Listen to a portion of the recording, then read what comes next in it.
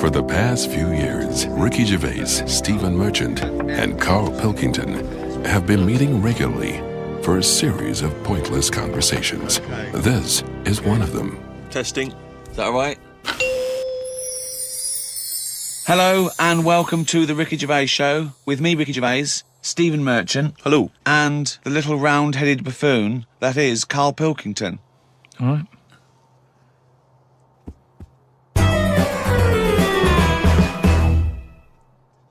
We do, of course, Rick, every week get thousands of emails. Emily from New York has asked Karl this.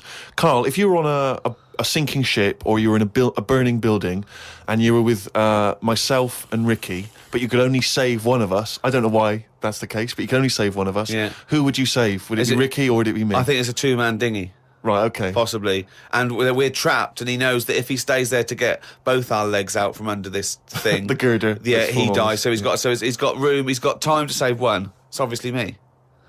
It's hard to say, isn't it, at this point? What, because Steve's in the room, you mean?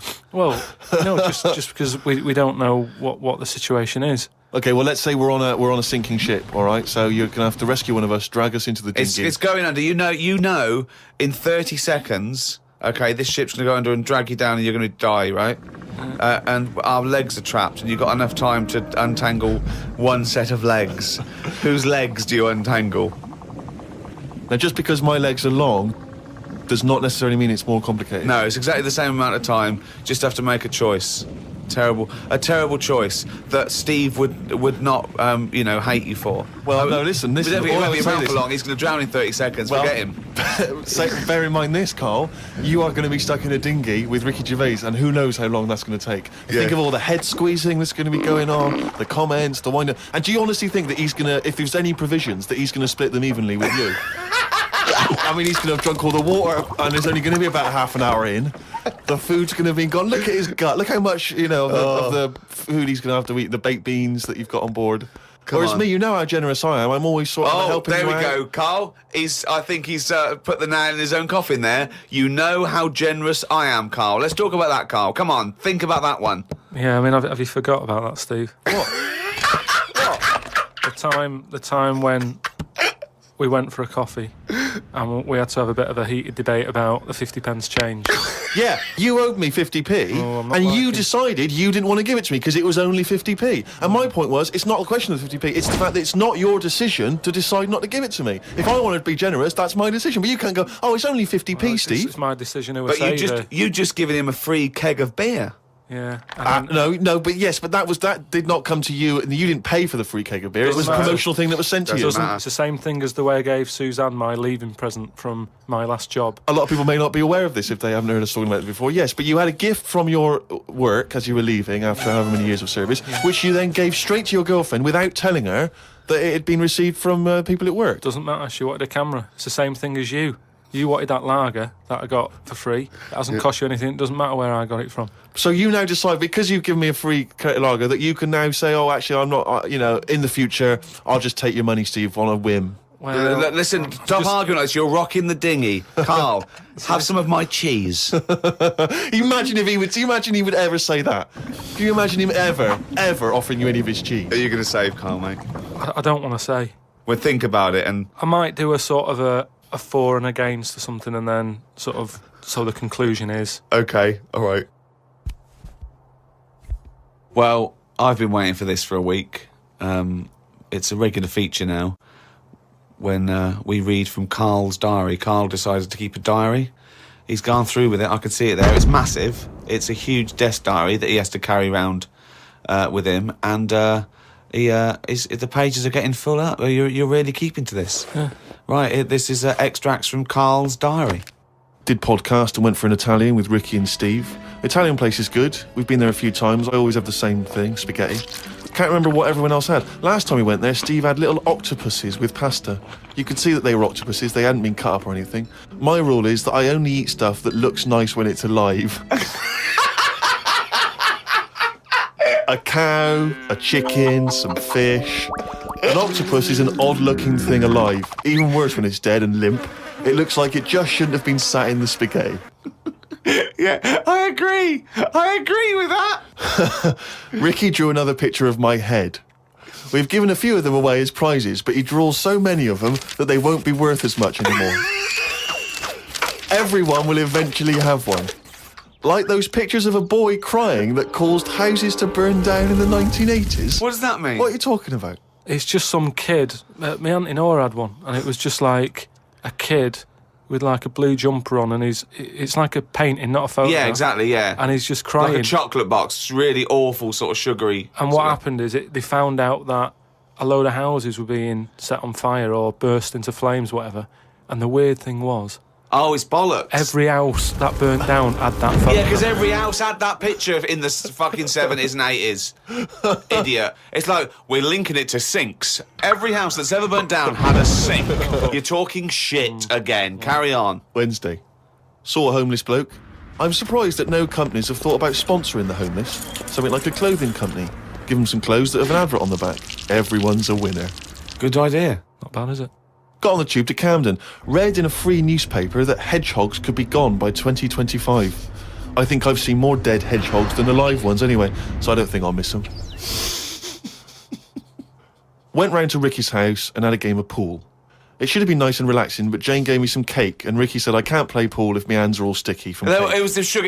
And it wasn't that either. After he'd finished it, they weren't just sticky. He was licking his fingers, sucking his fingers off, and then was going to pick up ball cues and touch things. And I was thinking, go and wash your hands after licking your hands. You're not a cat. This turned into an argument when I said I didn't want to wash my hands. Why didn't he? Disgusting. He goes for a piss all the time without washing his hands and then squeezes my head. I know I'd prefer to have lemon cake crumbs on my head than knob juice.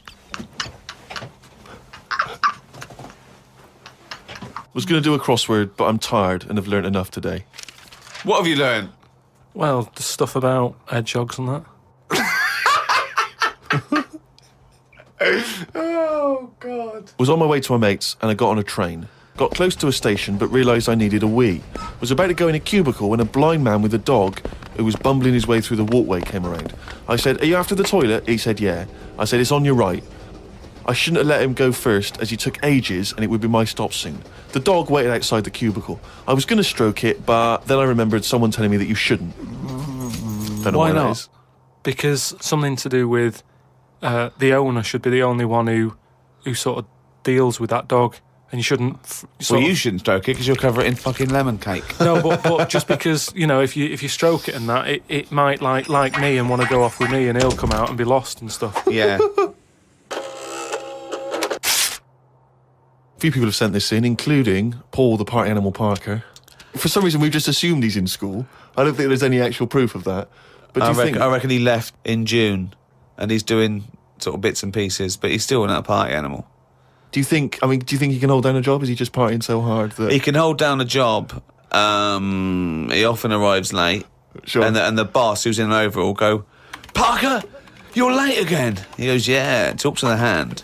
Yeah. I think that he's the sort of guy that he'll just happily say, "Listen, I survive on 4 hours sleep. Yeah. Sometimes I go to work, I've not slept at all." But I think he comes in with his headphones blaring, right, on a skateboard, and the bloke goes up to him, the old bloke, right, the old fuddy-duddy bloke, goes, You stupid idiot, you can't work there. He goes, "Chill out, man," and in 2 minutes, he's got him dancing. Oh, I know what he's like. Yeah, he is just like, he just can't resist it, because he's just a fun guy. Yeah. Anyway, Paul and a few other people have sent in this piece of information they've discovered from one of the more respected news networks. The headline is this: female kidney turns lumberjack onto housework. Right. Now, a Croatian lumberjack apparently has claimed that he started enjoying housework and knitting after he was given a female kidney. He claims he's going to sue his local health authority because he says he's become a laughingstock. He used to enjoy heavy drinking sessions and things. The kidney transplant saved his life, but they never warned me about the side effects. I've developed a strange passion for female jobs, like ironing, sewing, washing dishes, sorting clothes in wardrobes, and even knitting. Well, if he likes it, what's the problem? It's nonsense. It's nonsense. Hold on, though. What makes me laugh is he's become a laughingstock. So what do you do when you become a laughingstock?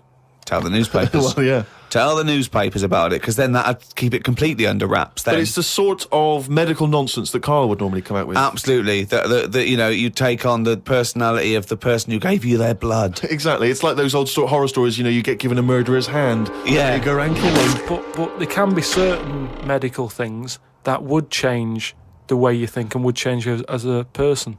Say like how they can do face transplants now. Yeah. Right? I mean, I don't quite understand how this face transplants work, because do you get a choice of who you have? If you have something done to your face and you go, you know, it's burnt or whatever, or something happens to you and you need a face transplant. Well, if you totally changed your appearance, then you would eventually change because of how people reacted to you. Yeah, but if you gave yourself the head of an elephant, soon you wouldn't be yourself. Because I wouldn't have it. I wouldn't have that. That's what I'm saying. If they had a catalogue and they said, here's some faces you can have, pick which one you want. Yeah.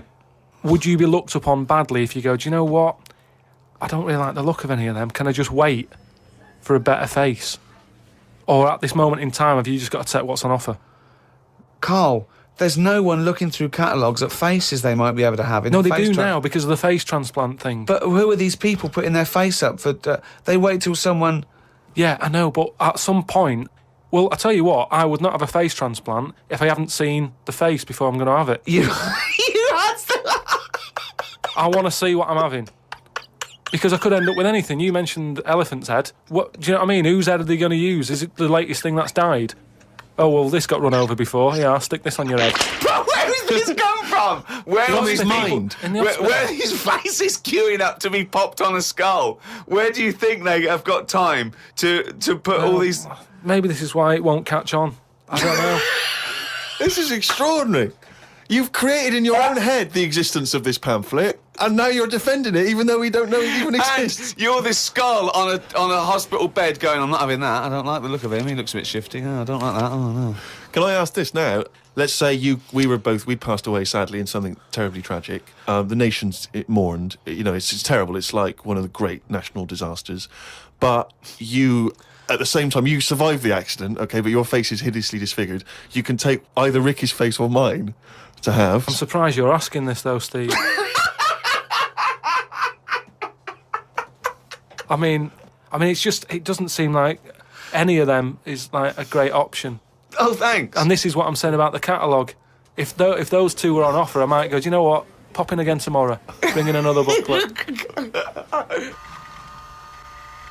This is from Anne-Marie. She says that she loves the podcast. She listens with her 7-month-old baby. That cannot be a good idea. And she says this to you, Karl. If you had children, what is the most important lesson you'd want to teach them? I mean, in a way, if you sort of look after a kid too much, it doesn't learn that much. But if you let it learn by its mistakes, it'll probably grow up all right. But there are some mistakes you can't afford it to make to learn from. Yeah, driving a car the wrong way down a motorway. Testing if the fire really is hot.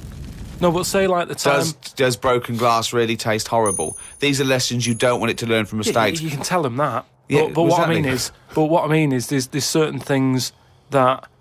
I just think there was a kid who grew up in our avenue, right, on the estate, who... When it was born, right, we kind of thought it's got no chance, this kid, because its man was a bit of a rumman. You know, a rumman? Where's that? No, just like, you know, she liked going out and having a fag and like having a drink, and she's never at home. It's the one who had the horse in the house. Sure. Right, which I don't want to go over. Sure, it's old news. It's out there, isn't it, if you want to find out about the horse in the house. But she had a kid, and everyone was pretty surprised when they saw it, because it was a good-looking kid. Right? She was surprised because, like, you know, the man wasn't that good looking, the dad was a bit rough. But it came out, and she was showing it around the avenue, going, look at this I've had. And she was chuffed with it, because it's probably like one of the newest things she's ever had, because everything else was always sort of second hand and what have you. But suddenly she's got this brand new little baby, right? Anyway, as it grew up, right, those looks went. Right. And I'm not talking getting old, I'm talking by the age of about 3. It looked rough already, right? And all that just happened because that's the life it was in, right? Yeah. So like it had like a patchy head. Its hair. It what? It had a patchy head. A patchy head. It's just sort of. It wasn't a North American Indian. What do you mean, a patchy head? Just his hair was patchy. He used to chase sort of cars and stuff. It's cars. Sorry. What do you mean? That's what he did for his. Sorry, did she let it get raised by wolves? No. But all I'm saying is that at the end of the day, what is it that makes a person? Do you know what I mean? Now, I don't know what state he's in now, but maybe he learned all his mistakes by the age of 4. I'm guessing he's not chasing cars now, but at least he's done it. I'm guessing he is. Yeah. Do you know what I mean? At least you can go, yeah, I've been there, done that, and you don't go back to it. And you can get away with doing dafter things when you're a kid, can't you? I nearly killed a man once, right?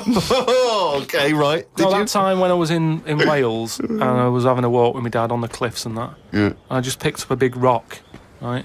Chucked it off the edge, and as I chucked it off the edge, I noticed a fella was walking down below. Jeez. And I missed his head by, like, inches. Now, I've never chucked a rock off a bridge or, like, off a cliff or anything. And it only took one man to almost lose his life for you to learn that lesson. Yeah, but that's how you learn your lessons, Yeah. isn't it? See, a lot of people would have said that maybe your dad should have said, "Wait, Carl, what are you doing?" No, but he didn't know I was doing it. I didn't say I'm going to chuck this off here. I just picked it up and chucked it.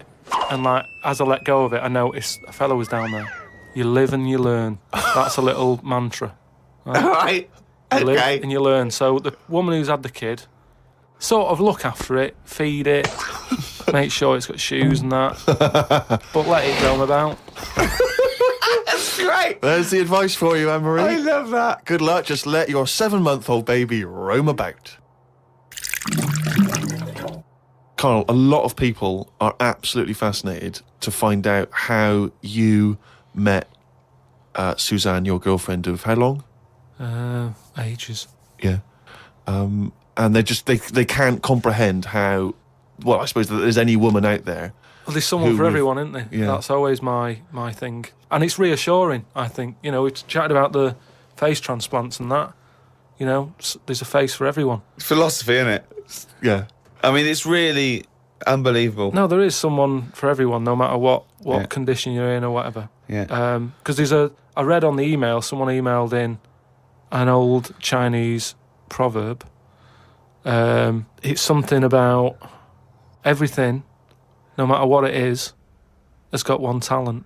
And that's the same way in a relationship, innit? That everyone, you know, there's always someone out there. And that I like the Chinese. There's another Chinese proverb that I learned on an email. Go on.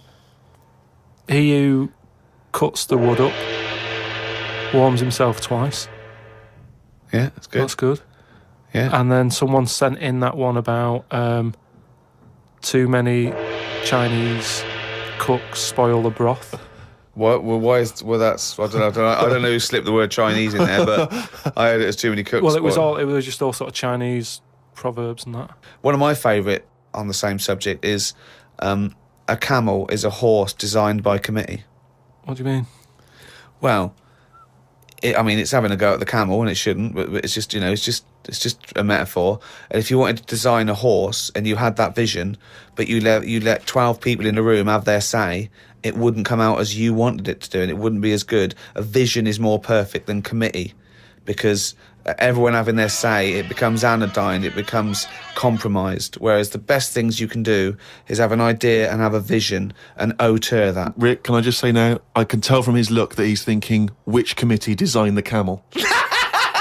Well, I'd say, why would you request the ump bit? Because that's just going to get in the way, isn't it? I've always said that about a lot of animals. It's like we've doubled up on a lot of them. We've chatted about elephants and mammoths, one or the other.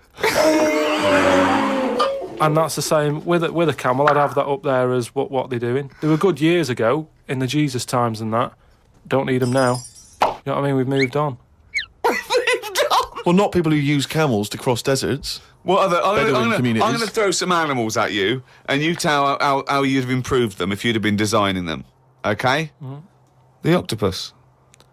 So I can now go back. I can look at them and go, "What are they doing?" And where have they gone wrong? What's up with you? How could you improve it? Like the camel, you'd go lose the amp. I'd probably give it a bit more of a body. Cut down on the arms. And give it some bones, because I don't understand all this. Getting in a jar is good. When does it want to get in a jar? It says... Well, it only wants to get in a jar according to your stories. No, but there's something that says it can get in a jar because it hasn't got any bones, but I don't know why it want to do that in the first place. Easy. I can't even begin to answer that. Once again, you've claimed that you've read that they like to get in jars. I mean, how do they know that octopus like to get in jars? Oh, God, you can improve on an octopus. Millions and millions of years of evolution, making it perfect for its surroundings. Okay, another animal for you then, Karl. Giraffe? What are they adding to the world? What are they doing? Well, it's not about what they add to the world, No, but is I thought that's what everything's about. It's about things are here for a reason. The reason they're here is because they didn't die. That's it. No, but there seem to be a lot of animals that are like... Do you think there's a lot of cheating? Is that what you're saying? There's I'm a just lot saying, of there just doubling seems up. to be a lot of doubling up. Yeah, so And- you get it down to like 8 animals that represented all of them. Okay, who would get in your team? You can choose 8 animals. This is what I'm saying. If I was Noah, I would have gone like, hang on a minute. I've just seen something that looks a bit like this. Let it drown and have a clear out. But he didn't. He was messing about saving everything. He was instructed by God to save everything, to be fair to him. Yeah, but if he's been given that job, for me, he's sort of manager of that job. So you believe With Noah as well? management. You believe Noah happened as well, and he built a boat big enough to catch 2 of every species. You actually believe that as fact, do you? Well, it's out there in book form. Brilliant. All right, We haven't answered the question that we started with. How did you meet Suzanne? just at work.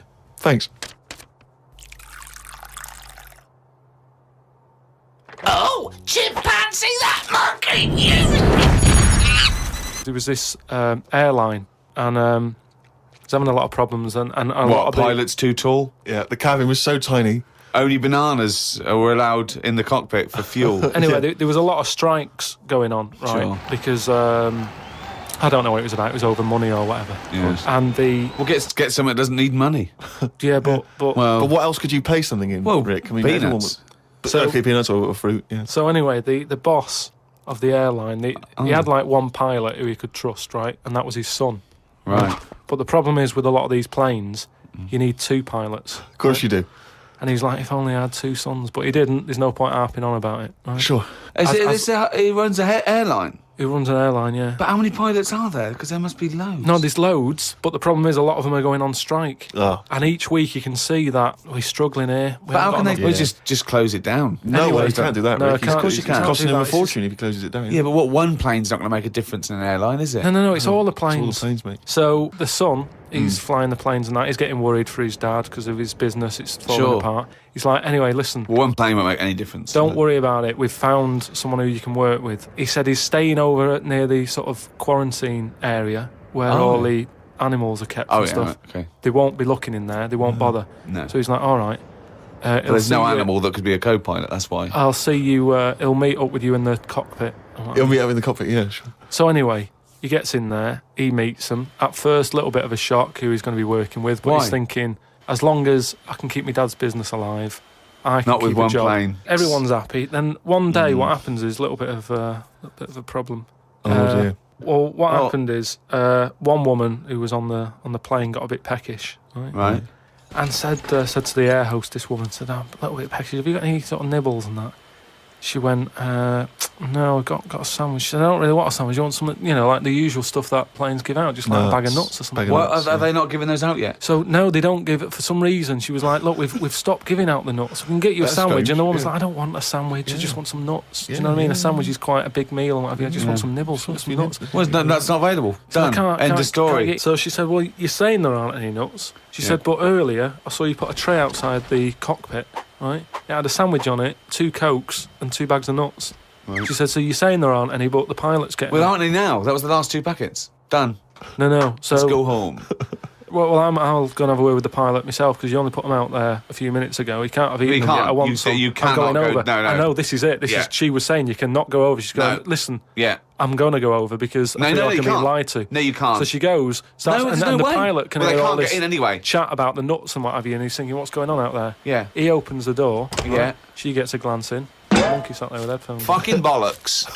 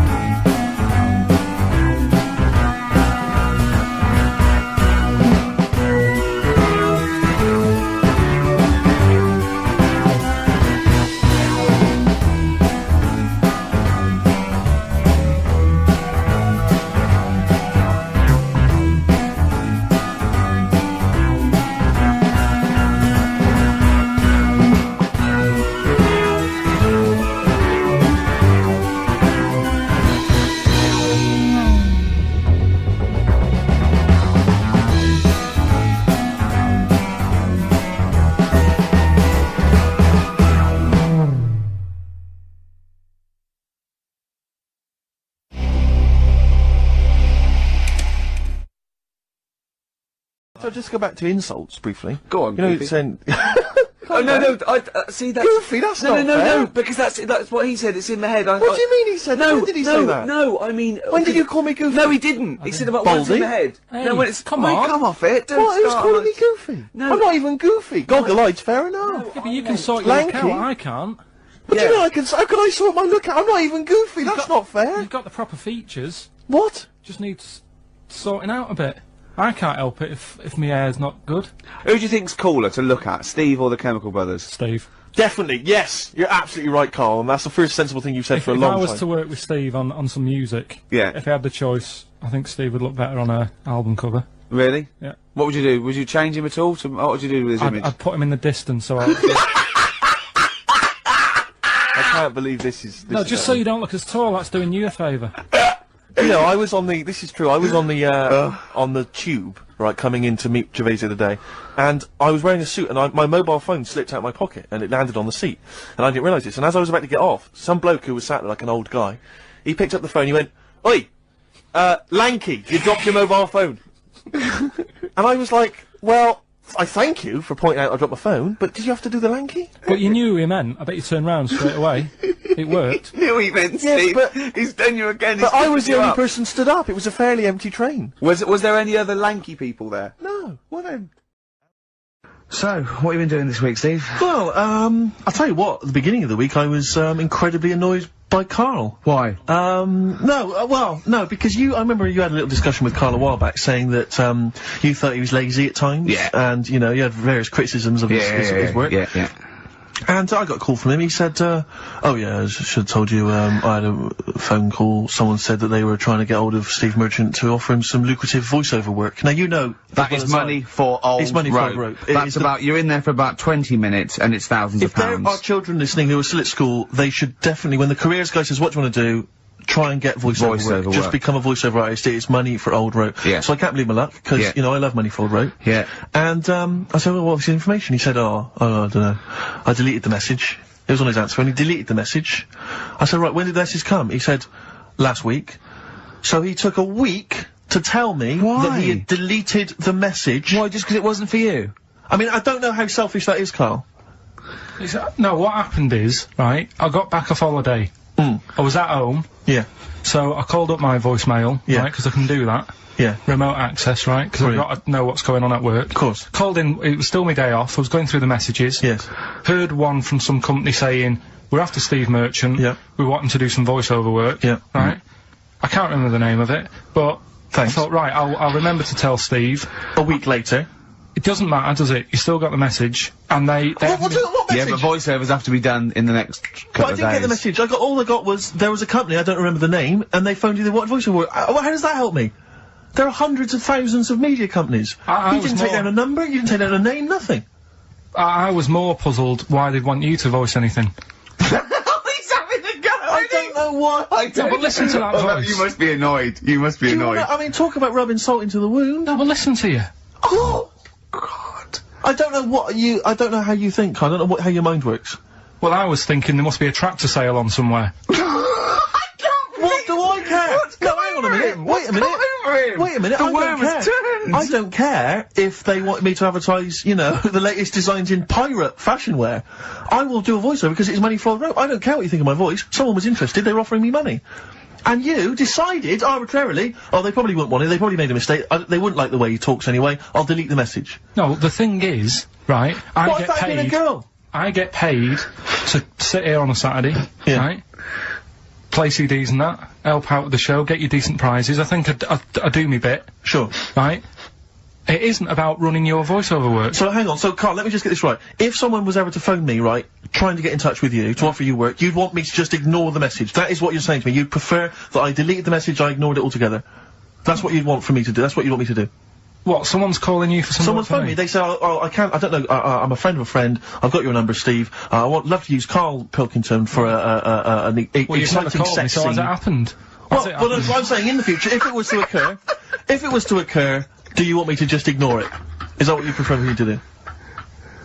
Well, it's not like that, though. I did tell you, I told you the message. You didn't what? You told me a week later with none of the information I needed. Karl, that doctor called last week. That kidney's ready for that little girl that you were doing that sponsored walk for. I forgot to tell you. Oh. I hope it's still alright. They keep it on ice, don't they? I think they do. What has happened to Karl? Because Karl, I thought, is this sort of sweet little buffoon, almost childlike in his ways. You know what I mean? Like Charlie Brown after some sort of head injury. And now he's coming back like that, having a go at, not caring about voiceover work. It's like, because Heat have written about him a couple of weeks, it's like he thinks he's better than you in some way. I do care though, you're out of order saying that, right? Because I've sorted you out with tickets for stuff. He doesn't turn up too. Karl, I received a phone call. You deleted the message offering me voiceover work. You're as bad as my agent. I'm appalled by it. And I thought we were friends. At least his agent, when he does it, is losing himself money as well. Yeah, exactly. You've got no comeback. You're still sweet. And to have a go at you've got a mank whine. Right? Voice. Like a cartoon Gallagher brother on Coronation Street. I mean, and yes, Steve does sound like a Wurzel, but that doesn't, do you know what I mean? What about Jethro? Jethro does well. Jethro gets on Des O'Connor anytime he wants. Just has to phone Des up. And he's on there. Straight on and there. he's whining like a Wurzel as well. So, to say that is a rubbish... Alright, apart from that then, what else have I done? That's wound you up.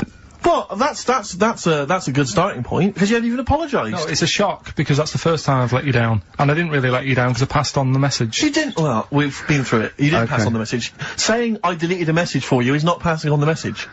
I mean, I just think what's happened is that you've got a little bit of celebrity now from the show. I mean, I've seen you being recognised in pubs and stuff, or people have come up and they said, are you Karl, because they've seen Ricky.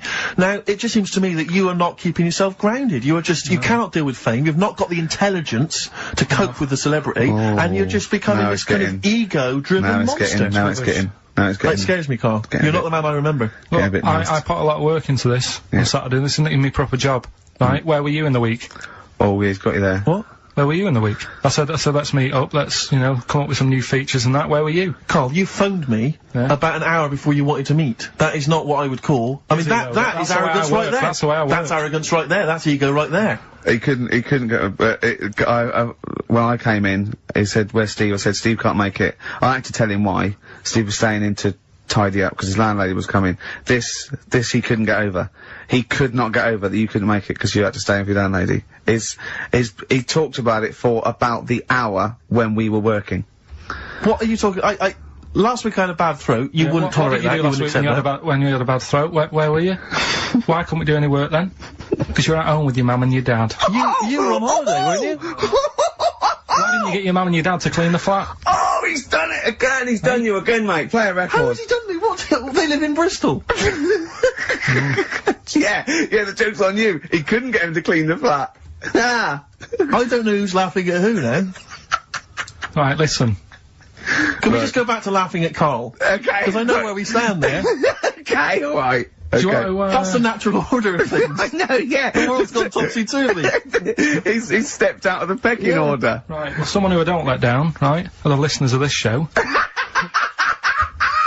Do you want to, read out the prizes for Rockbusters? We'll get that running. Oh, we're not doing Rockbusters again, are we? Yeah. Well, it was a shambles last week. We cancelled it 2 weeks ago. What? I mean, there you are right there, Rick. I mean, both you and I, and let's be honest, we're the guys with our names on the poster. I know, It's supposed to be your show. And our faces. Exactly, and yet... we have to be on tube stations with people laughing at us. Yeah, well, they're not laughing at me, right? They're saying it's a good I don't know. What do you think people think of the poster, Karl? Seriously? No, I don't want to know his opinion. It's just going to be insulting. My point is this, Rick. He was looking at you. My point is this, Rick. We used to be able to decide what the content of this show was. I know. Now, it's him. It's just him. He wants to do Rockbusters, he gets to do it. I know. And it's awful, but like Tourette's Trent D'Arby. Not only is that offensive, it doesn't work as a clue. Saying that, have you come up with anything for this week? We've actually had people emailing in saying, this is the worst Rockbusters ever, because it was too easy, it was boring. Oh. This is just, don't shoot the messenger. Oh, Other people saying, it really has run its course. Some people genuinely agreeing with Rick. Oh, Karl, this must hurt, mate. Stinging attacks on you. Some people just slagging you off generally, saying that you whinge all the time. Looks like Steve was right when he, sort of like poo-poos your ideas. So... When he wheezes on your bonfire. Someone else, like, swear to God, someone else emailed in and said, don't bother sending me the prizes, take them to a charity shop, or pawn them, give me the money, I'd rather have it. So I don't know what to say, Carl. I just wonder if it really has run its course now. All right, well, we'll see what you come up with next week, though. Let's see what you do. Let's see what you come in with. Sure. Oh, yeah. About 5 to 1. I'm guessing you'll be popping in with another hip-hop track full of effing and jeffing. Well, again, I won't bring it into you. I'll do it myself at home. Because obviously that makes it easier. Oh, Obviously dear. you can't cope. Oh, dear. Are you actually going to be here next week, or are you still going to be in Cornwall? No, you see, there again, I'll be back in time.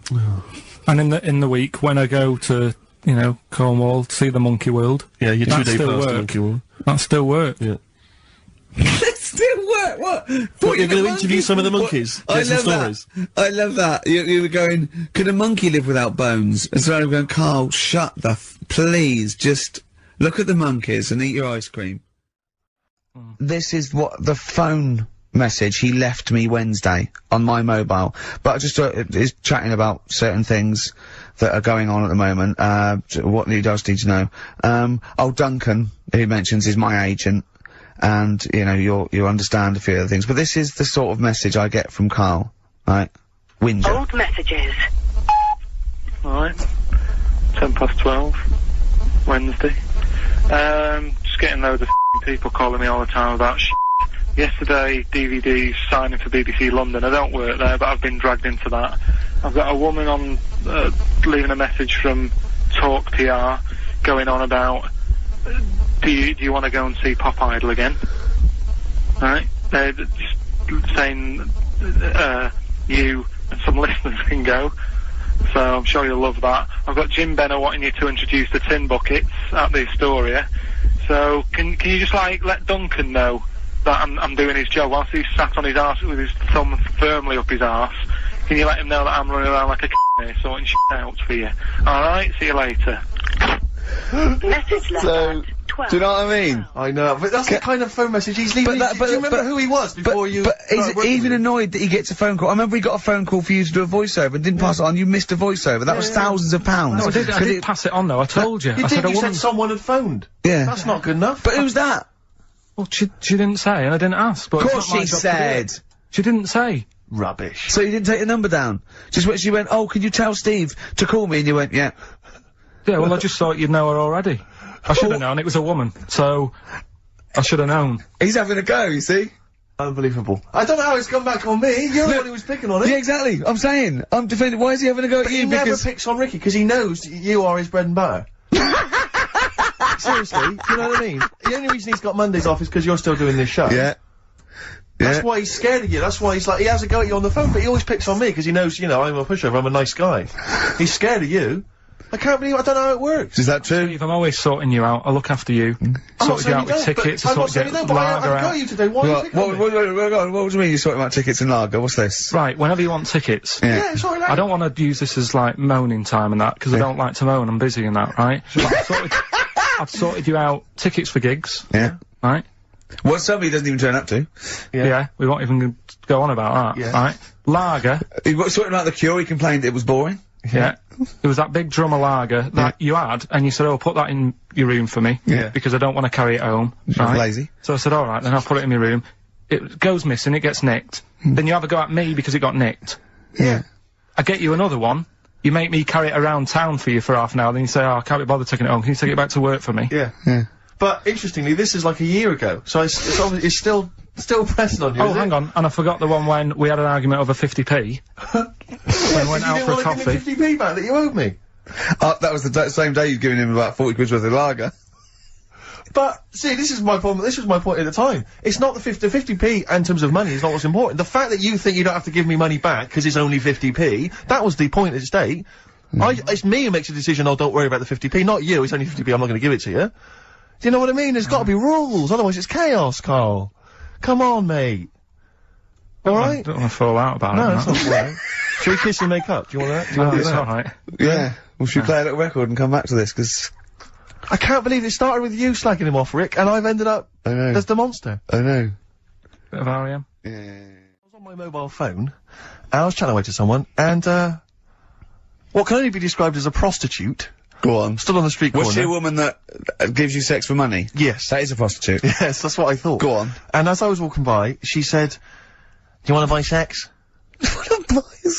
Now, You sure it wasn't a market trader giving 6 plums away? No, it was definitely 6 for a quid? No, it was definitely Go a on. prostitute. Yeah. And what annoyed me about it, what I wanted to pick her up on something, was the fact that I was on my mobile phone. It's like, can you imagine? rude. Who would what, am I gonna hang up? Sorry, Mum, can I call you back? You know you say you want me to meet more women. And you know you sent me that 30 quid Exactly. for my birthday? Yeah. Sorry, Mr. Johnson, I'm really excited about the job. Can I call you back? I'm just gonna negotiate with a whore. And it was just sort of, you could tell that she was clearly probably desperate for crack or a latest fix of smack. So she was literally, the normal etiquette of prostitution, you know, that they hang around, they show some thigh. I've seen this in They films. will woo ya. Yeah, exactly. Yeah. Take you out for a meal, that sort of thing. That had sort of gone out of the window, and she Yeah, was just sure. there, desperate, running around Did the she streets. go out of a window? Like a because zombie. that's another thing they sometimes do, specialist Exactly. ones. But I was Yeah. shocked because I've never been propositioned before like that. Really? In London. That's weird, isn't it? Carl, thoughts? I think you'd be sort of approached a lot because they tend to sort of go for people who look like they haven't got much chance. Sure. And I'm not being mean. No, you know no, what I mean, no, mate? no. I've known What do you a you long mean? time and Sorry, stuff. I'll let you go back to it. In what way aren't you being mean? By saying that No, Steve... go on. Steve knows is a little bit odd looking. I don't think... Well... No, he does. Do you know Yeah, before- no, but it's not what he thinks of his looks. Yeah. It's what he thinks of you talking about his looks on... No, but it's on. like how you were talking before about, you know, your eyes are bad. It's nature's little way of saying, look, nothing to see here, right?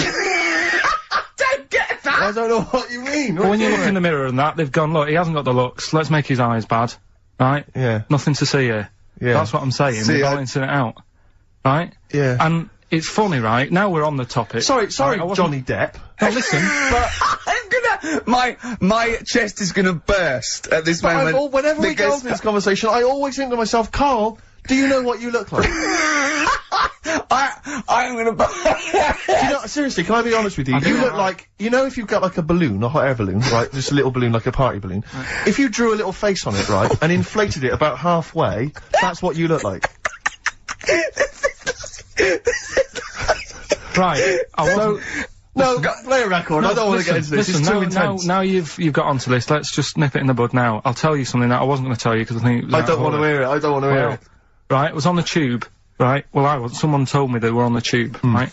And, the tube pulled into a station, right? And one of the women saw the poster that's out at the moment with you and Rick on it, right? Yeah. So this woman apparently goes, oh look, there's Ricky. Ricky's on the radio, right? And, the other woman goes, oh yeah, don't you listen to it? So she goes, oh, I didn't know he was on the radio. And she goes, oh. I'm sorry, Steve. Look at... Because he didn't sound this bad when... She said, oh, look at that person he's with. So she goes, yeah. She said, that's Steve.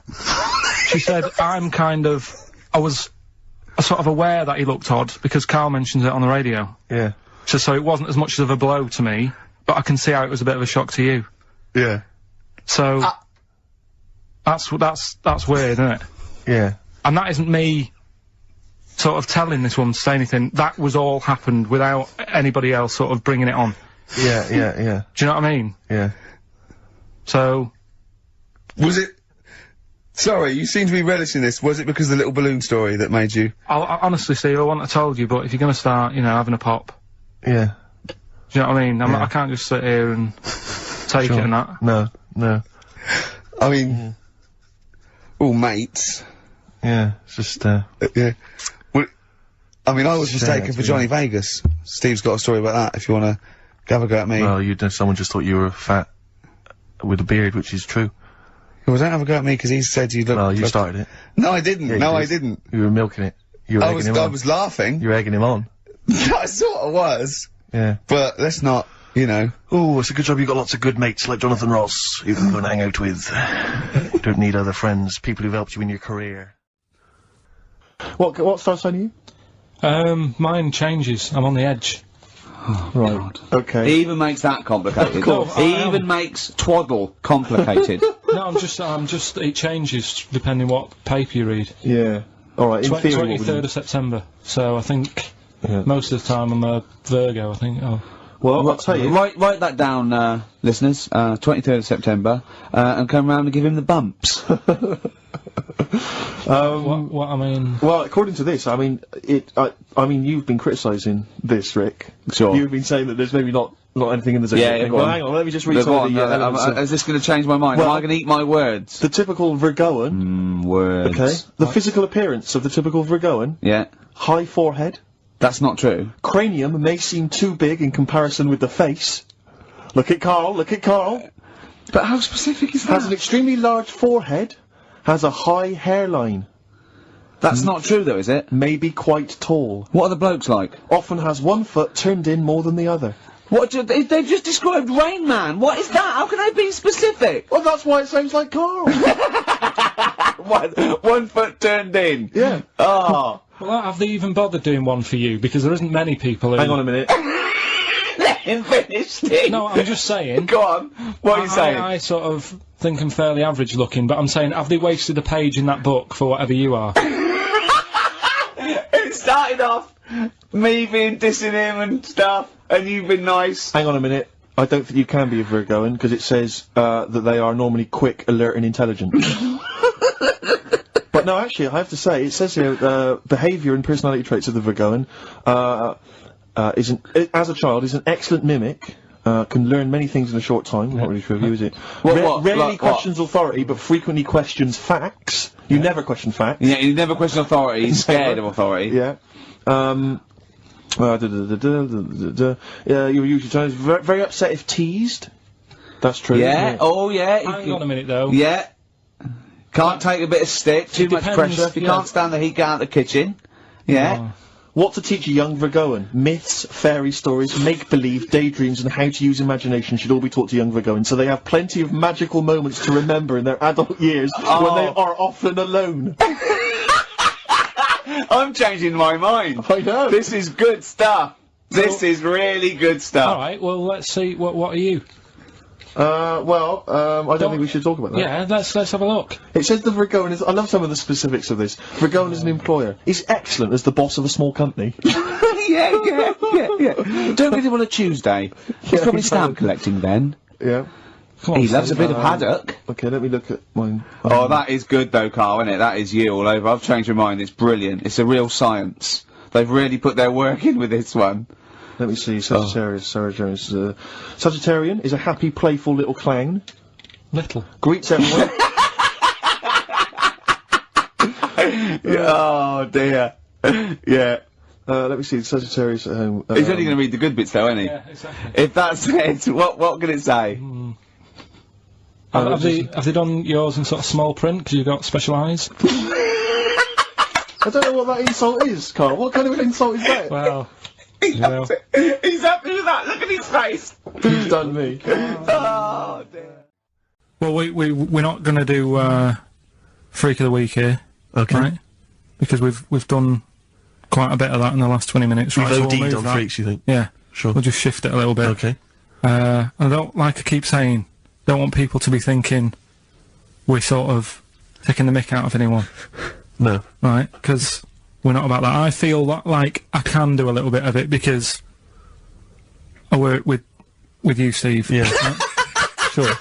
It gives me that right. It's like a care worker. Yeah, I understand. Well, it's like that thing of you can't be homophobic because I've got a couple of gay mates and stuff. Sure. I think it sort of gives me that edge. Yeah. Right? So you're not freakophobic because you work with Steve? Yeah, that's right, yeah. So, yeah. Okay, Well, by that token, I should be able to sort of slag off, the mentally ill.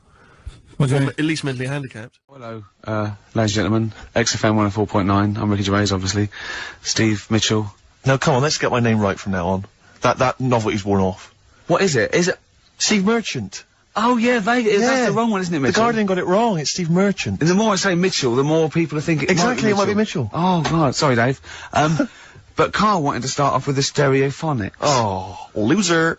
Because it was a newer track. And Karl now, we've made him what he is. He was nothing when we Nobody. found him. He's like work And experience. now he's going, oh, we should start off with the stereophonics. I'm going, Trying to Karl, tell you what to do, Ricky. if I want anyone's opinion, I don't. basically. But he'd probably come to me, I imagine, wouldn't he? I'd be the first person. Before Carl, Yeah. I'd consult you, Steve. Thank so you. just keep it, just because he was in was it He had his Pilkington mobile making disc music? outfit. I cannot wait. I'm looking forward to this. I mean, I literally can't wait. Should we do it now? Well, I'm tempted to save it because I just want to mention to people that they should be very excited because it's going to be Karl's special night tomorrow. You excited, Karl? Oh yeah. Oh, this is me and Steve, because we were nominated, we get a guest For the BAFTA Awards. and it doesn't say guest. It actually says partner. So I'm taking my partner, and Steve's taking Karl. Yeah. But what Karl doesn't realise is, you will have to pretend you're his partner, otherwise you wouldn't be able we'll to have to get in. hold hands when we go on the red carpet. Is this really your partner? It's not just a guest. That's how it is. And either we go in like that or we can't get in. You just have to be with him when you go up there. I mean, you have to, does he have to... We should hold hands, but I think what we should do is just to make sure that there's nothing at all that like it's going to go wrong. We should just do a little kiss. Just like, Just when we get in front or of be the seen cameras. sort of like cheek to cheek, just to show them that, Yeah. you know, you're not, he's Like not just Elton getting, John and he's David not just Finnick. getting his mates in for a free meal, you are actually partners. No, I'm not up for that. Why not? Well, Because we know we're not actually gay. no, but So it's not a problem. You've come out of it looking quite good because you've got a good-looking fella. But I'm meant to look like, you know. I mean, I'm not gay, but if I was, I don't think I'd go for your thing. Oh, he's done you, Steve! It's turned on you again! I cannot believe. We were trying to get in. Wait a minute. I have got the cream of London's totty phoning me up trying to get an invite to the BAFTAs, Yeah. right? We have very graciously asked you if you would like to come along. Well, that Yeah. worries me even more. That you've got women calling you up. Carl. Carl, I can't choose between them. If I let one of them down, they're gonna destroy Yeah. them. He's- They'll yeah. be ruined. Their Yeah. lives will be ruined. It's better for me to take you and not, ruin the lives of any of those poor women. When he told them he was taking you, it was like a scene from Graceland. There was just like... There was women- weeping. They were crying, like... It was horrible. Hundreds of them. And he Really? just went... And I got upset. He just had to say, look, just chill out, bitches, didn't you? I did. I just said, you're all my hoes, but Yeah. I can't choose between you. So I'm taking Carl. So I'm taking Karl. You know he could get you discount frocks. No, I had a letter from the people that there's an organisation. good. No, listen, Karl. There's an organisation that sponsors the BAFTA Awards Yeah. in terms of clothes and fashion. They sent me a letter. They said your partner. They've not specified the sex. They've said your partner can come along and choose an outfit. Now I suspect. By the look of it, it is a woman's outfitters. I'm thinking we could get you a lovely trouser suit. Well, you have a it may trouser look suit, but- feminine, right? But I think people will be fooled. And It'd they'll just, think it's be a little bit roomy in the hip, and That'll probably be now fine. on the shoulders, but you're a bit skinny. Why didn't you take it? Because it's a lot of an insult. And maybe just some pearls as well. Be lovely. Wouldn't you want... I haven't got anything sorted to wear yet. See, you're slagging me off. You're likely to end up going in a tracksuit. Yeah. Still arguing. This time about having help from your mum and dad. What do you think, Carl? No, I'm not. I don't want this to turn into some sort of wacky type thing where we're pretending we're arguing. Yeah. Well, we're not pretending. We're not pretending, you are arguing. Yeah, I know, but people will think we're messing about. Oh, Right. that wouldn't have thought so. We just need to. We can talk about it later. Sort it out. Yeah. It's just that Carl's a little bit stressed, I'm not stressed, but and he doesn't really understand that, me and Steve have got lots of different jobs in the week. He's just got one job. Yeah, But and we sort of rely on people getting messages to us, as soon as they get them, and not sort of deleting them from their phone selfishly. Yeah. Just things like that, people being on the ball. Not just thinking about themselves all the time, not just thinking about number one. what do you think, Carl? whatever. Do you know what I mean? Whatever. Don't get all maudlin again. Just having a little discussion. Yeah. This will annoy you. Guess what? Think of this, you little slaphead twat. Apparently, that's Sony's ours. Right, apparently, women can get bald treatment on the National Health Service, but men can't. What do you think of that? Do you think that's fair? Is that a fact? It's a fact. We should point out that Karl is, would you say balding? Yeah. Would that be fair? Well, either that or a wide parting. I mean, I know what Steve's like. He is tight, right? Well. He is. And you know that, don't you, Steve? Financially, you mean? Well, no, I mean, just the way you are. You're very Sure. sort of, you're not careful. wasteful with your money. I'm careful. No, I'm not wasteful. Absolutely right. No, but to the extreme. Not towards the extreme. Not towards the extreme. No. Look Come after on, the come on pennies, now. the pounds will take care of themselves. Alright? Simple to remember, good advice. Yeah, All right. but the thing is, right, I'm I know that I take the mickey out of you for, like, you know, the way you look and stuff. Sure. Right? Well, I'm right back at you. But the thing is, you can't help that. Absolutely. But I'll tell you something that women don't like. Sure. And it's fellas who are tight with the money. Sure. I'm not frugal with money with ladies. I'm frugal with money with you. Well, I've got no reason to splash money out on you. I've never seen you splash money out. Well, you've never been out with me. Have you ever, Steve, have you ever splashed out on a lady? No, but I hope to one day. The right lady. Play a record. I'm not going at the moment. I'm not going, and I'm desperate to see him, man. I mean, he's going to do a great concert. It's his only one in London. I can't believe that being on the radio, being on XFM, you know, the listenership's going up apparently. I can't believe I can't get a ticket. I've asked Karl. He's done nothing. He's done nothing. No, Karl had a very good point. Nothing. Karl, say what you said when he was whinging in No, the but first of all, whilst you're moaning, you also asked in the week for a Badly Drawn Boy album. Yeah. You got in today. Yeah. There's one there for you. Well, yeah, Yeah. but it's yin and yang. And it's like, yeah, but I do, you know. Karl, what's Steve ever done for you? That's what you got to ask yourself. What has Steve ever done for you? Well, he took me to the BAFTAs. Yeah, but only 'cause no one else would probably want to go with you. I can't believe that. What is I this? do not believe that. Oh, Steve, I'm going to stitch you up now, Karl. And it's in a nice way, and don't worry, it won't be too bad. He won't take it too bad. Karl sent me a little text message today. Right. No, Oh, don't. what is this? Right, okay. Okay. You know, I'm in a very frail mood at the moment. No, 'cause I'm you're not like going to this see one. Bruce. This is funny, because me and him have been, like, sending, trivia back and forth to each other. Which is another point, right? I sent him... Oh, well, I'll get to that in a minute. I thought he'd really be amazed with, Well, while you're fiddling, if you can make my dream come true, to go and see Bruce Springsteen tomorrow, then give us a call on the usual number. But like I said, Steve.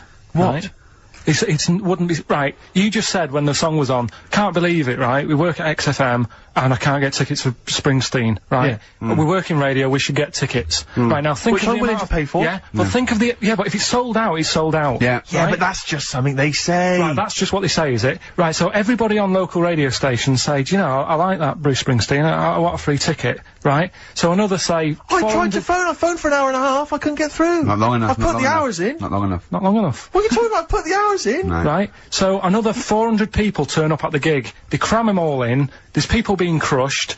You know, they've paid the money early. They were up early that day when the phone lines were open, whilst you were probably sleeping and that. So they're dedicated, and they're the ones at the front getting crushed.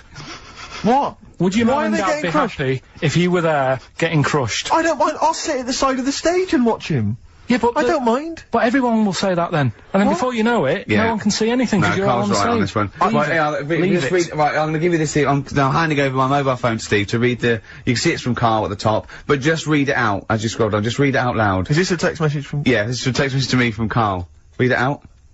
To see at night as well as an owl, you would need eyes the size of grapefruits. If only Stephen could turn his head right round as well. Karl, I can't believe it.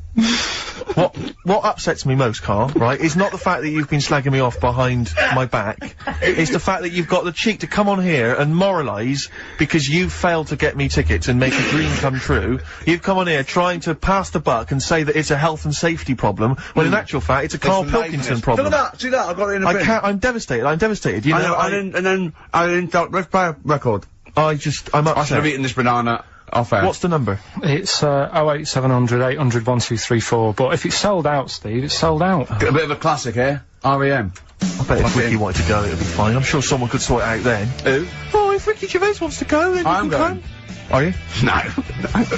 You want some tickets, then? You went in. There was George Best, one of your footballing heroes, was there. A load of other big names. You sat there in prime position. You came backstage with a load of other big names.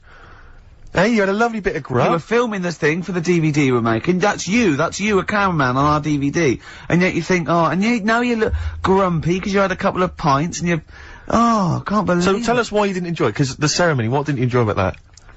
It was interminable, wasn't it? Far too long. Wasn't it awful? 3 So boring. hours. I thought you were going to say something. Really?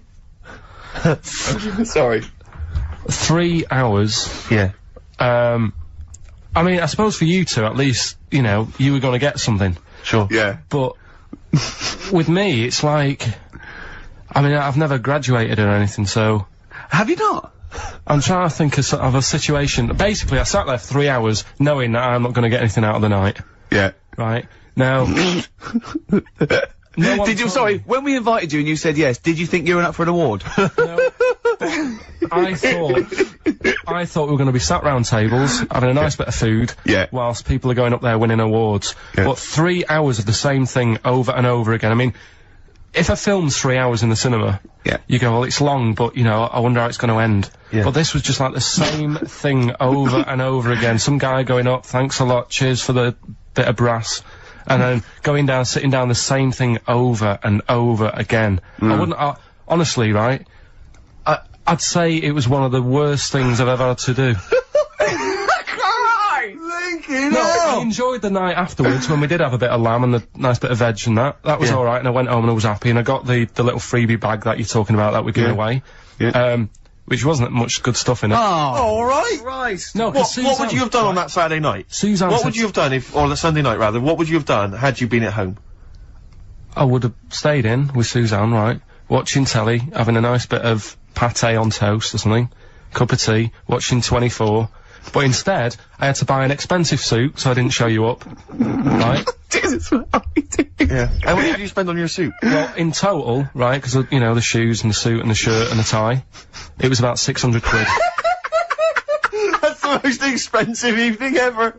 And that's what I'm saying to you. And the daft thing is, it's dark in there. I don't know why you've got to wear a nice suit. You can't wear a tracksuit, for goodness sake. Dark in there. No, just the shirt and that. It doesn't make you a better person wearing a suit. No, doesn't make you a better person, no. We're not claiming it made you a better person. No, but that annoyed me.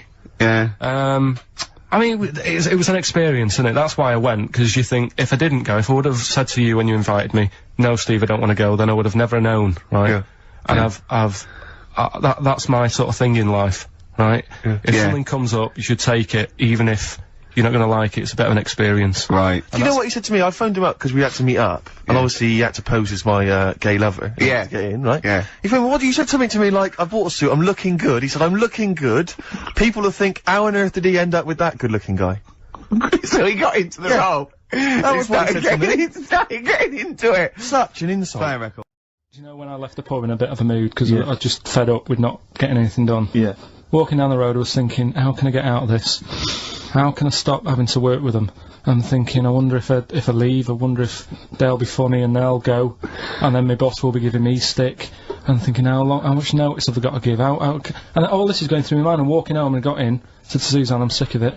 She's going, you need to do it when I get a new kitchen. And I was like, yeah, but how big does the kitchen need to be? I was saying, do we need a big kitchen? Can we get a small one? Have we got enough for a small kitchen? Do we need so many cupboards? Can we just have wood instead of steel? All this, try to get out of doing this. Yeah. It's always just, I always feel like, you know, because I like to think that I'm not perhaps as bad as him. Yeah, You annoy me in different ways. Like what? How does he annoy you? Well, stuff that, you know, I come up with ideas, say cheap as chimps. Yeah. Rockbusters springs to mind. Yeah. 15 like Taiwan. 15 Taiwan. Let's just remind people what 15 Taiwan was. It was a little feature that I wanted to give a run, you know, give it a little run, see if people like it. The premise being? No, there's no premise, it's just a title. No, we were going to get 15 sort of ornaments, you'd explain them, and then people would call up and say, that one's from Taiwan. See? Carl, you just explained why I didn't think that was a good idea. By explaining the good bit. No, but you know the funny thing is, Steve, right, I was walking down Regent Street on Monday, walked past one of these big stores, right, and they've got all famous quotes on the windows, right, and one of them was something like, an absurd idea is often a great idea. Yeah. Do you know who said that? Go on. Einstein. Yes. Which made me wonder, if you were his mate, would he ever have done E=mc²? Or would you have said, don't bother with that, it's not going to work? Because that's all you seem to do, everything I come up with, you put down. Yeah. Well, that's one thing, he's negative, right? I don't know why he is. What else? He messes me about, I get him concert tickets for stuff, and you say, oh, I didn't bother going. Yeah. That is annoying. You come in, you know, 5 minutes to go with tracks that need editing. Yeah. The little bag, that bag that was free. Yeah, you got a free bag today, an XFM little rucksack thing. Yeah. You were like, oh, what's this rubbish? Ricky said, I'll have it, they're great. You said, no, I want it. Yeah. Well, it was So- free, I need it. Yeah. I'll give that as a gift or something. So, I mean, I think on reflection, Steve is probably a little bit more annoying than me. I won't go that far. You are annoying. If I had to go away for a week somewhere, if it was a quiet place... Well, you are again, aren't you? That's 2 holidays you had this week. This year, I mean. If it was a busy place, I'd probably go with you, because people, do you know what I mean, staring at me all the time and that if I'm walking around with Steve. No, I'm just... Can I draw up a list of reasons I don't like you, Karl? Just being honest. What? I'll tell you, because the list of reasons I don't like you is incredibly long. And getting longer. Just saying. Do you want another snack? Do you not care about the job? I mean, I've got to ask, because, you know what I mean, if I was in charge, I'd worry about your motivation or... Because yesterday we were trying to work out what you enjoyed doing, and we got to, Manchester United and moaning. And that is the two we came up with. I don't know where you get the moaning thing from. You're always whinging. About what? Everything. What? When? When did I last have a moan? Just before we came on air. Right, and why was that? I don't know, I can't remember. Because we were in good mood. We were in a good mood, me and Rick. I'll tell you why. Go on. Because you brought a song in at 10 to 1. Yeah. With a load of effing and jeffing in it. Yeah. And saying, can you edit this? Yeah. Yeah. But that's your job. You could have brought it in yesterday. No, I couldn't. Why not? I hadn't thought of it. But why are you whinging? That's your job. And I didn't come in 10 minutes before. It was a good 20 minutes before. It just took you ages because you were whinging and moaning to even get started. Been very quiet week. Been checking, I was looking in books last night and stuff. So is there any monkey news? I've got some, but just because it's not that good, something else I found out that I thought I'd share with you. Go on. I was looking in the Guinness Book of Records, right, because I thought they'll have something in there about monkeys or something, right? And there's a little monkey, I think it lives in Asia, right? There's loads of them live in Asia. Might just be travelling, but yeah. And something they found out, I don't know if they've got it right, and that's why I want to bring it up. Apparently, it's the mammal, right, that's got sort of the pointiest eyes that pop out of their head. Steve.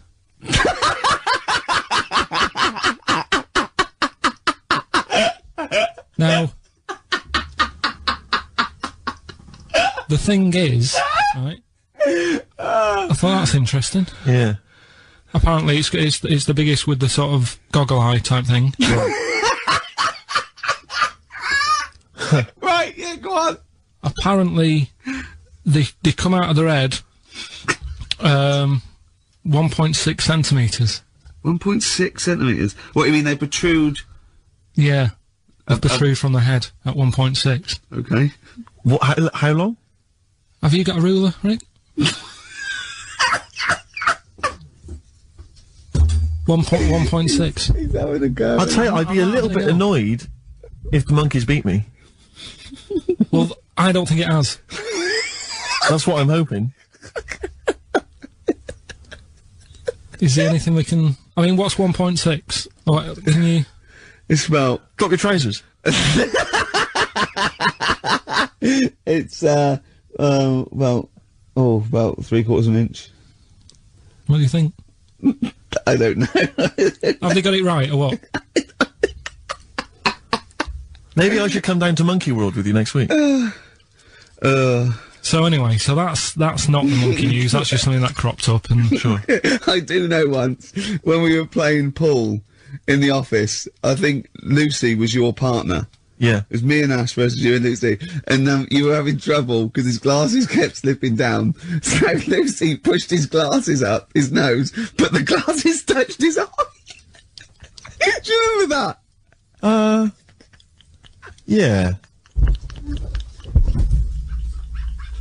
He started it. Well, you're the one who joined in. No, I know, and I feel bad now. Yeah.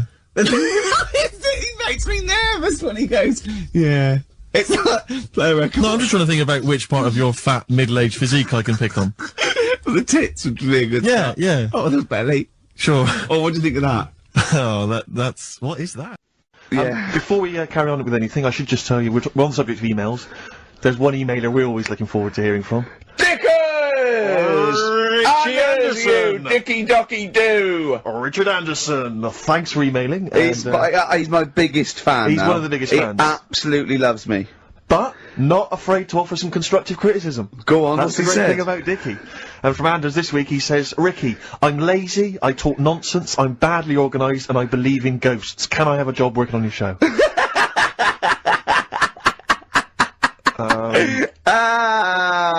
Possibly, Anders. Maybe send in a CV.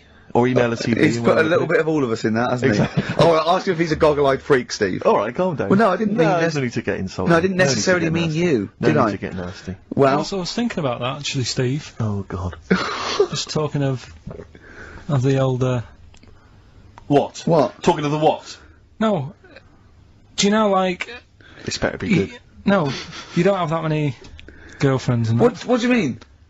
Carl, why are we on this? I was defending you in the whole monkey discussion. Come on, what's your point? What's your point? What's your point? No, what's the point? What's the point? I just was thinking... If there was an infinite number of Steves? You're an odd-looking fella. Come on, Carl, get to the... No, you know I know that. I've told you that loads of times. What do you mean, you know I know that?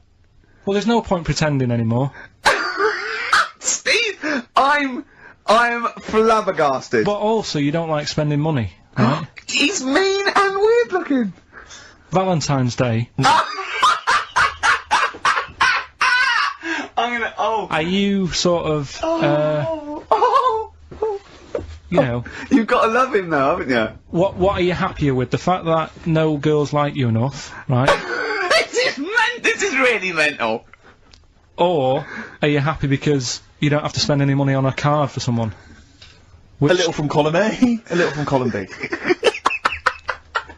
Right, let's have more monkey news. What have we got? No, we've got so much to get into this show. Insults. We don't stupidity. need the insults. I think we've got enough. We don't need the insults. Yeah, there's no more insults. No more insults. What angers me with Karl is you know he's been planning that. No, I haven't. I was thinking about it on the way in because Valentine's Day is coming up and I'm not a big fan of it.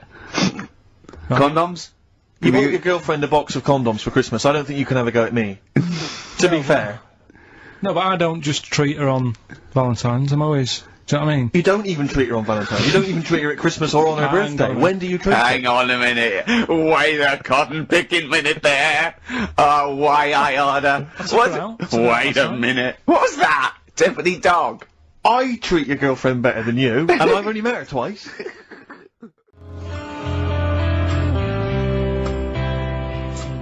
I genuinely, I really, it does frustrate me that I don't get any allowances for being punctual. As a disability. Well, it does count. No, it doesn't. It's not a disability being 6'7". But how can you explain, for instance, travelling on a bus or a coach? There's some things I can't disadvantage is, people look. I've seen people stare at you, but they stare at me because I've been on the telly. What's that a disability? Are that people being recognised? Yes, but you could avoid that by not being on the telly. It's your choice. This is my point. It's your choice. Yeah, it's the same as the big fat people. It's their choice. It's a different sort of stare, isn't it? I've been there. Yeah. When, you know, the sort of stare that you get and the sort of stare... Well, obviously I'm gonna... Sorry, Steve, but I'm gonna, you know, follow up this inquiry. What do you mean, Karl? No, I'm just saying it's more of a stare of fear than, like, with you, they go, oh, it's him. Yeah, go on. Whereas with you, it's more like, jeez. Where's the monkey news? Mr. Pilkington, hello, it's Dr. Hanrahan. Barry Sheen has just passed away, and you go, oh dear. Yeah, bad news and good news. Do you want his face, or... Do you want his face? Does Suzanne go out with you, like, for charitable reasons? Is it like you can adopt a boyfriend? I love the fact that she encourages you. She was saying about Tom Cruise, and I was like, oh... You know, she said, you know, he's not a bad-looking fella or whatever. So, well, what she's saying is, Karl, is there any chance you could go and get a different face? Maybe something like Tom Cruise would be good. Then I was saying, right, first of all, he's got to be dead and he's not. But if he was, and you had that done, would you feel like... People looking at you on the tube? Well, no, like, say if the people who made Mission Impossible said, well, we want to do a third one, would I be in me right to say, well, I don't want to do it? I don't know what he's talking about. I don't mean to be offensive, Karl, but your girlfriend could do a lot better than you. I don't know what you're thinking. I love the idea of this whole conversation about you in Tom Cruise's face, and then get offered a film. But why does she have conversations like this with you? It was now on last night. He's not on the telly. I love it. What should we talk about? What about getting a new face? Oh dear. Oh, that cartoon. If you don't know what Karl looks like, there's a cartoon that was in last week's Heat, isn't it, that I drew is on the website. What's it going for now? Bid? I think it's at about 225 quid at the moment. And what do they have to do to bid for it? Just email in and I'll pass it on to the website people. I know why Heat put it in. It's because the editor, Boyd Hilton, looks a little bit like you, doesn't he? Sort of my ugly brother. He's probably listening, and he says nice things about you. Yeah, he can still say nice things, but I bet he knows deep down. You know if you're good looking or not, don't you? I can't believe Come it, on, Steve. I mean, what do you think? This is going crazy now, Karl. I don't know. You're just, the insults are flying left, right, and centre. You've got no limits. You've just gone crazy. You've just gone wild. You're swanning around just because you look like Tom Cruise. I think it's because he's been hanging out with Christian O'Connell. Yeah. And they're both thinking, yeah, we're... Couple of media players. Yeah. Too big for their boots. Yeah, not scared. Although he's scared of Christian. No, he's terrible. He's scared of Christian in here because he's not allowed to do monkey news. No. Because Christian wants to do it. He's scared of him. I'm not saying that, right? Christian... I'm not allowed to do monkey news, but Christian wants to do some monkey news. I'm not allowed. I'd be there, waiting for... By the way, Red Hot Chili Peppers on XFM 104.9. So, a few more shows. And I hope Sony are happy. They should encourage... You know, we've only been radio, you know, a couple of years. Exactly. Trying. You encourage young talent like you. Yeah. Instead of giving it to Radio 1 and Radio 2 and... The old war horses. We just had a quick email. I wonder if you could answer this. It's James from NW1. He says, Ricky, is Karl going to be on this week's show? Please let me know, as I may listen if he's not. Sadly, he is here. I mean, people are already turning against you, Karl, because they've seen what's happened. Yeah. I think they've probably realised that we've I think we gave him too much. I think, exactly, I think we've got a spoiled sort of kid in our hands. It's sort of like, you know, we knew how bad he was, but we were trying to sort of bring him out of his shell a little bit. Yeah. You got to encourage sort of, children like Karl. Well, yeah, exactly. To sort of fend for themselves. I like the fact that Dickie Anderson had that wonderful rant. I mean, it was an articulate email. It was quite long, and he must have typed it immediately. I'm thinking, because he's a fan of the show and he thinks I'm a genius, we need a PA. Sure. Don't we? Yeah, yeah. Do you reckon he'd come and work for us? Well, he can't be any worse than what we've already got. I know. You know. So, there you go then, we're giving up radio. We're gonna concentrate on television. Karl's gonna probably go back to what, your little... Just doing your sound? The thing I won a silver for at the Sony's. Funny that, isn't it? Oh, you won a silver, did you? I got a silver, yeah. Oh, yeah, what was that for? doing the proper job that I do here in the week. Well, no, there's two of you for a start. Yeah. Well, there's three of us. Can't even get a bronze. Now, who's the weak link? Right? Well... Bit weird, isn't it? Let's not argue. We haven't got many shows to do. To be fair though, this show is I think it's more to do with the fact that you talk on this show that has brought us down. Right, I haven't said anything hardly today. No, well this is an award-winning show, potentially. We'll add this one in for next year. If you could just keep stum, we might have a chance. Alright. Well, coming up, right. Karl. Let's put it behind us. Okay. Let's draw a line under it. Me and Steve were having a little meeting yesterday over lunch about, you know, planning stuff for the show. And, Gary Kemp came up to me, started having a little chat about old times, and, I went, oh yeah. As he went away, Steve said, right, think of this. He said, Rick, don't take this the wrong way. Remember that sentence, don't take this the wrong way. So there's a right way and a wrong way I could have taken this comment. He went, nodded to sort of Gary Kemp and went, he's aged better than you. I went, well, how could I take that the wrong way? Yeah, it's not offensive. No. Well, the point is this. He because he didn't know me 20 years ago, so he's actually saying, Rick, don't take this the wrong way. He looks better than you do. Yeah, well, he does. But why say that, Karl? What? Did you really say that? Yeah, although, can I just backtracking for a second? I love the fact you said you bumped into Gary Kemp and you reminisced about old times. What old times did you share with Gary Well, no, Kemp? he came up and said, did we drop the pops together? I went, no, I did Razzmatazz. I said, oh, we did Razzmatazz. I think he was thinking, had he ever met me before? But he hadn't, because we hadn't. That's what I meant. Yeah. Yeah. And, but if you had to make an objective analysis... I wouldn't. I think that's out of order. Sure, sure. I mean, you're always slagging me off, but apparently you can't make a value judgment on something else. No. I wouldn't do that. Well, because you're morally all over the place. You don't know, you don't know where you're coming and going. Leave it. Yeah. Leave it. Sure. You should hear what I say about you behind your back. So, would you say you're better looking now than you were? Or... Then I'm what? Would you say you're better looking now than you were? Than I was when? Well, like, you know, have you aged well? Yes. You've aged well? Yeah, I've kept my looks. Bit of Dando? Bit of Evan Dando, this would be lovely, yes. Look for sunshine. Now, it's intriguing to me because here's a film called Freaks, featuring real-life freaks, and you're sort of a bit nonplussed by it. Just because it's built up. If you call a video Freaks, you've got to make sure that there's some good stuff on there. Yeah. What were you disappointed about? Was it that? Because there was a few things on it, right? There was a woman who said she was half man, half woman, and it's like, well, you're not, are you? It was just like she had some makeup on. I thought, well, that's rubbish. And then there was a woman who could eat using her feet. That isn't that freaky. Do you know what I mean? If she's not hungry, she looks normal. Yeah. And that's when I was thinking, I mean, I'm not being right, Steve. You know I'm not being funny. Oh, here we go.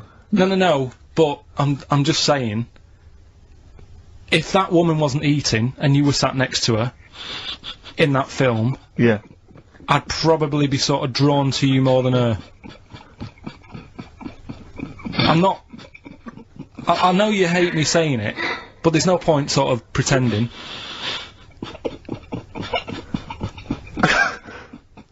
Do you know what I mean? Oi, Muttley, what you sniggering about? The fact face. Well, you mean there were things in it that were less... What are you saying? I'm just saying... Play a record. Seriously, I'll slap you. I'm gonna slap you live on air. Yeah, but you always get... I'm slapping you live on air, I swear to God. Alright, play a song then. He's playing a song. I'll play the song. Keep the favourite. No, keep the favourite. Well, I went out with a drink with Karl in the week, and we went to a restaurant, didn't we, Karl? Good night. And we sat there, and next to me, when Karl came, next to me was what's his name? Ross Kemp. And he was sitting there, and I saw Karl, and I tapped him on the shoulder, Ross Kemp on the shoulder, and I pointed at Karl and him, and I said, "It's nice to see you two back together again." Nice. And Karl was horrified. But Karl didn't know that I'd already spoken to him before Karl arrived. Yeah, so I thought it was okay. I thought I could break the ice because I'd met him before. Sure. So he just thought I was insulting him. And when in the week we were talking about his head, his little head, weren't we, Karl? And Karl suddenly stopped the conversation and said, "If I had hair, what would we be talking about now?" I think he had enough of everyone talking about it. And he looked good though. He had it's a special little do. He had it sort of, you know, cropped a little bit more. I like it when he's just freshly had it done. Mm. Do you like? Yeah. Has that ever happened to you, Steve? If you're somewhere, say if you sat somewhere, does someone sort of, you know, is he anyone else who you look like, or would you say you're a bit of a one-off? I love these two. But to be fair, to be fair, he seems to be having a go at me an awful lot more than I do at him now. I mean, he just starts it. You know, he starts it out of nowhere. I think his is sort of a get back for the way you treat him as a producer, not, you know. But he's not a producer. If he produced the show, I wouldn't have a reason to criticise. I think this is it. Oh, but seriously, I mean, it really winds me up though, because, you know, it started as a joke, but now it's abuse. Yeah. He got annoyed at Heat because it said Karl, producer, well, not so much a producer as just a bald mank. And he went, "Can they say that? Yeah. Can they say that?" See, that's a magazine, an independent publication has identified what exactly it is you do. Yeah. Oh, here we go then. Go on, bring it on, because here we go. He's looking at me. I know he's thinking. I can hear the cogs. I'm not thinking anything. It's No, that is true. Never a true word. Play a record. Here we are then. We're back. XFM 104.9. Karl had to leave early last week, but can you stay to the end this week, mate? Or yeah. Yeah. You don't need another holiday. Oh, he started already. I mean, you Steve's know, made you look like a bit of a twat already, and it's only 1:05. But the only reason you don't go on holiday is because you have to spend money. Oh, and he's gone straight back. Well, he's gone straight. I can't come back to that. Oh, it's just dynamite. It's just absolute. That was searing. Last holiday Steve had, he sort of found a third world country so he could live like a king for a week. It was Cuba, wasn't it? Going to Cuba, amazing. You can almost rule the place. If it weren't for Castro, I'd have been in charge. Kind of cash I was flashing around. They do anything for $1 over there. It's extraordinary, literally. I mean, it's amazing. Yeah. Oh. Definitely, and I went to Kenya before that. So he thought, to the prostitute said no. You were going. Yeah, well, it was $2. I mean, I'm not made of money. How did you meet your girlfriend? Through work. What, through her work? What, you found out and said we worked at the same place. Oh, you're right. You're quite an enigma, aren't you? Could you give us more on that? At work. You met her at work. What, she came in selling sandwiches? She was going through the bins outside. What do you mean you met her Why at are you work? having an attack on me? You're the one who's sad and lonely. Oh, he's done you again. He's done you again. But what I thought was interesting was I just scratched at him and he just went mental. Yeah, no, it's like a but bear caught in a trap. It's funny, isn't it? You'll never learn. No, I was just interested to find out what the story was, because it might be a really romantic story. Well, it's not. All right, jeez. I love the fact he doesn't want to talk about his love affair. I was thinking about you in the week, and like, does it worry you? I mean, you sort of joke about it now, and we're talking about it in the office, you know, like, oh, is Steve really touchy about the way he looks? And, oh, what's this? Where's that come from? He's done it again. He's done you again. I was walking home the other night, and I was thinking about it. And do you worry that when you're old, you will be on your own? You did start it though, didn't you? Well, Karl, I'm glad you brought this up. Because because I mean, for me, you know, a lightweight, frothy entertainment show on XFM on a Saturday afternoon is exactly the place where I want to discuss the desperate, lonely future that's inevitably coming my way. Oh God, I'll tell you what will cheer you up and forget all that. A bit of Embrace. Oh, one of the most hated bands. There's the best band in Britain, in my opinion. Big words. The Darkness, Growing on Me, on XFM 104.9. I'm Ricky Gervais, with me, Steve Merchant and Karl Pilkington. Have you got the album? And already, they've had an argument. Yes. Well, I mean, I don't know whether we need to cheapen the show by discussing it, but I asked for a particular track. Karl is the producer, and he failed to get it for me. He's failed to get it for me. He's failed to bring it up from the record library. Completely failed in his mission. He needed to get 2 records, and he failed to get one of them. A 50% error rate there. Yeah, but like I said, I looked in the system, it told me what album it's on, I brought that album up. I'm busy. But, okay, so fine. Fine, you're absolutely fine then, that's no problem. You know, once again, that's a great excuse, Karl. Brilliant. The show has been ruined, it's been partially ruined, but you've got a bit of an excuse. Alright. I didn't make a big deal out of it when you said, oh, and whilst you're down there, get us a new 50 Cent single. I never said, while you're down there, get the new 50 Cent single. I asked you if 50 Cent single was lying around. Yeah. If it hadn't been here, I wouldn't have worried. So I get it, yeah, I did that for you. Right. Then when I come up, you say, has it got swearing in it? Well, I don't know, it's 5 to 1, Steve. You're the I haven't got time, I've producer! been You're whizzing the around. producer, it's the brand new single. I'd have thought it had been lying around in the XFM office anyway. But I don't have time to sit around listening to music. Sure, well, yeah. Right? I know that you have, now you've got an iPod that can hold 7,500 songs. I don't know when you're going to get round to loading all them on, but I haven't got the time. Sure. Busy. Yeah. Fine, okay, no, that's a perfect excuse, Karl. Well done, mate. Right. I just hope that I never have to depend on you in a real emergency. To a certain extent. I'm just thinking, if I was to meet Steve in a restaurant... Yeah. Right, Nothing untoward going on, we're just hanging out. No, just having a chat, just having a normal night out. Yeah. Who's paying? Because, I mean, is it expensive? Go Dutch. I mean... Right, so... I say to you, I'll see you at 8, right, in this restaurant. I turn up at the door, it's a bit of a posh place, right? So he's Steve Merchant in. Yeah. And the waiter sort of goes, I don't know. What does he look like? Right? And where's he from? Just a little French fella. Oh yeah. And what does he look like? So I had the thing I pick up on first, tall lad. Tall, yeah. And then he goes, oh, well, you know, we got lots of tall people in, right? And I go, big eyes? Big eyes? Yeah. And then he'd go, yeah, he's over there. I'll be honest with you. I mean, you can have dinner and you can buy me dinner. I'm not sure you're going to get anywhere with me. Yeah, but the thing is, what he hasn't said is, well, he gets frustrated because we have to go from restaurant to restaurant for something I can eat. But the reason we've only got about 3 restaurants to choose from are that because he doesn't want to spend more than £5 at lunchtime. At lunchtime? If I was going out of an evening, you'd spend a decent amount of wallop. But lunchtime, Would why ya? am I spend? You'd be happy to spend 20 quid on lunch. Imagine that every single day. There's no one out there who's eating lunch 20 quid a day on lunch. It's crazy. You don't need that much food at lunchtime because I know what happens. You go in there, you have some kind of, you know, tiger in curry for lunch. You're asleep by 1:30. We're trying to work. We're trying to write TV shows, and you're dozing off like one of those giant anacondas that's just eating a sheep and is slowly digesting it. It takes like 3 weeks. Karl, he does not like the spare. He'll walk a mile out of his way to get a sandwich for. Having an argument over that 50p that time. I don't want to bring it back up again. Here's but- the situation, Carl. I lent you 50p, and you decided you weren't going to pay me back. It should be to my discretion if I say, don't worry about it, Carl. You should offer me the 50p, go, there's that 50p I owe you, and I'll go, don't worry about it, Carl. But you didn't even do that. No, it's the way that you were, like... I said, where's my 50p? You went, oh, you don't need that. That's not your decision to have. I didn't say that. I said, I don't think I've got it at the moment, or whatever. Rubbish. And he's going through my pockets and that. Rubbish. 50p. Ridiculous. You've just given him a keg of beer for free, hadn't you? Well, let's not go over it again. I'll tell you, you're going to go along later to the Live 8 gig, and you're probably going to see some bands that are going to make an effort to entertain you, but if you want entertainment, Rick, you know it. Go on. There's only one person to book. Go on. Me. If you know, you have perhaps something to do, because I mean, I'm obviously a top DJ on the radio, but where I really come into my own is DJing in any kind of club environment. Well, you told me you were DJing, I didn't go to it, DJing at a party, and you said the place was rocking. The place was roaring. And they loved it. Carl just said he was there and they weren't. Well, that's nonsense, Carl, because you know very well that when I'd put on a tune, they'd cheer. Yeah, but it was late on in the night. They would have done that, whatever you put on. That's nonsense. No, they said they were happy and everything. I'm not saying they weren't having a good time. It was your party. It was all right, but they weren't going mental like you're sort of making up. They were definitely going mental. When I put on the Proclaimers, they could not believe their luck. Yeah. They would have walked 1,000 miles.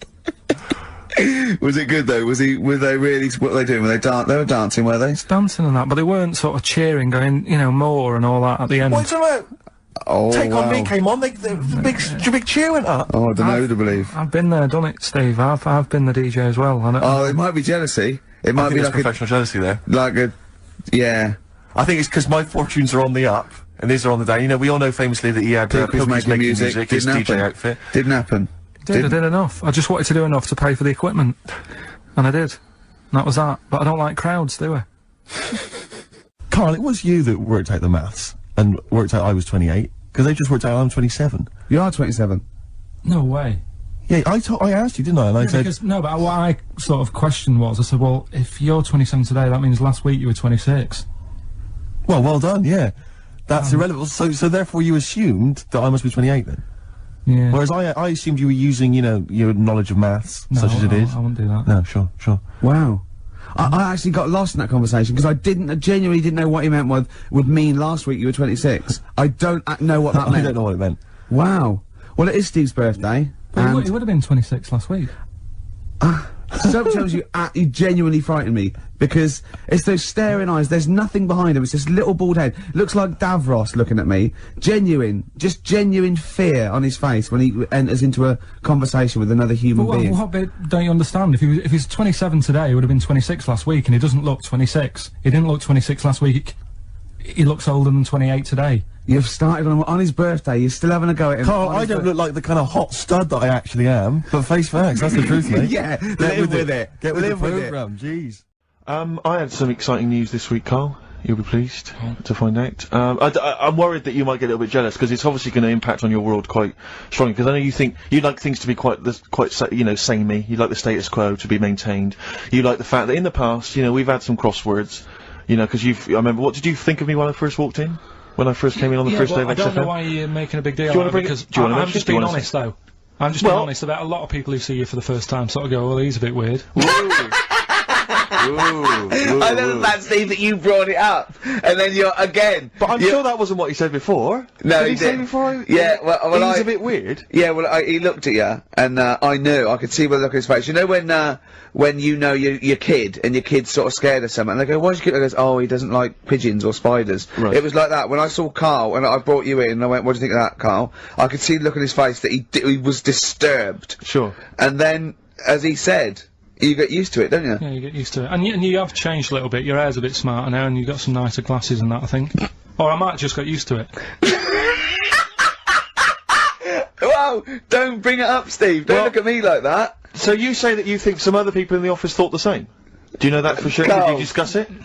Karl. Yeah, I think they do, yeah. Okay, leave it there then. But not just in the office, as you walk through the building. Oh, it's worse than you ever thought!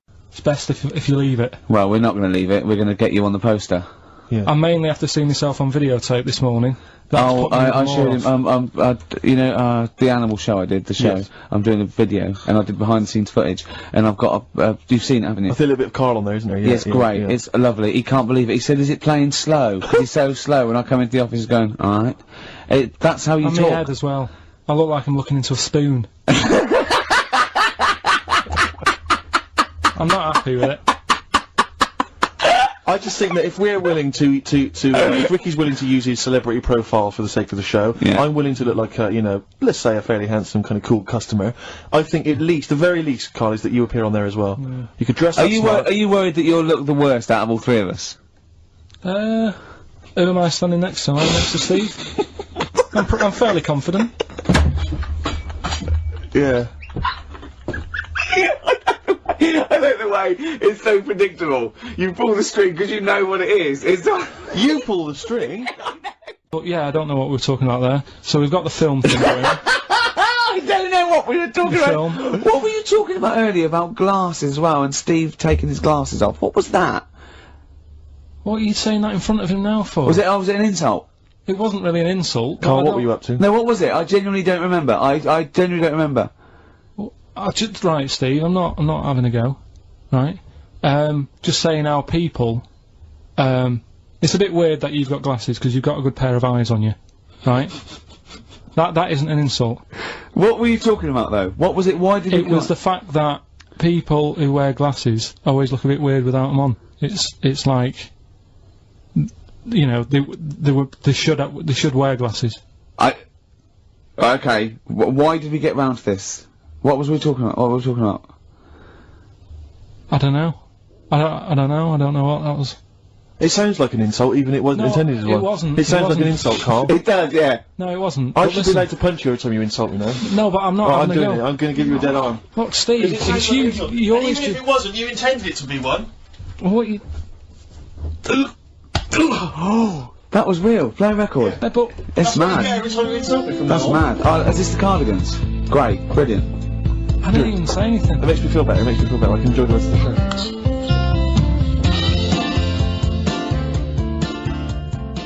Because actors are often quite handsome people, but yet they're always quite obnoxious. We are. No, I mean, they're normally quite obnoxious, Rick. Again, you know, you're a good example of that. And yet, I think it must be the small man complex. That's what makes them so obnoxious and so kind of desperate for attention. Didn't realise it before. Steady on. Because, of course, I tower above everyone. You do, don't you? I'm, for people who don't know, who are listening, I'm 6'7" tall. That's high. Yeah. That's big. And for people who've never seen him, he doesn't hold it well. It's not like he's a sort of handsome athlete, is it, Karl? He's a bit of a, what would you call him? Karl, don't answer. No. Don't get drawn into that. You know the game he's playing. No. Do you know yesterday when you were in the office? Yeah. You did a little move, and it reminded me of Blakey.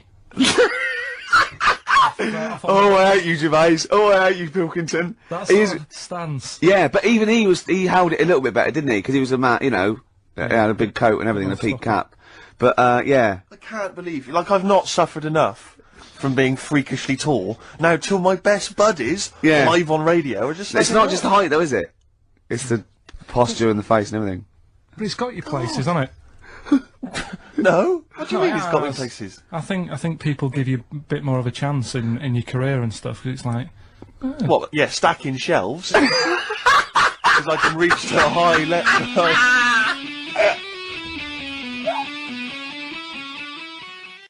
Oh, you know, rubbish. That's rubbish, Karl, those prizes. I'm ashamed to give them away. Karl, you know our mate Johnny? He's a Doctor Who fan. Yeah. Do you remember, he bought, the Doctor Who magazine, and, he went, to the toilet, and Steve got post-it notes and put geek on every page. And Johnny opened it on the tube, right, and it had geek and everything. And Johnny bought in the new Doctor Who magazine, I think this week's or this month's, right? And they've done the perfect Doctor Who fan, right, what the geek is, right, and it looks exactly like Steve. Alright, don't have a go, Rick. It does. And, I'm gonna try and put it on the website. It's amazing. It's got your hair, glasses, it stands like you, it's sort of dressed like you, and it's only, it's hilarious, and he was, I mean, I'm insulting you now, it sounds like an insult, but if you'd see it, you'd laugh. Well, Rockbusters, right? Yeah. Right, here we go. Just a little bit annoyed.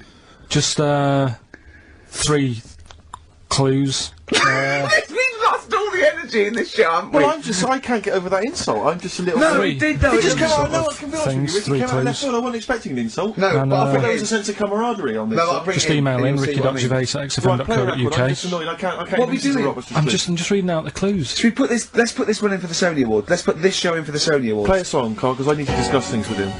I've talked before about him Edit slagging it me down. off. Get this down to 3 minutes. It'd be a great Do show. Blockbusters in a minute. Anyway, I just all I wanted to say, really. Here's tragic. What's tragic? What did you want me to say about that song? Just your opinion. Your own opinion was fine. it's sad. In fact, your own opinion is better than anything I could really hope for. Without doubt. Whenever I ask you a question, You constantly surprise us. yeah, it's wonderful. So only ever carry on telling the truth, carry on saying exactly what's on your mind, and I think this could become a great. You're like a man who was frozen in Victorian era and has been reawoken and he's kind of discovering the world. Some things make sense, other things don't. It's beautiful. It's As opposed to one that was made in a castle in Victorian times, like Steve. Oh, that's just... Oh, I've joined in with Karl. I can't believe it. I'm sorry. On my side. Yeah, no, it was irresistible though, wasn't it? I'm really sorry. Should we play a record?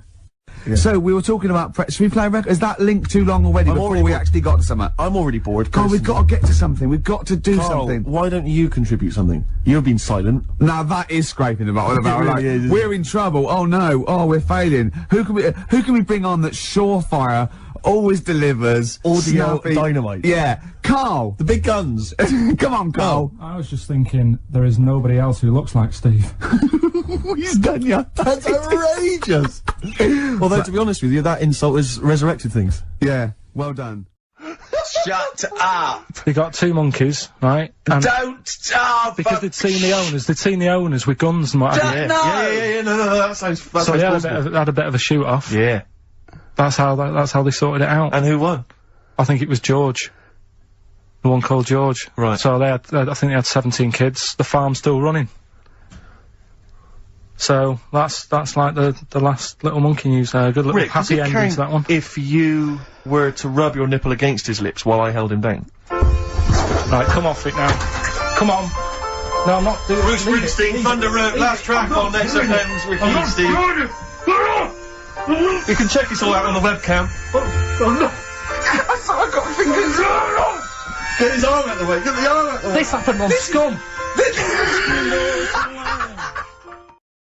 It's happening again, Steve. What's happening? It's going all wrong. Yeah. We're talking rubbish. Are we? Yeah. We should have played 2 in a row. He's having a go, isn't he? Blimey.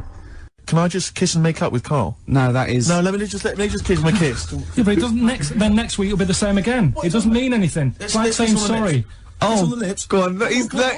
Karl! Get off I've never... Karl has gone a absolute shade of purple, straining not to have merchants... There's no point, Steve. No. There's no point. No, just shake. Just shake and make up. Shake what, Rick? There you go. All friends, sit down. That's lovely. That's a lovely moment. So there's Steve Merchant with funny glasses on in this place horror, and he's walking round. Do you think he scared people, Karl? I've set this question out, haven't I? I've loaded the question. I know the answer you're fishing for. Karl, do you just want to have a dig at me? Because it's coming up to 2 o'clock, and you've not really put a lot of effort in today, slagging me I off. don't do it on purpose. No, he doesn't do it on No, purpose. go for it. He's just an honest northerner, and he can't lie. He's like George Washington, but without the wooden teeth. Yeah. I don't think your heart's in it anymore either, Karl. I was alright today, but Steve's really dragged me down. Well, let's Wait a minute, I just need to know why. No, do you know, like, Yeah. people are being miserable around you? Yep. I was full Yep. of beans when I came in. Yep. Yeah, but you got to remember last week you were really miserable and that really wound me up. Yeah, because he was having So to it's do moving stuff. around, Because, you know, he'd been let down and they were worried about Yeah, the last next week you were in show. a terrible mood. Yeah. Don't look at me like you were. songs. I wasn't like going off and lying on the settee, looking ill, talking in that voice. Oh, he's done you again. I said, just now, being quite friendly. Yeah, Karl, Steve. Karl, have you ever tried to get into the Monarch for free? Because I'll be honest, mate, it's not going to happen for you. Come out with me, mate, you got a quid off. Alright? Oh. When you can get in places in Camden for free. Yeah, I'm alright, yeah. Oh, yeah, he's done you. He's so ungrateful, really. Yeah. Because I can't remember a time my dad bought me anything. It's always my mum who bought it, and my dad would give her the money. Yeah. You got Ricky who's lost his go-kart. You've had a video bought for you and you're still not happy. I just think it's selfish. 150 quid? Yeah. What, in gift vouchers? Yeah. To spend at the same places? Mm. I'd have to say, though, I mean, it's not a very inventive gift, is it? It's a Whoever lovely came up with thought, it, though. it's a lovely thought. It's wonderful to have £25 that I can only spend in 2 places I never go in. But, no, I'm not looking at gift horse in the mouth. Any I'm not ungrateful, anyway. looking at gift horse in the mouth. It is a treat. He spoke to Jonathan Ross like he was a normal person. From someone whose dad buys him a spade for Christmas, I thought you'd be grateful. It's one of them things, isn't it? Like I've said before, when you first see something, it's a bit of a shock. Do you know what I mean? It's like the Elephant Man or whatever. Yeah. First time you see him, it's that sort of, oh, look at that. Do you remember the first time you saw Steve? No, I'm not being funny. Do you remember the first? Yeah, but I've said this before. It's always then you get used to how people look, and you don't. No. I'm gonna burst. You have to play a record. No, but because do you know what I mean? It's brilliant. I'd like to rent you out to people. See me, I'm different. I would happily leave him now in the bottom of the cupboard. Until quiz with the night. Electrics. Until the old pub quiz night, when there's no one else who will have you on the team. Sure. And suddenly you want to be your best mate. Done him again. Right? Yeah, where's his mum and dad then, Karl? Yeah? In Bristol. Yeah. Do you know what Steve said when he saw that, Karl? Go on. He said, it has captured Karl. What do you mean? Well, you just look utterly gormless. In the picture. It's captured you brilliant. You know how, like, a good photographer can do that? You can capture the essence of someone. That's good stuff. Now, the thing is, right, I thought that's interesting. Yeah. Apparently it's the biggest with the sort of goggle eye type thing. Right, yeah, go on. Apparently, they come out of their head, 1.6 centimetres. 1.6 centimetres? What, you mean they protrude? Yeah. They protrude from the head at 1.6. Okay. What, how long? Have you got a ruler, Rick? 1.6. He's having a go. I'd say I'd be a little bit annoyed if the monkeys beat me. Well, I don't think it has. That's what I'm hoping.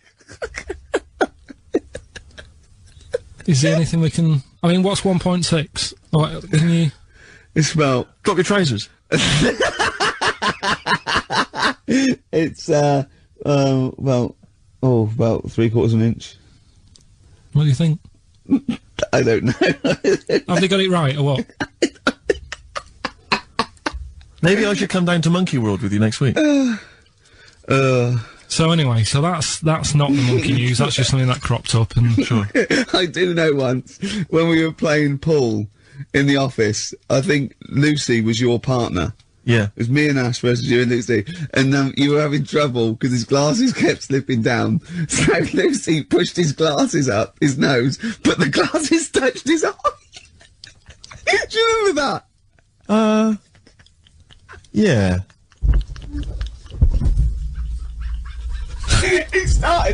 He started it. Well, you're the one who joined in. No, I know, and I feel bad now. Yeah. He makes me nervous when he goes, yeah.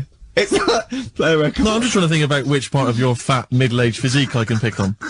The tits would be a good start. Yeah. Oh, the belly. Sure. Oh, what do you think of that? Oh, that's... What is that? What would you do then if you landed, right? Supposing, we all land, right? We're shipwrecked, okay? There's no food around. But there's a chance we might be saved, like, in a few days. We just got to stay alive just for a few days. Okay? Steve offers up his penis. For what purpose? Well, it's already... You've torn it in the plane crash anyway, so it's hanging off. You go, okay, listen, lads, let's eat this. This will go 3 ways. I should be so lucky.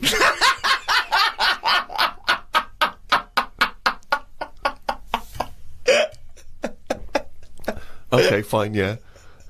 I'll look for something else. Because we're surrounded by water. Why are we eating knob? There's loads of fish and everything. There's more fish in the sea than there is stuff on land. This is what he says. This is what he gleaned from the programme about monkeys.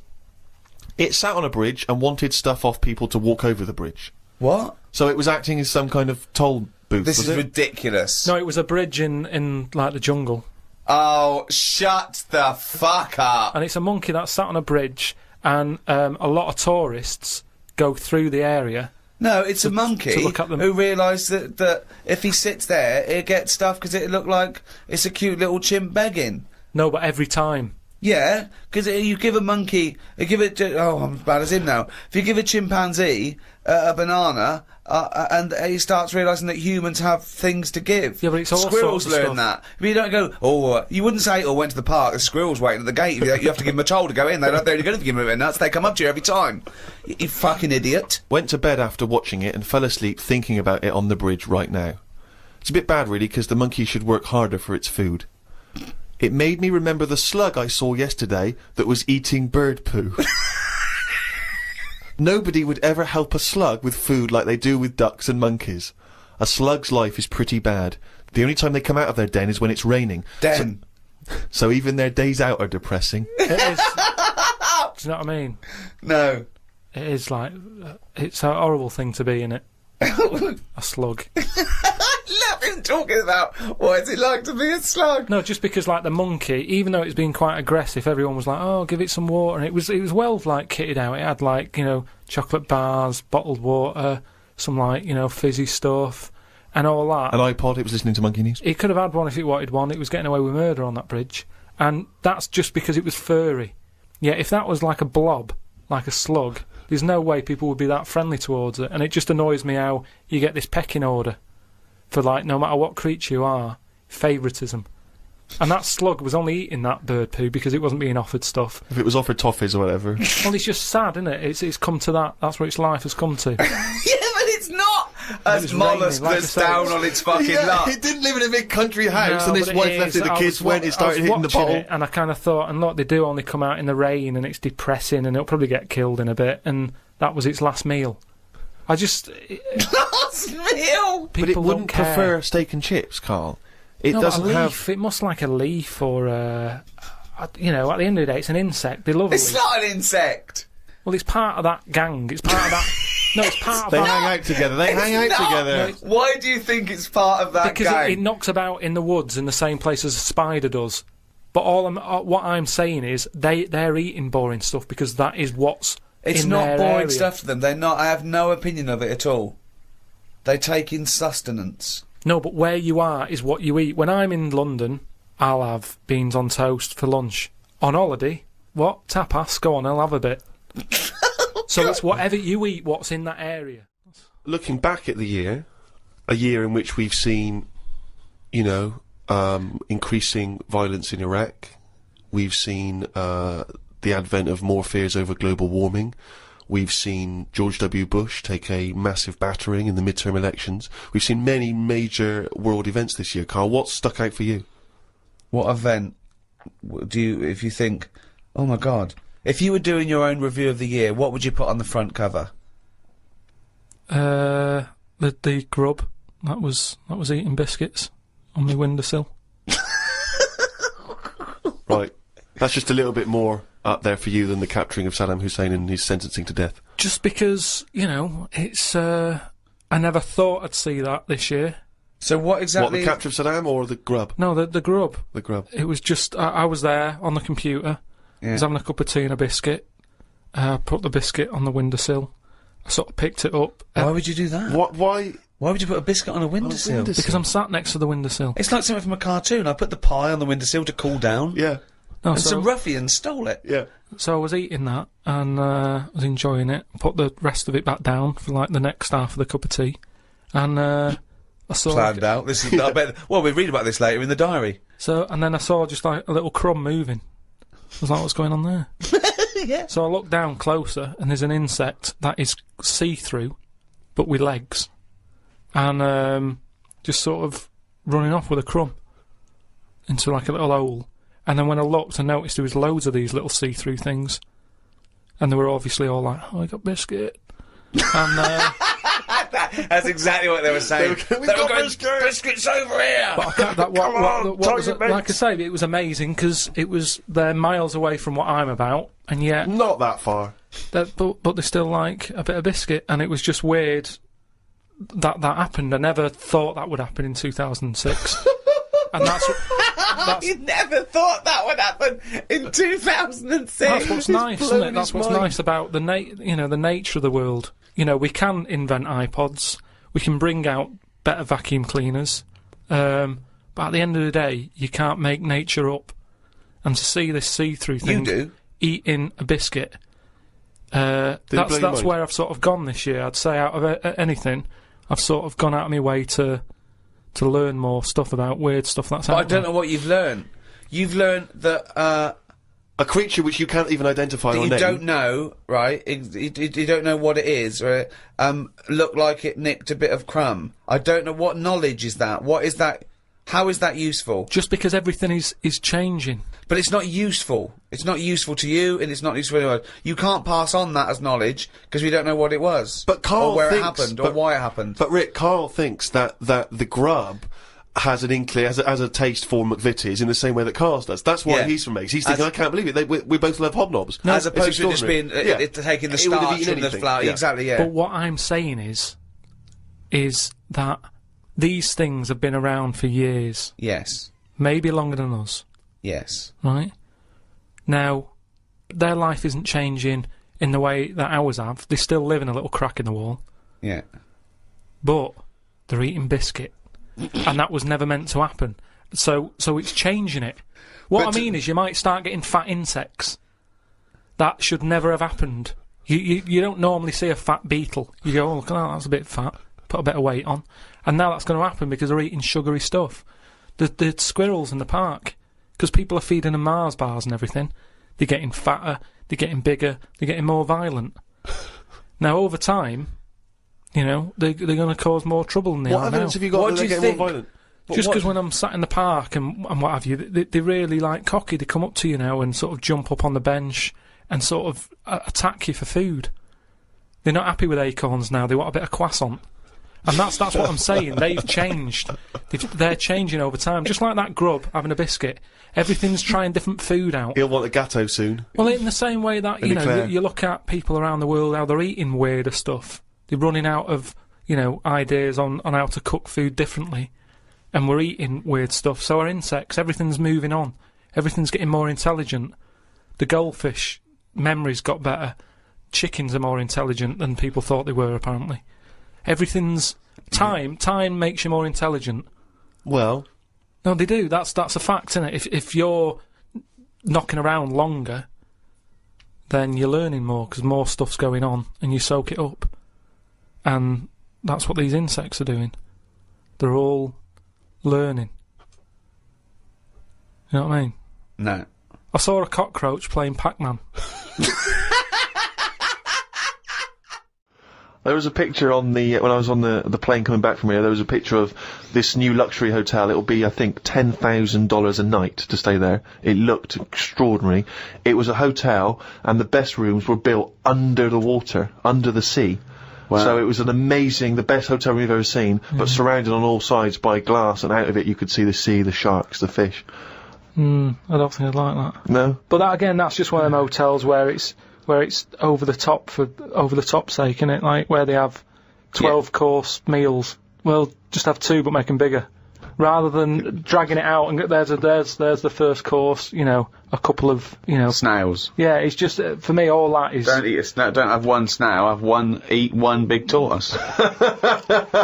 If you want slow food, don't have loads of little snails. Here, there's a giant tortoise. Tuck into that. Feeds 10.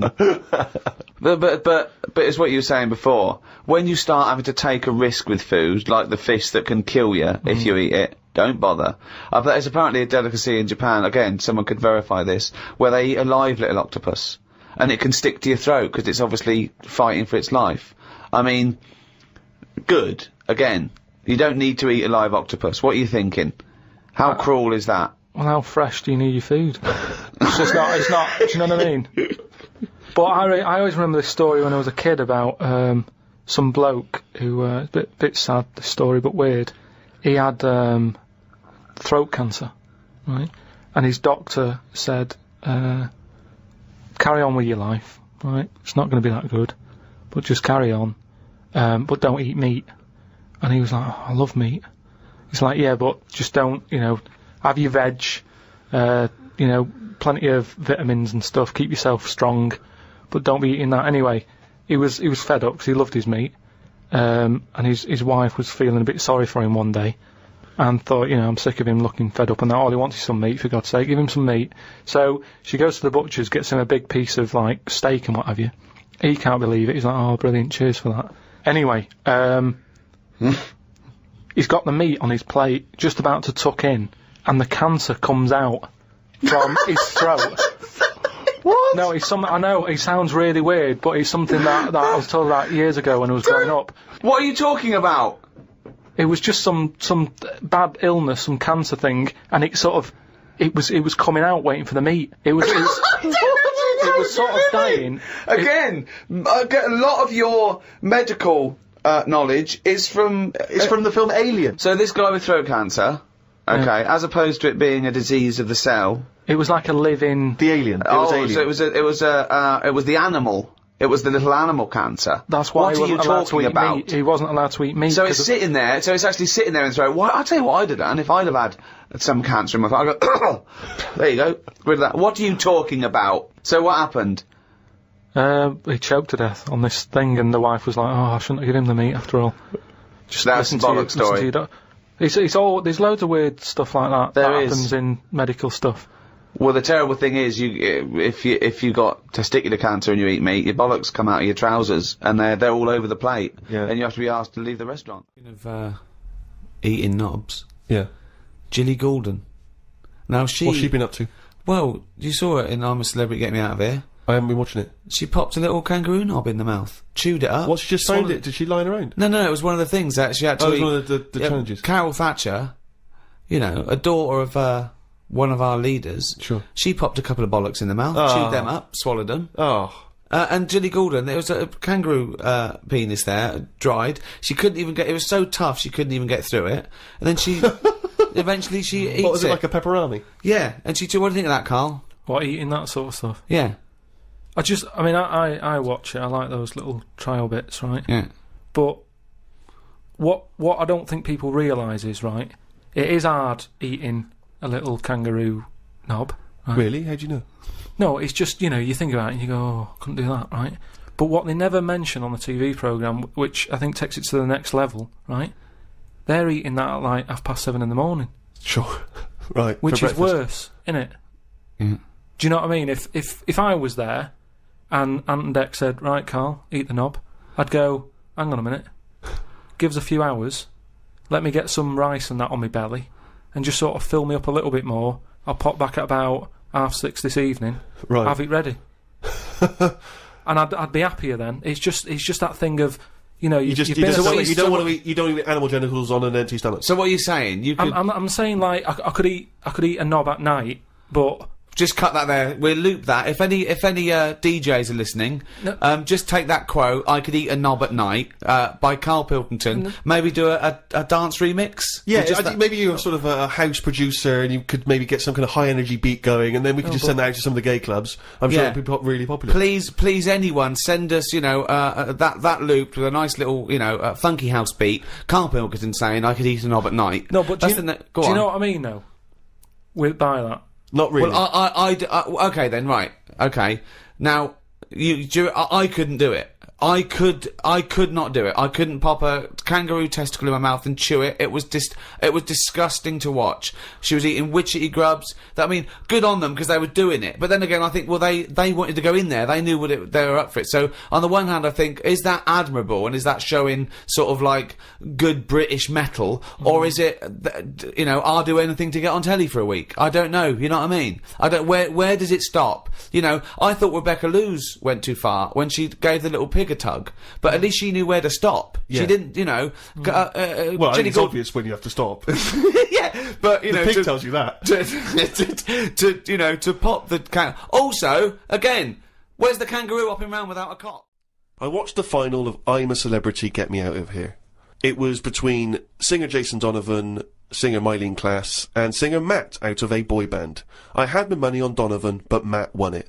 I think it was because of his last task. He ate a fisheye, some grubs, a big fat insect that they have on every year, a crocodile knob, and a kangaroo anus. I feel like we've come there, Rick, to where we entered. It was this time last year when we first started the podcast that we were talking about I'm a Celebrity, Get Me Out of Here, and you coined the famous phrase I could eat a knob at night.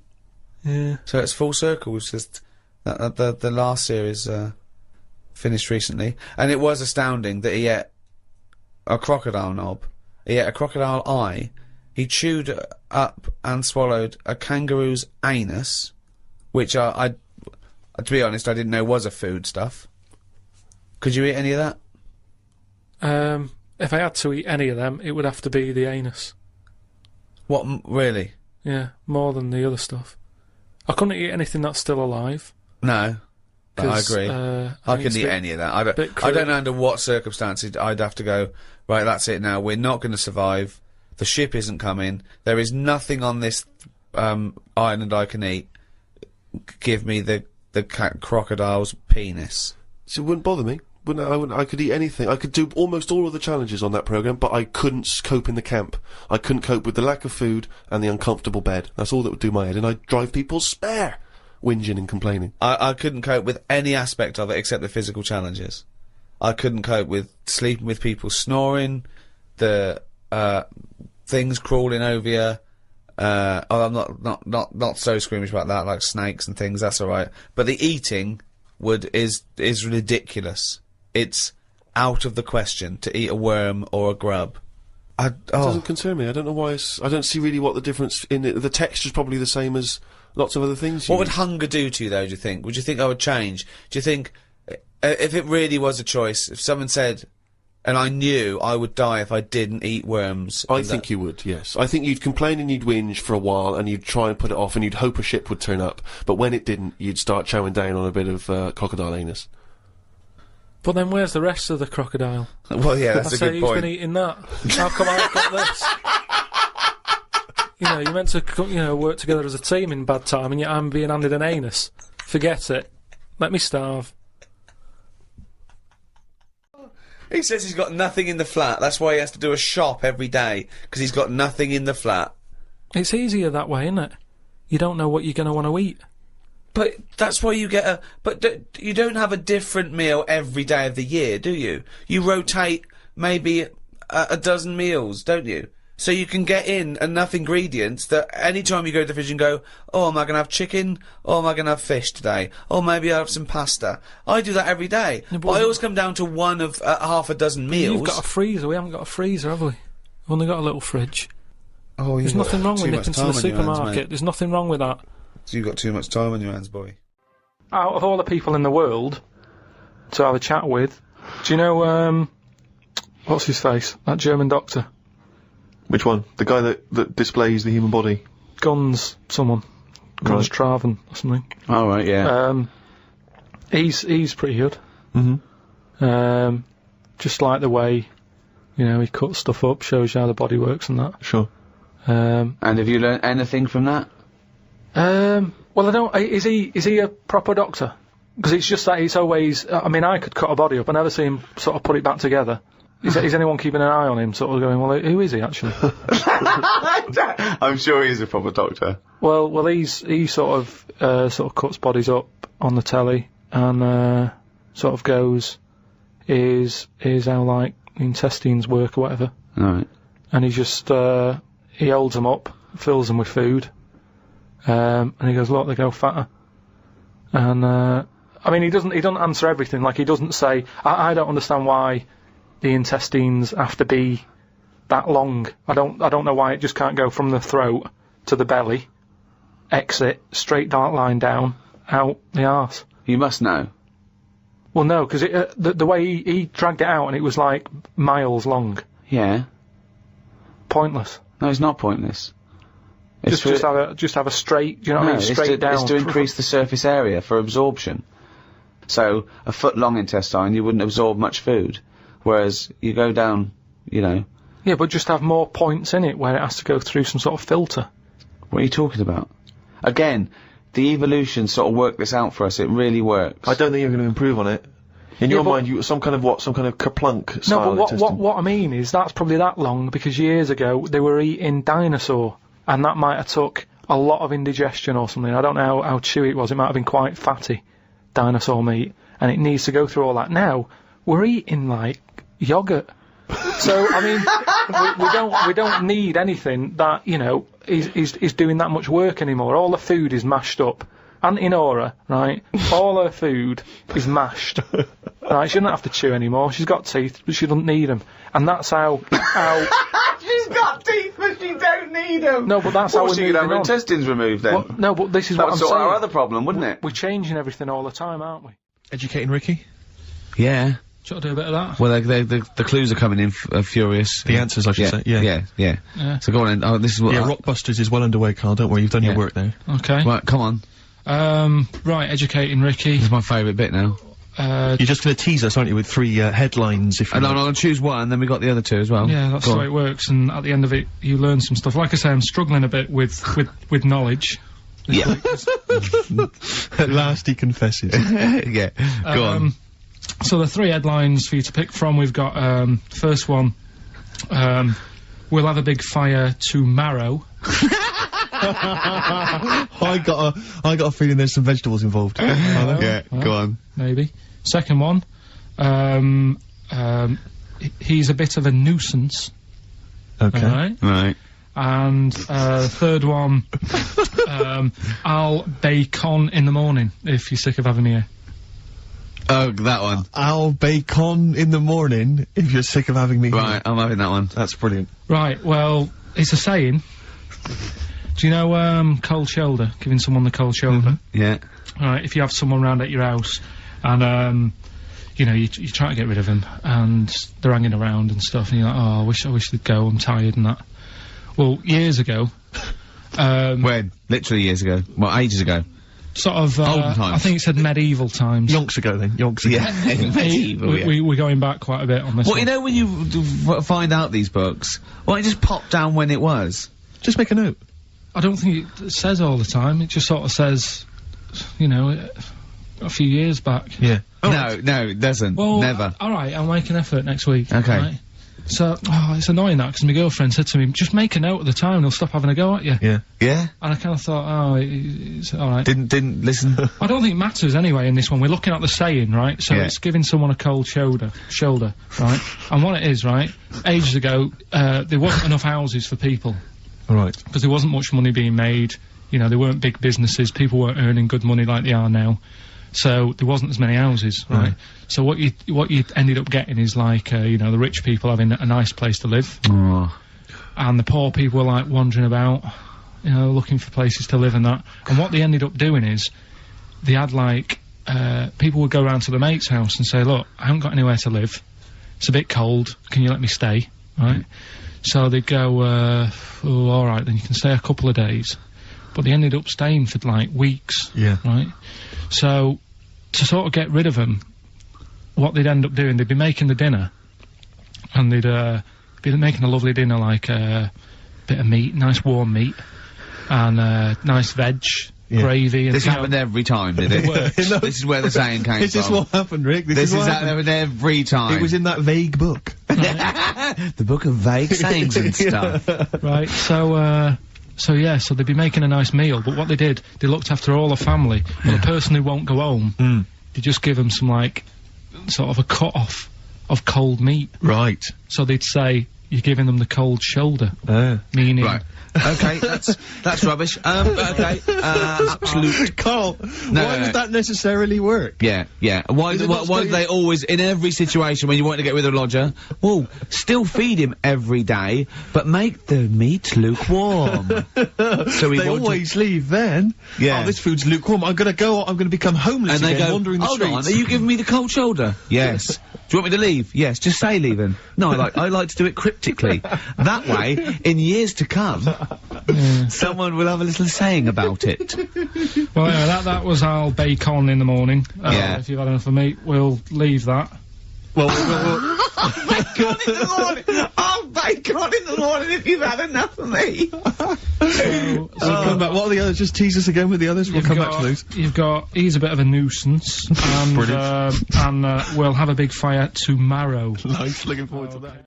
Studying. Okay, what's the next one? What's the next educating Well, Ricky? I don't know, see, like I say, I was looking around and there's stuff that is interesting, right? I was looking on the web. But there's no point. Well, it's just that I found one about, what's the point? About a lad who, 8 years old, but he's still breastfed. Now, I don't know if you can get anything out of that. Is that what his mum said?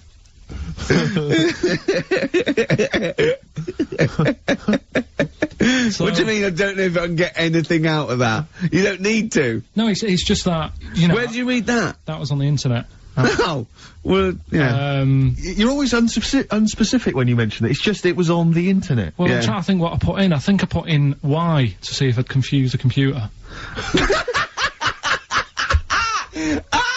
And then, Carl, you are... No, I did no, honestly. I did a search, put in Y, and it came up with funny things that, like, why is this person doing that? Why is that?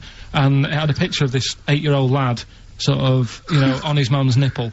And, it was saying, you know, is this healthy?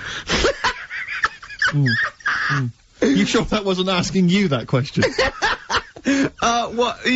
I put in Y just to confuse the computer. Like the computer going, what do you mean? Yeah. Stop it. Yeah. So what would you do there, though, just to sort of wrap that little thing up? What would you do? That lad loves his mum's milk. What are you asking me to come up with? No, I'm just... A title for the story? No. It's just what would you do? Right. What do you mean, what would I do? Well, it's causing a bit of a problem in the area.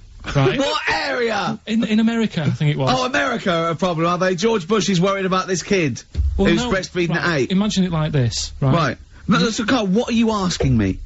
About this spurious story you saw on the internet? I saw it on the internet. There's an 8-year-old lad, he likes his mum's milk, and it's saying, is this right? Should it No, be it's going not. on? But what do you want Ricky to do about it? It's not his responsibility. Yeah. No, but the little town that he lives in, they're all causing an uproar, right?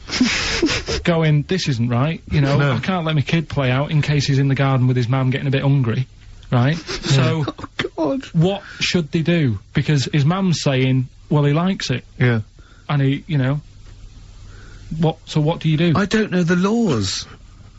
No, but I'm not asking you to sort out the laws. I'm just saying, if you lived in that neighbourhood, what would you say? If you went up to him and said, look, everyone's getting a bit fed up with this, look. I'd say, what would I do? What do you mean, what would I do? What are you asking me? Right, it doesn't matter. No, what are you asking me? What are you asking me and Steve and the public? I'm just saying, say if you live next door to this woman. Yeah. Right? The kid's hungry, 8 years old, he's out playing on his bike and he goes, Mum, I'm getting a bit peckish, and he goes, alright, son. She whops one out. And he starts having his milk, right? You live next door, you're putting your washing out, and you see this going on. You're getting a bit sick of it, because it's gone on for months. 8 years, I assume. Why is it your business? Why are you such a nosy neighbour that you're concerned? What would you do, Carl? Let's turn it back on him. What would you do? What's your solution? What would you do? Well, I thought I'd say, right, why are you doing this? And she'd say, because he likes it. And I go, all right then, put it in a bowl first. And you think that would sort that out? No, because I was thinking about the whole thing, right, and you do that when you're a baby, and everything's alright, innit? Yeah. No one bats an eyelid at a little baby having a bit of milk from its mum's breast, right? Yeah. You'd almost say it was natural. But you grow out of it. It's like, you don't see. It got me thinking about things you don't see. And you don't see. Did you put this into a computer? Show me things you don't see. What else don't you see? Well, you don't see, like, an old man having a Twix. You never... Oh! So what? You know the terrible thing about all this, Steve, is he's right. You don't see an old No, man I eating a know, Twix. that's the terrible thing. So what they have got, right, they've made old man toffees, haven't they? They've come up with Werther's. Is that a song? Oh God! You don't see it. No, listen now. So they've got their Werther's, right? Yeah. So look at him! You think he's giving a lecture at Oxford? It's not going anywhere. No, go on, sorry. Go on. I'm just saying. Right. You grow out of things. Yeah. And the old man, I'm sure when he was a kid, he'd have a Twix. Yeah. But now it doesn't look right, so he's having... It doesn't look right! So... Right. I don't think Werther's originals were specially designed for old people. I think they were sweets that just happened to have been made for years. That's why old people eat them. Yeah. They didn't go, hang on, there's a market here. I've noticed old people aren't eating Twixes. Quick, let's make some old man sweets. But the little advert, he gives it to his grandson as well, doesn't he? He goes, I have a Werther's original. I think it cuts though before he throws it back in his face and goes, get me a Twix. And a damn curly whirly, Grandad. You old fool. Song's a phrase. What it is. Song's a phrase. We took a phrase from the show last week. It was, there's this airy Chinese kid, right? Yeah. Today, we're going back to the good old line of, about you never see an old man eating a Twix. Sure. Right? How long is that? No, you'll never see an old man eating a Twix. You'll never see an old man eating a Twix. It's not as many as you think, though. It's not that many. Well, how is it not that many? Right, well, first of all, anyway, don't worry about that. I think there's about 5, I think. Hang on a minute. Oh, God.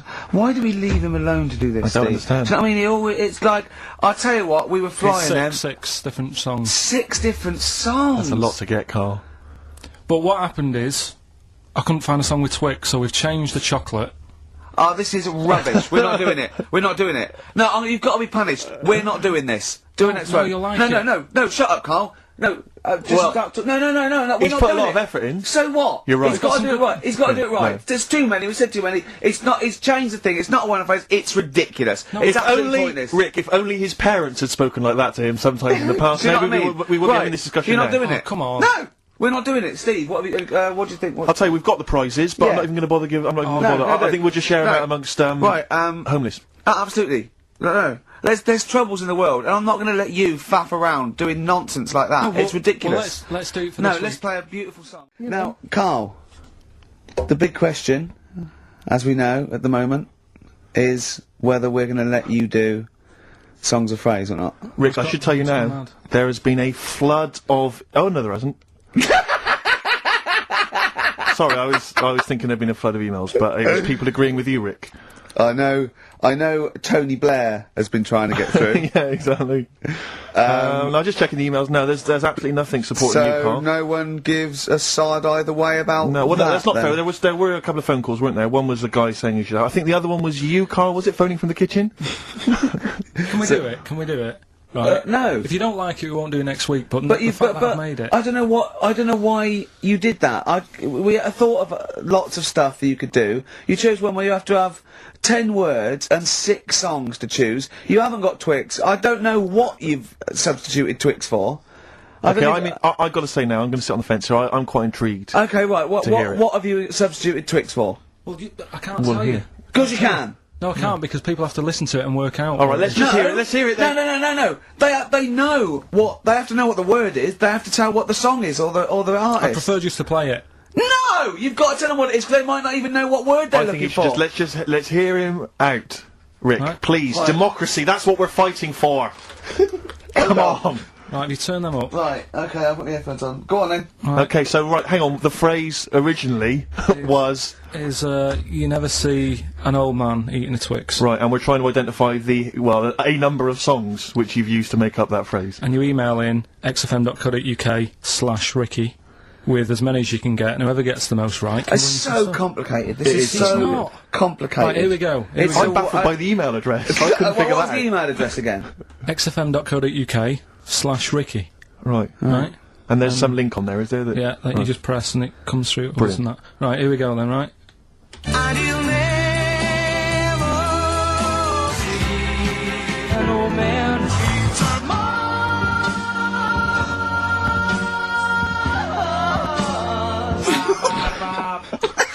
well, I missed a little bit at the end. Let's hear it again. Let's hear it again. Mars, ba ba ba. Let's hear it again.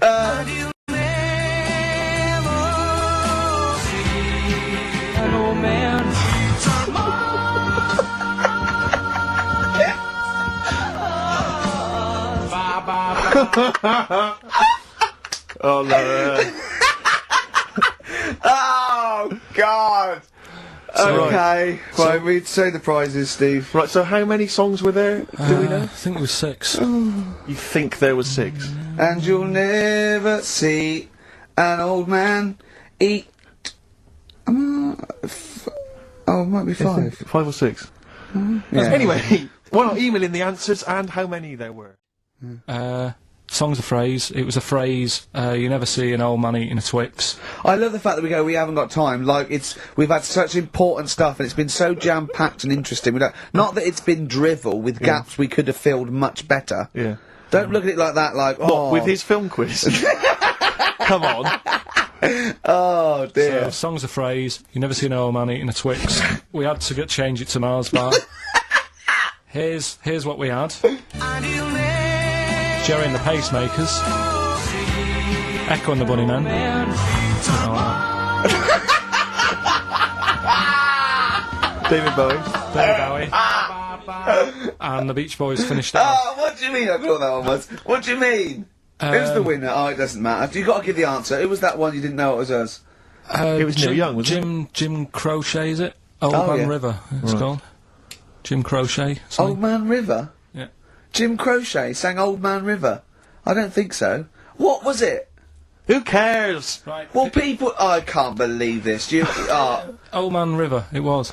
Let's give the prize to... Jim Crochet wouldn't have sung Old Man River. Well, let's give the... Paul Robeson. Let's give the prize to Mitchell Sterling, who has got some of the answers right. We're going to get weaker. That's already happened. Mm-hmm. They used to say, you know, an apple a day keeps the doctor away. Now they're saying eat 5 fruits. Right. So we've definitely... That's evidence. You can't argue with that. I'll probably put that first because he goes, right, what's number 2? So swap that round. Okay, that's number 1. Give him the pants second. Yep. I'm gonna die. Okay, number 3. They used to say an apple a day keeps the doctor away. They used to say pull your trousers up. Now they say put them down. You can. I've never had such fucking dribble. Number 3. Right, number 3. Oh, the scholars are now waiting with bated breath when they find this old scroll, and they go, "Ooh, what can number 3 be?" I reckon we'll blend all our food. Oh God! No, because thought he was going to make a point about race. When he said, I never thought it would be. We'll blend all our food. like they do for babies, you mean? I just think when you think about all the stuff we eat now, cavemen chewing on big lumps of meat. Yeah. We had wisdom teeth. Yep. Now they say, "Well, take them out. You're not using them." Yep. Why not using them? Because your food's soft. Yep. Sorbet. Yep. Soups. Yeah. You know, everything's softer, Just isn't it? When you those get an two, but avocado, they say, "Is it soft?" Everyone's squeezing the food before they buy it. Yeah. No one wants anything tough. Yeah. So I think chewing is a sort of It's a thing of the the past. We haven't got the time to chew. Everyone's like, "Hurry up, eat that." You don't have to go out for dinner with Ricky. He's like, "Hurry up." Like, I'm still eating Well, it. he does blend his food, I think. I mean, you've seen me dancing. How would you describe me? I think that you look like isn't an albatross, isn't it? So you look like an upright lizard, right? Being given electroshock treatment, and I think that's a lot fairer, isn't it, than the albatross nonsense? Well, so I'm just trying to picture that, because again, I was that a compliment? You were on my side, right? You were defending me there. A cross between a giant lizard and a stick insect. Again, because they don't sound straight away. They don't sound like compliments, but I'm assuming you're on my side here. Stick insect with funny glasses. Is that? I thought. I was thinking you were perhaps being a touch more supportive, but you've not really. Karl, you've seen me dance. What are your views? It's just like a bit of weird art. That's brilliant! That is brilliant! That's so much better than albatross! I wouldn't have said an albatross. I was looking at one of them the other day, and I don't understand what they mean by that, because they're dying out. They say, you know, they dive in the sea. Oh, it's gone. Yeah. Something happened in the brain. It went from the point we were making via an albatross, then it just shot off. It just ping like a pinball. Well, let's hear, because it's going to be another good point. No, it's just saying how, because I've never seen one, and they were saying, how would you feel if you never saw one again? And I was like, you know, I've got by this long without it. It's not bothered me. But it was just sort of saying, what they do is they dive in the sea, sort of put their head under the water, see if there's any fish knocking about, grab one, get out again, right? Yeah. Go to land. I don't know if they're designed to do that. Well, obviously they are. No, because seagulls are, because you see them floating about. Now, what's happening is they're doing that, but getting caught in nets. Well, that's it. The net shouldn't be there. That's the point. They're totally adapted to their environment, but we came along millions and millions of years afterwards and stitched them up. It's not like people are going, well, the nets were always there. How did they evolve without getting caught in the net? We invented the net. We've only been knocking around for a few 100,000 years. But what I'm saying is, it's that thing about animals learn by mistakes by other animals. You know, like the monkeys peeling potatoes. Right. That's never happened. They go and put nuts in the salt water to salt the nut. Whatever. How does that get to peeling potatoes? Because in your head, they were working in a canteen. Making chips. Yeah, definitely, yeah. It doesn't matter what the food is. I'm just saying how they know how to sort of prepare I that love food. the fact that you don't care what the fact is. When you're discussing facts, that's all that matters. Otherwise, on Mastermind, they just go, who wrote Much Ado About Nothing? Dickens? Yeah, close enough, whatever, someone did. The fact is what matters. Yeah, but with that question, that's got a straightforward answer. What I'm telling you is the way that animals work. If it's a potato or a nut, it's a foodage.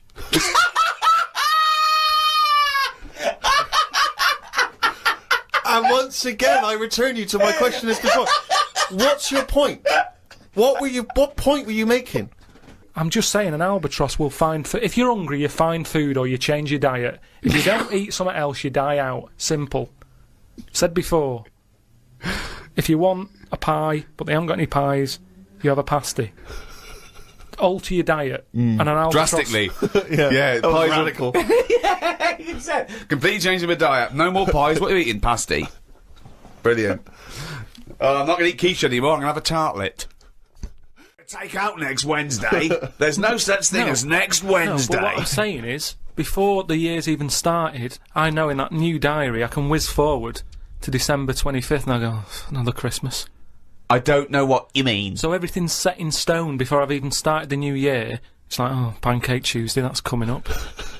So someone's already Remembrance decided. Tuesday. Someone's already decided. Someone's already telling me what I'm doing on half of the year. But it just all been those nice. pages are fucking blank, hell. Carl, for you to fill up with stuff. Oh, guess what? Guess when my birthday is again? 23rd of September. I'm just saying, move them about a bit, move the days about a bit, so it doesn't get predictable. But when we change Pancake Tuesday to Thursday, do we tell anyone else? Yeah, they do an advert on the telly, just saying, don't forget to buy your pancake mix. But so week it's why? Thursday. Carl, why not just stick with what we've already got? Because if you're notifying Actually, with that, everyone anyway... I wouldn't put a date on that pancake day anyway. Just have them when you want. Have it when you want. There's no big deal. You've got to make them yourself. It's not like some place is opening to do it. Have them when you want. I don't know why that's got a special day on it. Sick of it. Right, out 5 others. 4 others now. Jamie Oliver. Why would you take Jamie Oliver? Just food and that. You need someone, because they say that like you can feel down if you don't eat. He couldn't convince 8-year-olds to eat a carrot. What's he going to do in this brave new world? They're all going to be on turkey Twizzlers. I think he's got the right attitude. He wouldn't be faffing about. Remember, we've landed now on this new world. Yeah. I don't know what it's like. The people who've Listen, made I love Jamie Oliver. I think he's great. Yeah. But he wouldn't be in my 5 people to start a new world. That's all I'm saying. Nor would Patrick Moore, because he knew the way. Well, what chef would you pick? I wouldn't pick a chef. Why would I pick a chef? Because you want someone who's going to, like I say, food's important. When you're low, there's nothing better. If you're a bit fed up, there's nothing better than having a good... But Carl, I don't think you've quite grasped that these people have to start civilization again. They have to be wise people who can make the laws. Yeah, and before you do all that, you need a good meal. So Jamie Oliver, that's his job. It's like when we get there, that's when he kicks in. Right. He's the first one, really, Can I who suggest gets going. Just to save 2 places on Patrick Moore and Jamie Oliver, take a map and a cookbook. I'm knackered today, and the face feels dry and spotty. Oh God, what's wrong with you? It starts off moaning. The first thing he does is start moaning. He wakes up and goes, "Oh fuck me, I didn't die." Oh God. I'm knackered today and my face feels dry and spotty. I think it's the change in water since being away. Or it could be all the... it could be all the Madeira cake I had yesterday. I'm going to burst. But what's I'm the gonna Madeira burst. cake? The Madeira cake dries you out, does it? Well, it's just quite fattening, isn't it? But I like it. It's one of my little pleasures. Oh, God Susan, almighty. I went for a wander about to try and find the UFO data magazine from my mum. I didn't know which category to look under. There were too many magazines. I noticed how on the rude magazines, the women are being pretty rude on the cover, but on the gay magazines, it's just a fella smiling, showing a bit of arse. I don't know why gay blokes would buy it. Blokes have got their own knob to look at if they like knobs.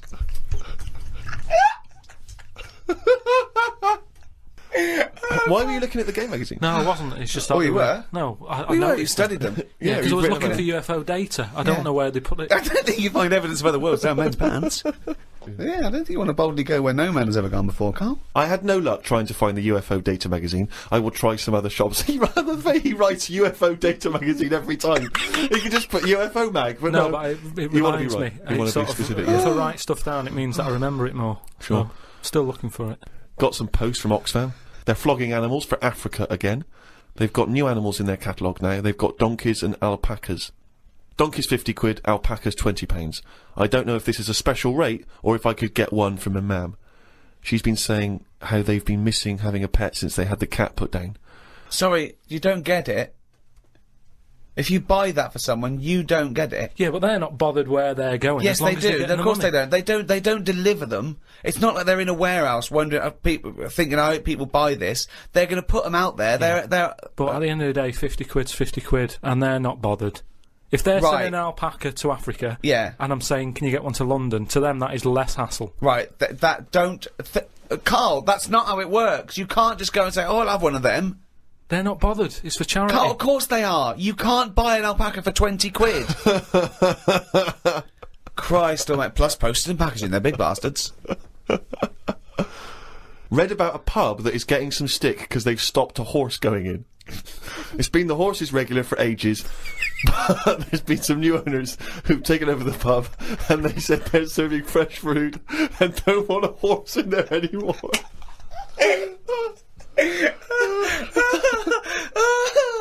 Oh, God. Easter's alright. It comes and goes. Do you want an egg? Not really. Don't have one then. You're not forced an egg. You're not forced an egg. I like Easter, and everyone can afford an egg. There's no one being left out, whereas Christmas, everyone goes back to the family and they have a big meal and all that. And there's a lot of poor people out there who can't do that. So it's more of a, if you're going to talk about religion and, you know, the religious sort of occasions, Easter's one that I'd keep. Yeah, it smells more Chinese-y now, doesn't it? Sort of sweet and sour. Good, isn't it? Is that dead? Yeah, it's dead, isn't it? Are they dead? Are they toads? So I don't get it. Are they alive in that bag? Yeah. Why aren't they legging it? He's got like a Sainsbury's bag full of toads. He rips them out, cuts their head off, sticks them in another bin bag. I don't even know what that is. I mean, it looks like a load of condoms in jam and water or something. I mean, it's weird how he's got it sat there as if that's meant to tempt you in. Well, the idea was, you know, that I'd nip out and get a little snack, because Ricky and Steve said, yeah, try everything out, you know, do what the locals do, but there's no way I'm eating this stuff. Derby, seahorse, cocoa sour, and a peel. This looks like they've got custard creams on a stick as well at the end. Just anything on a stick, whatever you want on a stick. I just don't understand why they're eating all this. I mean, at home, restaurants will get closed down for having a cockroach in the kitchen. Yeah, here, it's a starter. I didn't know it'd be like this. I didn't think it'd be this mental, really, in the food department. There's a woman over there just tucking in on a bunch of scorpions. Look at her, like she's just having like a bit of a chicken leg. Not a problem, just shoving them in the face. She looks at it before she puts it in her mouth, like, oh yeah, which bit will I have first? The head or the arse? I mean, as she's eating one off one stick, she's looking at the other stick. She can't get enough of them. Her eyes, it's like the donuts to her. She's looking at them, she's going, oh, look at that one there, that one looks nice.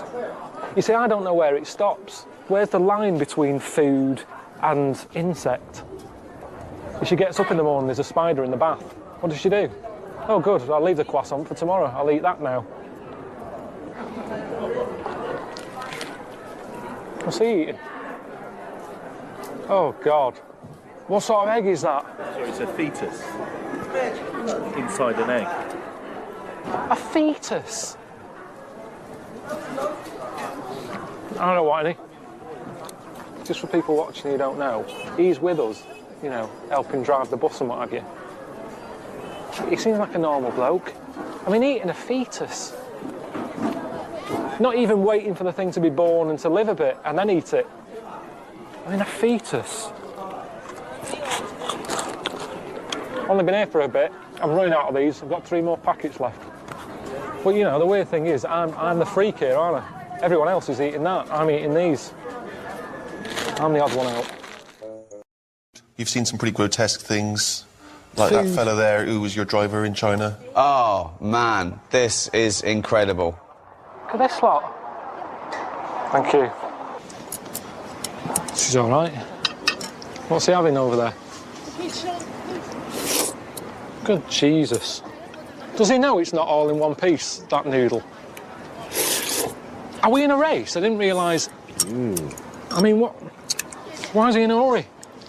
I'm in his van. Should I be getting a move on? He's meant to be giving me a lift home. The suction on that. It's just 1 minute it's there. It's like opening an airplane window. Just all sucks out. Well, comes out. That's it, he's eating it. I've hardly touched this. What's he got now? What is that? I think it's chicken's feet. You don't pick a food by what sort of feet it's got. Just have chicken if he wants chicken. We're paying, he could have had anything he wanted. And he's spitting it out now. He's just spitting its nails out by the looks of things. No thanks, you're all right. I won't mind it. He's been munching like Mintos in the van. He's never offered me one of them. It gets the chicken feet. Suddenly he's keen for me to have one. He's just spitting stuff out. He's chewing on it. He's spitting on it. I can't eat this. Oh, see that then? It's his van. He'll have to clean it up. You're not having pudding, are you? See, I'm with you on that. There's no reason to eat like that. I don't think you'll ever hear of a Chinese man who's starved to death. Because there's no reason to. Street food out there. I thought street food meant, you know, you have chefs on the street cooking food. They don't mean that. It's street food. Whatever's crawling about, they grab and eat. Do they? Yeah, honestly. Are they dead? Are they toads? Honest to God, that market, I thought it was a myth, all that, before I went. I thought they don't eat weird stuff like that, because there's no need. There's loads of stuff in the world. You don't have to get to that level yet. I think even in Lost, in that programme, they didn't even get to insects and that, did they? They were stuck on an island there with coconuts. At no point do you see one going after to eat a squid, or a lizard, or a scorpion. It never happened. Yet there, they just... I'll have that. Not a problem. Just shoving them in the face. I mean, I don't think they do I'm a Celebrity, get me out of there in China. Because they'd go, what's the problem here? Lovely all-you-can-eat buffet, yeah? Not a problem for them. He's a big lad. Just a little bit of, not big. Oh, full. No, they seem like nice people. I mean, I can tell that just even though I can't speak their language and stuff. They've got some food for me. It's nice, but it's just a bit awkward if it's something I don't like, innit? Because I can't. You know, you can use your hands to say certain things, but what can you do if it's something I don't like? I can't sort of make a lie up. What is that? What is that? Right, forget it. Forget it. It's fucking hell, they're massive toads. Yeah, it's toads in a carrier bag. Oh, I looked at the wrong time. I didn't really want to look, but when I turned around, it looked like she was having a wrestle with one. And I heard like, so I'm guessing the toad wasn't winning. And I've been told it tastes like chicken, so I should just eat it and think, yeah, it's chicken. It's just nice chicken. Why did she have to cave its head in out here? Why couldn't she just do it inside somewhere and then I'd eat it? Tell me after. All right, yeah, I'll look in a minute. Unless they knew we were coming, couldn't they have just got something normal? Why didn't you say to him, no, is it all right if I bring Karl round? Cook him something. Yeah, of course you can, yeah. What does he like to eat? Does he like toad? Just surely, I mean, I know you don't know me that well, but you know me enough that I've never said to you, do you know what, I'd love a bit of toad. I've never said that to you. You could have just nipped it in the bud there and then gone, oh, he's not a fan of that. He's not, don't like it. They're waving me over. This is like a murder scene, look. Bit of Toad's head there. Oh, look at this.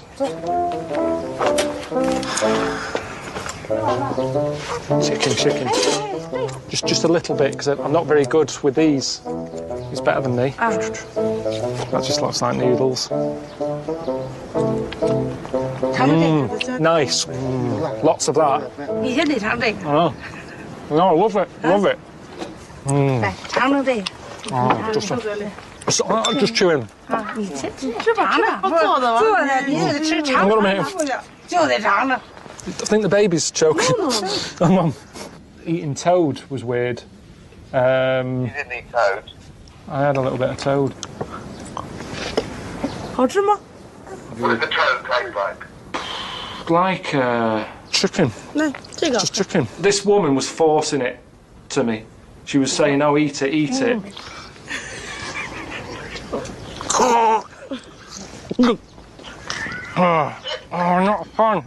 Every time I swallowed it, it was coming back up. It was like it was still alive and the legs were still kicking itself out of my head. Right, no more. All right, Karl. I know you're heading off to Mount Fuji, but before you get there, we thought you might enjoy stopping off in the countryside to explore some of Japan's ancient traditions. We've actually tracked down a little restaurant where you can try the dish that started sushi.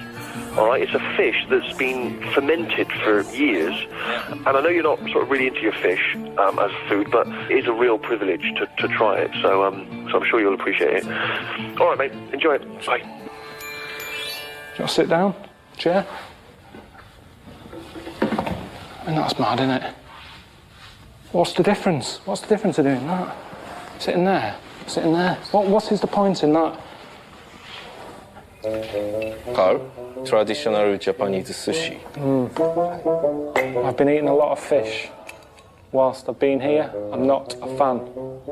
Maybe you can enjoy. It's very expensive, very rich, I think rich taste. Rich? Full of, how to say, full flavor. Why has it got a lid on it? Is it alive? No.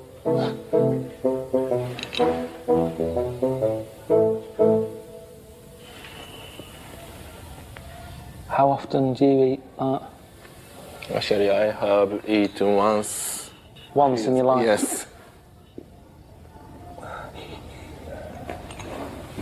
Right. Would you like some first? No, I eat always. Yeah. Always I eat. So. But I've learned in Japan all about etiquette and not to be rude, polite. Yeah. So I would like you.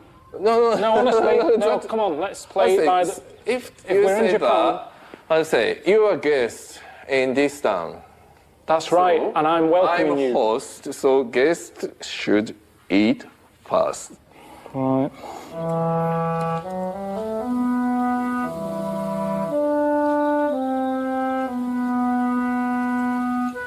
Stinks, doesn't it? No. It does. No. What do you mean? No. It does. No. It does. It's a good smell. That's not a bad smell. No. It's very expensive. It's a lovely box. Yeah. I'm not moaning about the delivery. The tray is lovely. Yeah. The nice little sick bowls it comes with. Yeah. Beautiful. But that should be on there, should be nailed shut and buried. I can't eat that, Jamie. I think it's off. It's like a delicacy. It's been fermented for 3 years.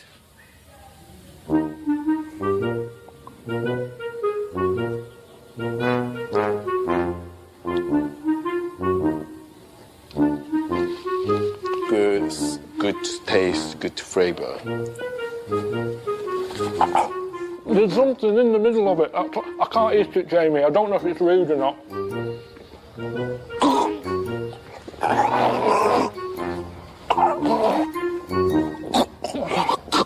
I don't know how they're getting away with it. It's not a meal. It's more like a challenge, that. Me taste buds had just been mugged. That's what had gone on there.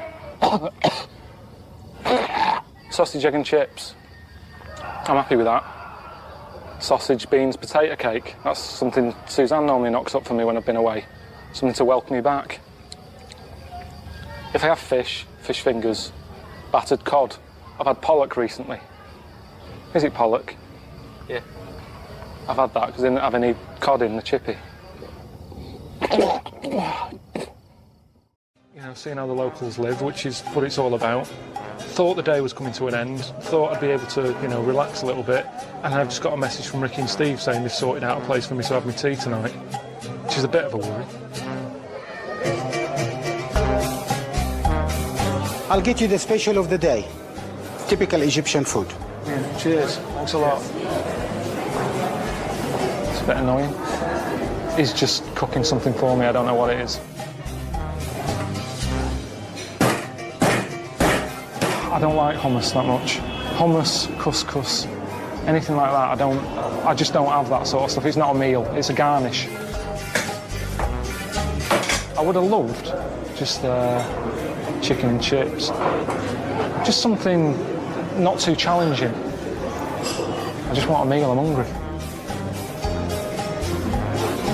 I've never experimented that much with food. I didn't have pasta till I was about 21, 22. Yeah. All right. Brilliant. I got a bit of a taste of that at the end, and I'm sure I knew what it was. Let me just have a bit again. I'm sure I've had it before. Okay. It's rubbery. Rubbery. Chewy. Quite beefy. How about testicle? That's a testicle. Aha. And the chewy one. Penis. Normally on a Monday night, probably have a little bit of lamb that's left over from Sunday dinner or something. And yet, you know, this Monday night, cock and bollocks, couple of eyes, bit of tongue, you know, for garnish. I never thought I'd be saying that. It's supposed to be good for you as a male. But why do you use everything to that degree? We kind of eat everything. Nothing goes to waste. And besides, it's delicious. Well, I said. Well, I didn't say delicious. I didn't say delicious. Ah. You put words in my mouth along with other things.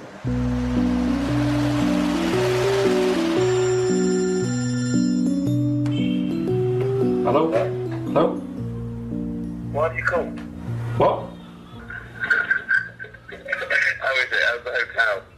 It's Can you hear that? It's just car horns and that, constant.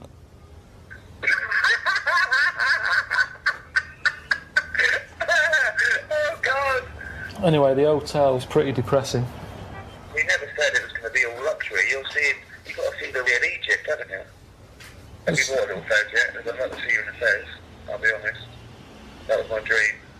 What, the little art? Yeah, you bought one of them yet?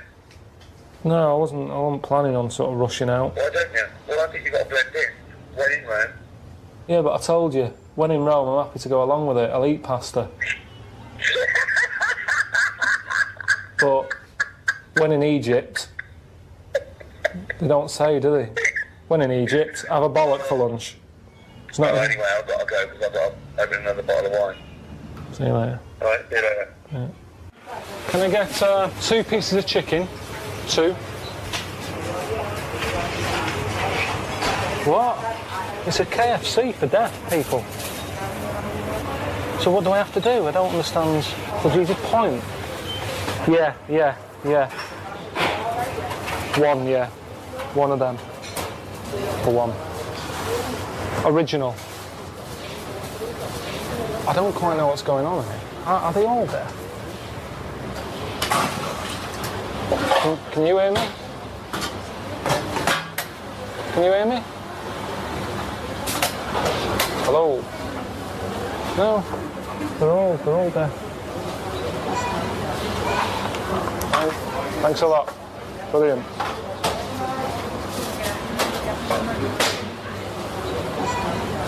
That was good. Good idea. What, to have a deaf KFC? Well, yeah, because why not? You know, I don't come in here for a chat. You're coming here for food, fast food. I'm taking it up even faster because they're not chatting behind there. A lot of the time in McDonald's, you know, they're all gabbing, aren't they, by the milkshake counter. But in here, it was quick. It's there in front of you. Point, bang, done, out. It's amazing, isn't it? I mean, with technology, most of it, you don't really use it, do you? It's kind of like a toy. But seeing them use it sort of makes you realise it's a good invention, video calling and picture messaging. But when Ricky sends me a picture, it's that sort of thing.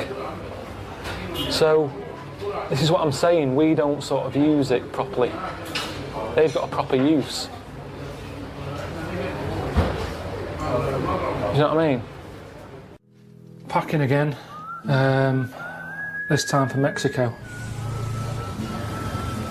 I mean, it's the same clothes really, it doesn't matter where I'm going. I've got the same pants, I've got the same t-shirts, maybe a different flavour crisps.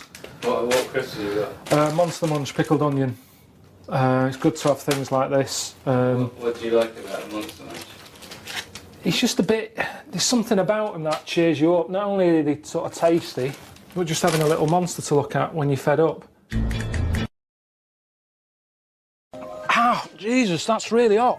And then I thought I'd give them some you know, new experience. What's that? Bit of Monster Munch. Pop it in your mouth. How do you like that? It's good, isn't it? I mean, I think Louise has had stuff like that. You don't get that fat from wasp larvae. I mean, he had a belly on him. And he kept saying, oh no, it's the wasp stuff, it makes you big and strong. How many are you eating? Because they're only that big, and there's not much fat in them. But the uncle, you could tell he was kind of like, oh, this is alright, this. I think he enjoyed it. So I'm happy about that. I gave him a new experience there, I think. And I just was hoping that they'd get a taste of something new. And think, do you know what, I might leave this little village and go into town and get some crisps. They haven't got brains, have they? They'll just run riot. I don't want to do it. We'll have just a little drink of tequila to smoothen your muscles and give you a little bit of strength. One kind of tequila, they put worms in it. And it's a very nice thing to offer the worm to the guest. What is wrong with you people? May we split? Just piss-arsing about on bulls, drinking worms. I've been wrestling. I've only been here about 3 days. It's like everyone's daring each other to do something stupid. Get on a cow, get on a bull. Yeah, let's have a wrestle. Eat a worm. Do you know what I mean? It's just, it's never ending. It's just... Actually, for us, this is normal, man. I know, but that's what's frightening. Do you chew or do you just swallow? Of course you chew and you try to figure out the flavor and everything. All right, here we go.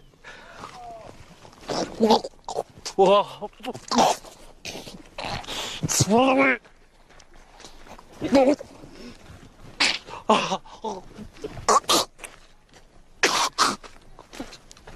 It's still in there.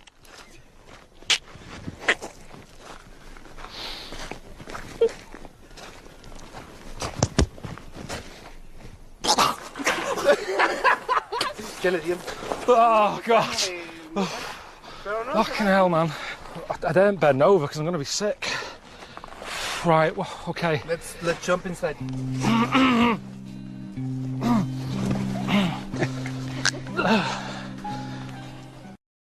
He's had a call. He had a call recently from a film company asking him if he's got any ideas for movies. Now, how desperate, in what dire straits must the British film industry be that they're going, well, they're turning to cover, yeah, we need Karl Pilkington. We have hit rock bottom.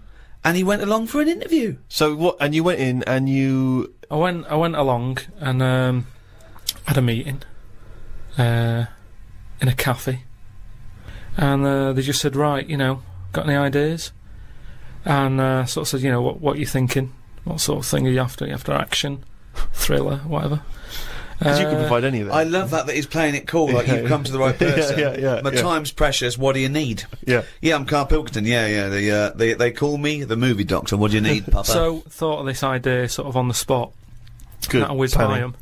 No, but sometimes that's how good ideas come up, don't they? Just random. So a lot of yours have come up, yeah. No, but if you just talk, I find that your mouth comes out with stuff. Right, there's another quote. Right. There's another quote. If you talk, your mouth comes out with stuff. That to me stands along with what were those things in Gremlins called? Does your brain rule you, or do you rule your brain? No, but what I mean, if you sit there and try and use your brain to do it, right, it doesn't work the same. Just keep talking. Just keep your mouth talking, and eventually it will come out with something pretty good. That is exactly what Plato said. So anyway. Aristotle, he said, sit down, I've got an idea for you. Aristotle said, Plato, right, just keep talking, and eventually your brain will come out with stuff. So what I thought, I just started off by saying like actors' names and that who I thought should be in it, because then that's giving more. It's building. Right. Okay, who did you say? So I said, right, I'm seeing Clive Warren. Who the fuck's Clive Warren? Who's Clive Warren? The one who was in Closer. Clive Owen. Clive Owen. Right, alright. Did they look at you like you're a fucking idiot? Well, so they all started trying to figure out, who's this Clive Warren we've not heard about? He must be amazing. He's Clive Warren, get me Clive Warren on the phone. Get me Clive Warren. And I said Rebecca De Mornay, right? What? Oh, where did that come from? She hasn't been in a film for 15 years, has she? Clive Warren and Rebecca De Mornay. I love this. They thought he was a genius. They thought he was an absolute nugget. Like, we've never thought of putting Clive Warren with Rebecca De Mornay. But hang on a minute, you could have any film star. This is your fantasy casting, and you choose a bloke that doesn't exist and a woman who hasn't been on TV or in a film for 10 years. Oh God! Why didn't you choose someone who existed, J-Lo or someone who's a big star? Oh God! Clive Warren! Oh God! Oh. So anyway, so they were going, yeah, and what happens is they're going out and together and that. Yeah, Clive Warren and Rebecca De Mornay.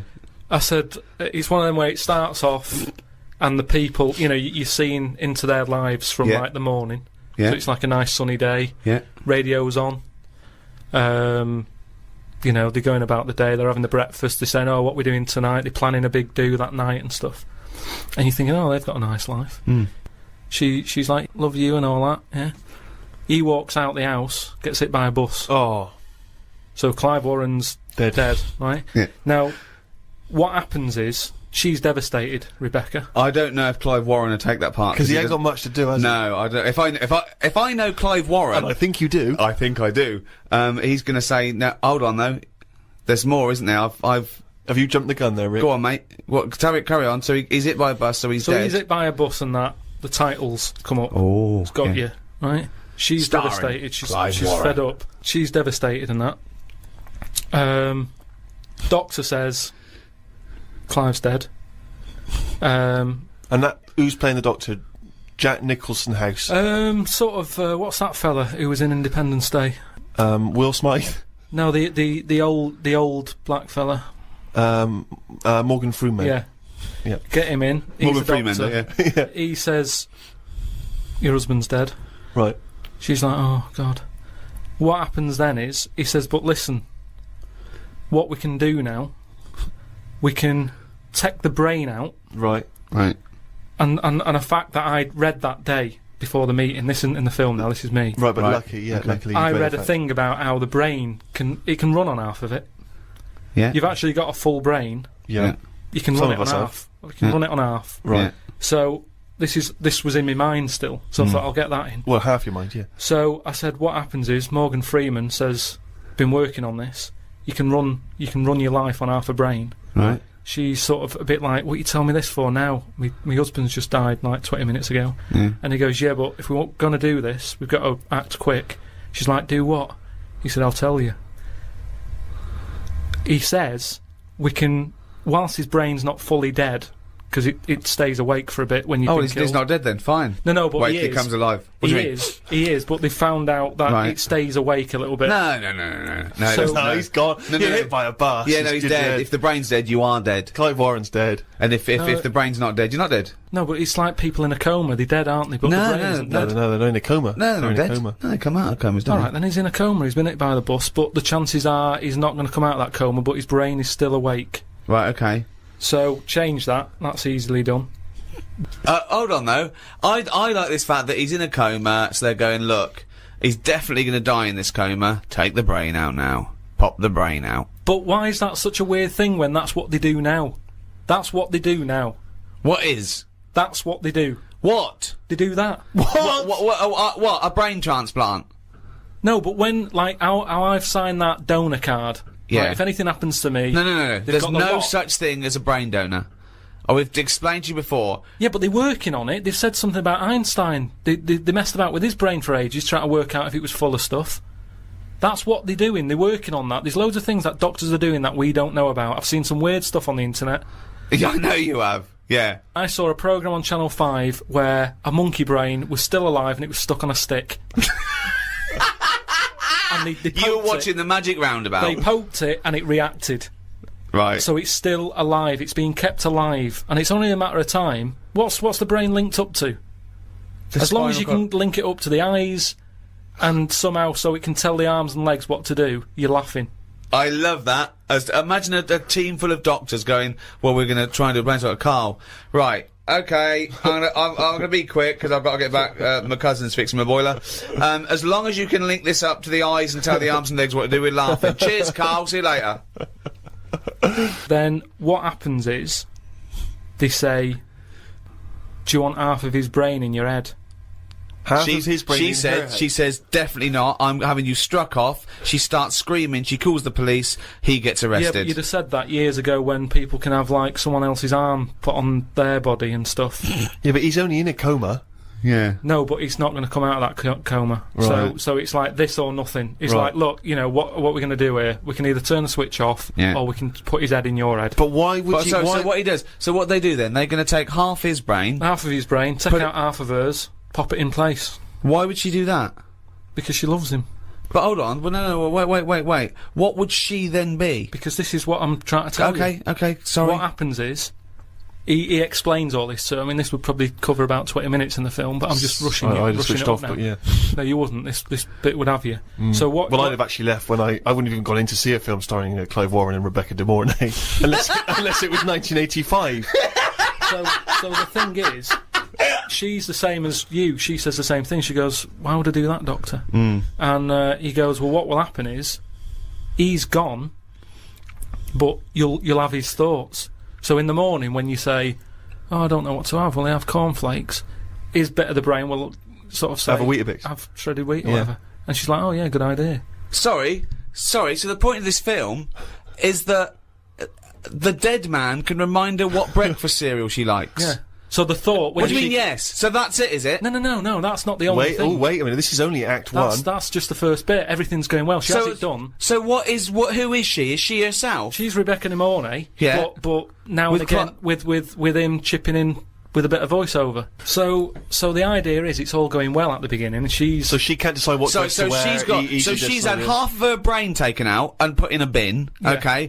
And Clive Warren's half has been put in there. So now she's walking round, okay? So she's like she's schizophrenic. It's okay though, because the bit they put in of Clive Warren's brain is actually, remember, in a coma. So there's nothing happening anyway, don't worry about it.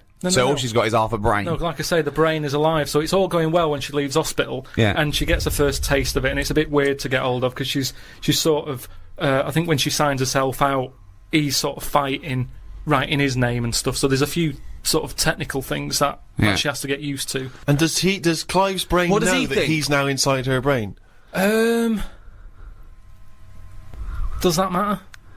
Well, I would say it matters, because... Otherwise, yes, it does matter, Carl. What's he thinking? What's the point of this? Why has she gone along with this? Because she really loves him.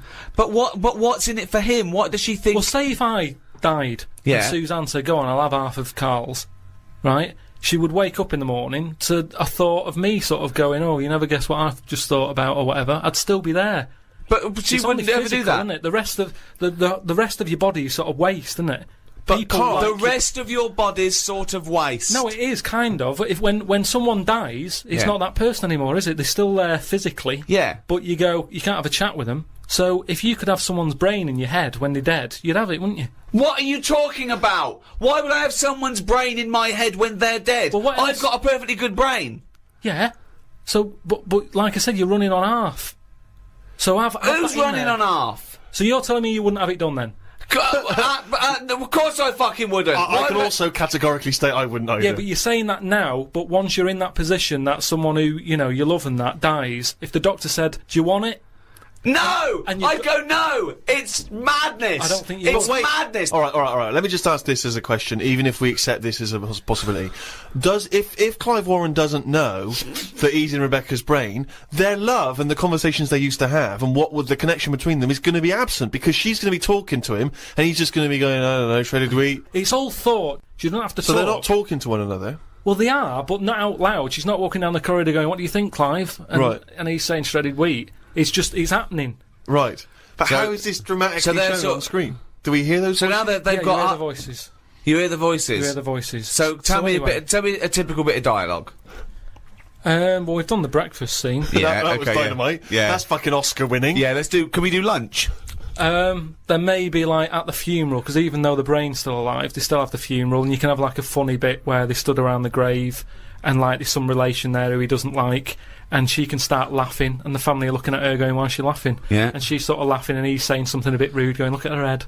Do you know what I mean? Yeah. Looks like stuff on the orange. family. Yeah. Little cameo for you. Yeah. And so you have all that, and people are sort of liking the film, thinking, oh, it's quite funny, this. Yeah. And then you hit them hard. The 8 people that have gone to see it. Yeah. Rebecca De Mornay and her family. Yeah. Clive Warren's 3 mates. All right, Clive, I didn't know you were a film star. No, I was working in a garage yesterday. Yeah, I was fixing boilers. Anyway, this is where you get them. It's the most ludicrous idea for film I've ever heard. It's the maddest. Honestly, it really is the ramblings of a mental case. Right, I have to say though, I am hooked now. I want to know what's going to happen next in the story. Oh Christ! Remember, I was making all this up. It's not based on a true story then. Imagine if he said that in a meeting. Remember, I'm making all this up, and they go, "All right, okay." I thought. Oh. So the meeting's still going on. They haven't left at this point. No, they were sort of going, oh, right, yeah. But what annoying... Check, please. Check, please. That's the annoying thing. It was like... I just wondered whether this is what they do just so they can have a cake every day at 4 o'clock, because it was odd. I can't imagine Spielberg sort of nipping down to Costa Coffee to discuss E.T. So I said, right, so this is where you get them. You've got everyone laughing, and that's what it's all about with a film, isn't it? It's emotions, messing with people's emotions and that. Yeah. So they like that. They were like, yeah, it is, yeah. Yeah. Thought, and there you go again. That's new outlook to filmmaking. That's me mouth coming out with stuff that even I didn't know I knew. Yeah. So then I said, right, then what happens is, she hears the voice go, Leslie, where are you? Something. Right. Her name's not Leslie. No. So she's thinking, who's Leslie? Yeah. So in her mind, she's going, who's Leslie? He's going, oh. He's thought, hang on, I've let something slip. I've let something slip, so she's going, answer me. Oh. He goes quiet on her. Oh. So. He was having an affair. This is the thing, so she's trying to hunt down. Leslie. And he's got to stop her thinking it. Then what happens is, I mean, you know. Where your ex? So he's got to hunt down Leslie. So she's got to hunt down Leslie. Right. And that can fill about half an hour again. I'm not I love the fact that you're doing it how far you've got through the film. Yeah. You've got to fill up 2 hours, right? One more idea, we call it half hour, that's the end of the film. See you later, starring Clive Warren. So nice to see Rebecca De Mornay again, wasn't it? Yeah. So Leslie has got to be sought out. It's a woman, is it? Another Leslie, or it's is it another woman? Right. But what happens is, I mean, without ruining the end for everyone, what would sort of happen is... oh yeah, because you don't want to ruin it for them, because this will be filling the multiplexes in no time. This film's definitely going to be made. This is definitely going to get made. Well, seriously, isn't any... Pick a massive Hollywood film and look at it on paper and go, that's a balmy idea. Casablanca. haven't seen it. Okay. So what I'm saying is, That's why they called on him as a movie expert. This is a different sort of love triangle. They've all got their own brains and legs and stuff, walking around interacting normally. But that's just it. It's the power of love, isn't it? In a way. Yeah. But sorry, I mean, I don't want to see. No, it's the greatest love story ever told, set in a head. But listen, let's just get. Hang on a sec, though, Carl. I don't. Yeah, you've got to tell us the end. I don't think you can let people listening. Come on. What's the end? Waiting for the film. Just let your mouth talk. Right. So what I said maybe because I wasn't sure about this end bit. I thought they might think it's daft or whatever. You're putting yourself down. I imagine it's dynamite. Go on. I said maybe you could have something like this, and they were there, sort of going, "Oh yeah, what's it going to be? What's it going to be?" Yeah, well, he's come up with some great stuff at the moment. What happens is, his brain is more powerful than hers. Right. How is there power? Why is there no power involved? It's got a stronger will. What I mean is, the brain, her brain was running the rest of her body. Now he's taken over. His brain's just sat there, innit, thinking stuff. Right. Brilliant. So that gets more powerful and overrules her body. Okay. Yeah. She then fancies Leslie. So it's a lesbian hold on, film. this is building up to a lesbian love. What the? Well, it's trendy, isn't it? That. So just have a bit of that at the end, and that is the worst idea I have ever heard for any piece of art. I mean, it's the worst. It would be the worst. It would be the worst TV show, worst book, worst everything. It's the worst idea. It's not the worst idea because as long as a film makes you think. But this doesn't make us think about anything. I'm thinking, who the fuck's Clive Warren? So hold on. So he overpowers her. So she is now a lesbian. What's Leslie getting out of this? Why does Leslie think, hold on, why is my dead lover's wife coming on to me? Because this is what I'm saying to you. It's relationships.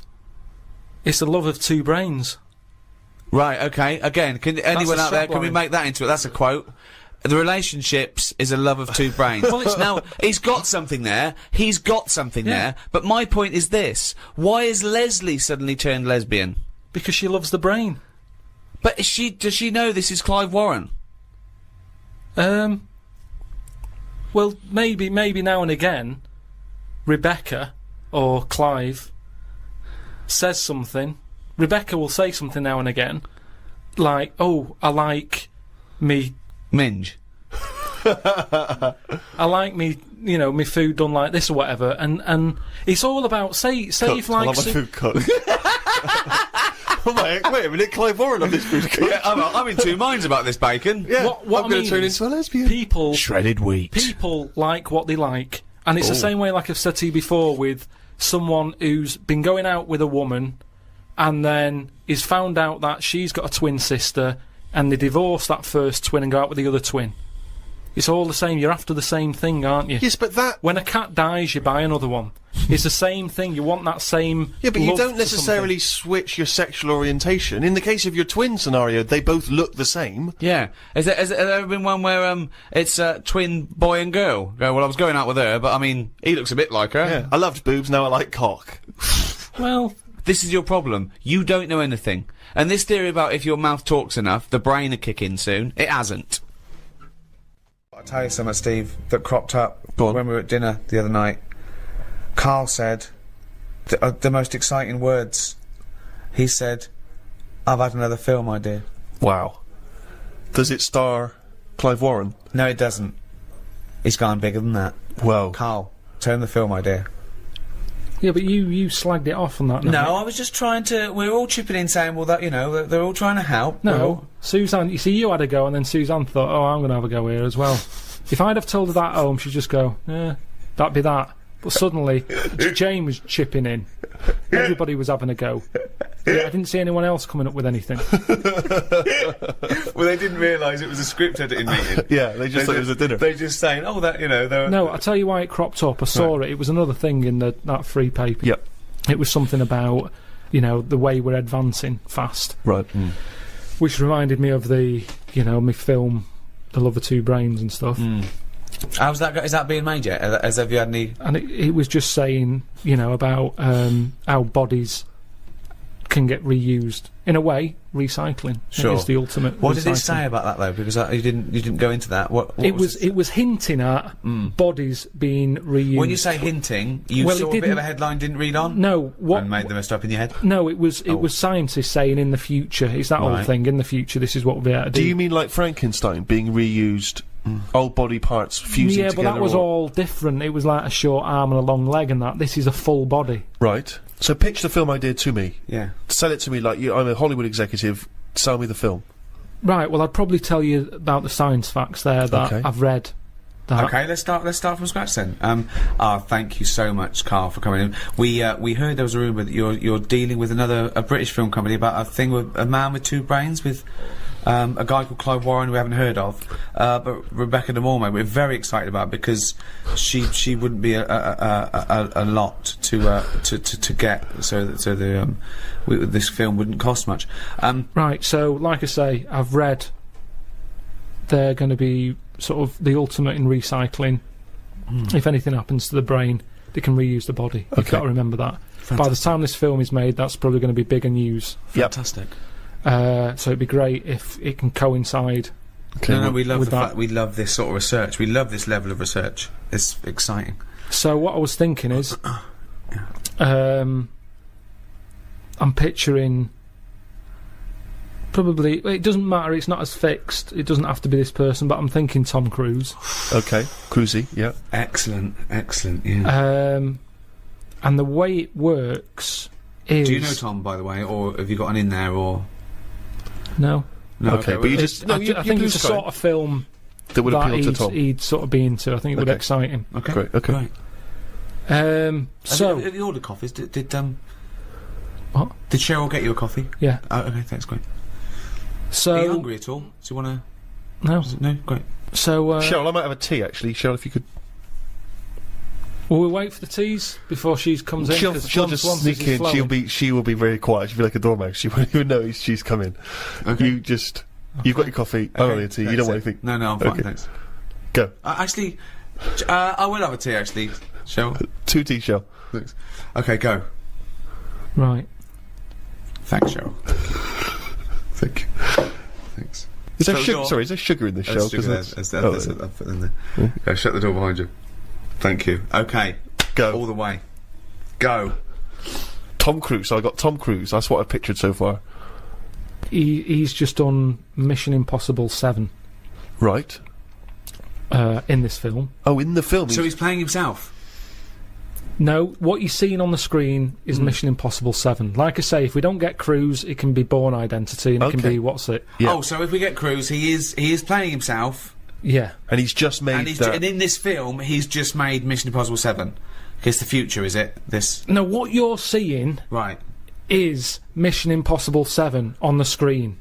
So I've gone into the cinema, and I think I'm going in to see Mission Impossible 7, or I'm going in knowing it's this film. Yeah. So I'm going in to see... Okay, what's this film called? I haven't got a title yet. We'll just call it Karl Pilkington Project 2. Right. Okay. KP2. So you go in. The opening thing is Mission Impossible 7. You think I've seen this? Yeah, I thought it was just KP2. Yeah, I'm confused. KP2. Yeah. Excuse me. I came in to see KP2. Shh. No, this is not the film I came to see. I'm talking to the usher. No, this is the film. It just what you're seeing is Mission Impossible 7. I don't understand. Right, listen. So what happens is then it sort of pans out. You see, it's a telly. There's a bloke watching Mission Impossible 7. Right. His girlfriend's watching it, going, "Oh, I love Tom Cruise." Yeah. He's there going, "I can't be doing with him." So it is set in the future, though, this? Because we're assuming that he's made 7, so this is a... Yeah. How far in the future is it? Well, when will Mission Impossible 7 be made? I don't know. Probably about 2 years, the way it's going. Right, so, yeah, 2013. Okay. Right. And this is underway, then, is it? This practice of recycling the body? Yeah, by then it's well known that it's out there as scientific. Let's not get bogged down in a lot of these things we can iron out, as I say, in the script. So you see Mission Impossible 7 on the screen. Are any of those biscuits still knocking around? Do you want to do this meeting? Yes, I do. Sorry, he's a bit easily distracted, but I will have a biscuit as well, Cheryl. So, okay, I've been watching the film. It's Mission Impossible 7. It's pulled out. There's a guy in his room, in his lounge His girlfriend's with his girlfriend. watching it. She's loving it. She's a fan of Tom Cruise. Right. He's a little bit niggled. He wanted to watch something else. Sure. She decided on the DVD. He sat there annoyed. I can't be dealing with Tom Cruise. I can't believe they've made 7 of these films. Right. He's a rubbish actor. I should be the actor. You know, I've been doing acting for years. But he's not an actor. Well, he is. Okay. But he hasn't quite made it. He's in pantos. He's sending a lot of demos off. But he's just not being seen. I remember this is one of our notes to make it more plausible, this film, because you didn't have him as an actor before, did you? Yeah, well, this is how it works, isn't it? Right, interesting. Yeah, well, you two don't know about that meeting, do you? Right, okay. So, he's a struggling actor. So, what happens is, next day they get up, right? Yeah. She's still going on about Tom Cruise. Loves him. Thinks I'm sick of him. Right? She loves him. Got my biscuits gone in my tea. I left it in there too long because he put me off. Just hang on, let me just think. Twat. Can I get the spoon, please? Yeah, sure. It's all gone. Soggy. That's soggy. Cheryl, can we get some more of those biscuits in here, please? Do you want to wear more? Or? Yeah, I'd love to hear more, please. I'm just conscious that Colin Firth's coming in. He's won an Oscar, so and he's got an idea. Yeah. About a prince with a cleft palate. Anyway, listen. So, what happens is he gets so annoyed with his girlfriend liking Tom Cruise. He plans to kill him. So he plans to kill Tom Cruise. This is new. Now, this man is a driving actor. He's obviously based in the UK because he's in Panto. So he flies to Hollywood. No, the equivalent of that. Oh, he's based in America. Yeah, he's a bit part player. Yep. So he sees Tom Cruise. He kills him somehow. Now it's some way. Right, how does he kill him? Because this is all new to me. I don't want to put everything down on paper. This is just a rough idea. In the original pitch in the restaurant, Tom Cruise just dies on the set of Mission Impossible 7. I see, right. Yeah. Yeah, that's right. Okay. Oh, hang on. So he dies in the film in Mission Impossible 7. They're doing that thing on the strings. Right. He cuts, he lands. Right. His body is in perfect condition. So but how is she watching the film? Yeah, did they put it out even after Tom Cruise died? No, sorry, he was filming Mission Impossible 8. So he's filming the next one. They filmed the next one, Mission Impossible 8, okay, sure. He's annoyed, he's going, I can't believe they're making more of these films. Right. I can't get a gig, and yet they're churning this crap out. Yeah. Okay. So he's on his springs. On his wires, yeah. On his wires. Yeah. An accident Springs sounds better. He's bouncing around. Like a baby growth. Yeah. The strings cut, smash, Tom Cruise dead. Right. The bloke hears this on the radio, on the news. Yeah. The girlfriend's fella. Hears it on the news, he can't believe it. He's like, yeah. Ooh. Takes his eye off the road a little bit in the celebration. Truck ploughs into the car. Right? So he's killed as well? Well, is he? Okay. Okay. Little interlude. Fades up. Comes out of... You're seeing it out of his eyes. You see his eyes sort of opening. You know when you're seeing out of the eyes, you see the eyelids. And you see his girlfriend there sort of looking at him like a bit startled. Sure. And he's going, oh, what happened? And she's going, it's all right, it's all right. And he's going, oh, get me a mirror. She's going, I don't want to get you a mirror yet. Okay. Oh, hold on, what's going on? You've had a bad accident. Oh, probably terribly disfigured, is he? Or? This is what he's thinking. Oh, how bad do I look? Scarred, burned. You know, you fancied that Tom Cruise. I gone the other way. She's going, it's all right, it's all right. It can't be relevant though that Tom Cruise was killed at the same time. I don't need to think about Tom Cruise. I'll put him out of my mind. Go on. Put him out of my mind. Anyway, what's he going to look all like? mirrors out of the room and everything. He's just learning to walk. He's going, why can't I look in a mirror? And the doctor's going, no point. Yeah. Right, no point. You've got to get used to this body.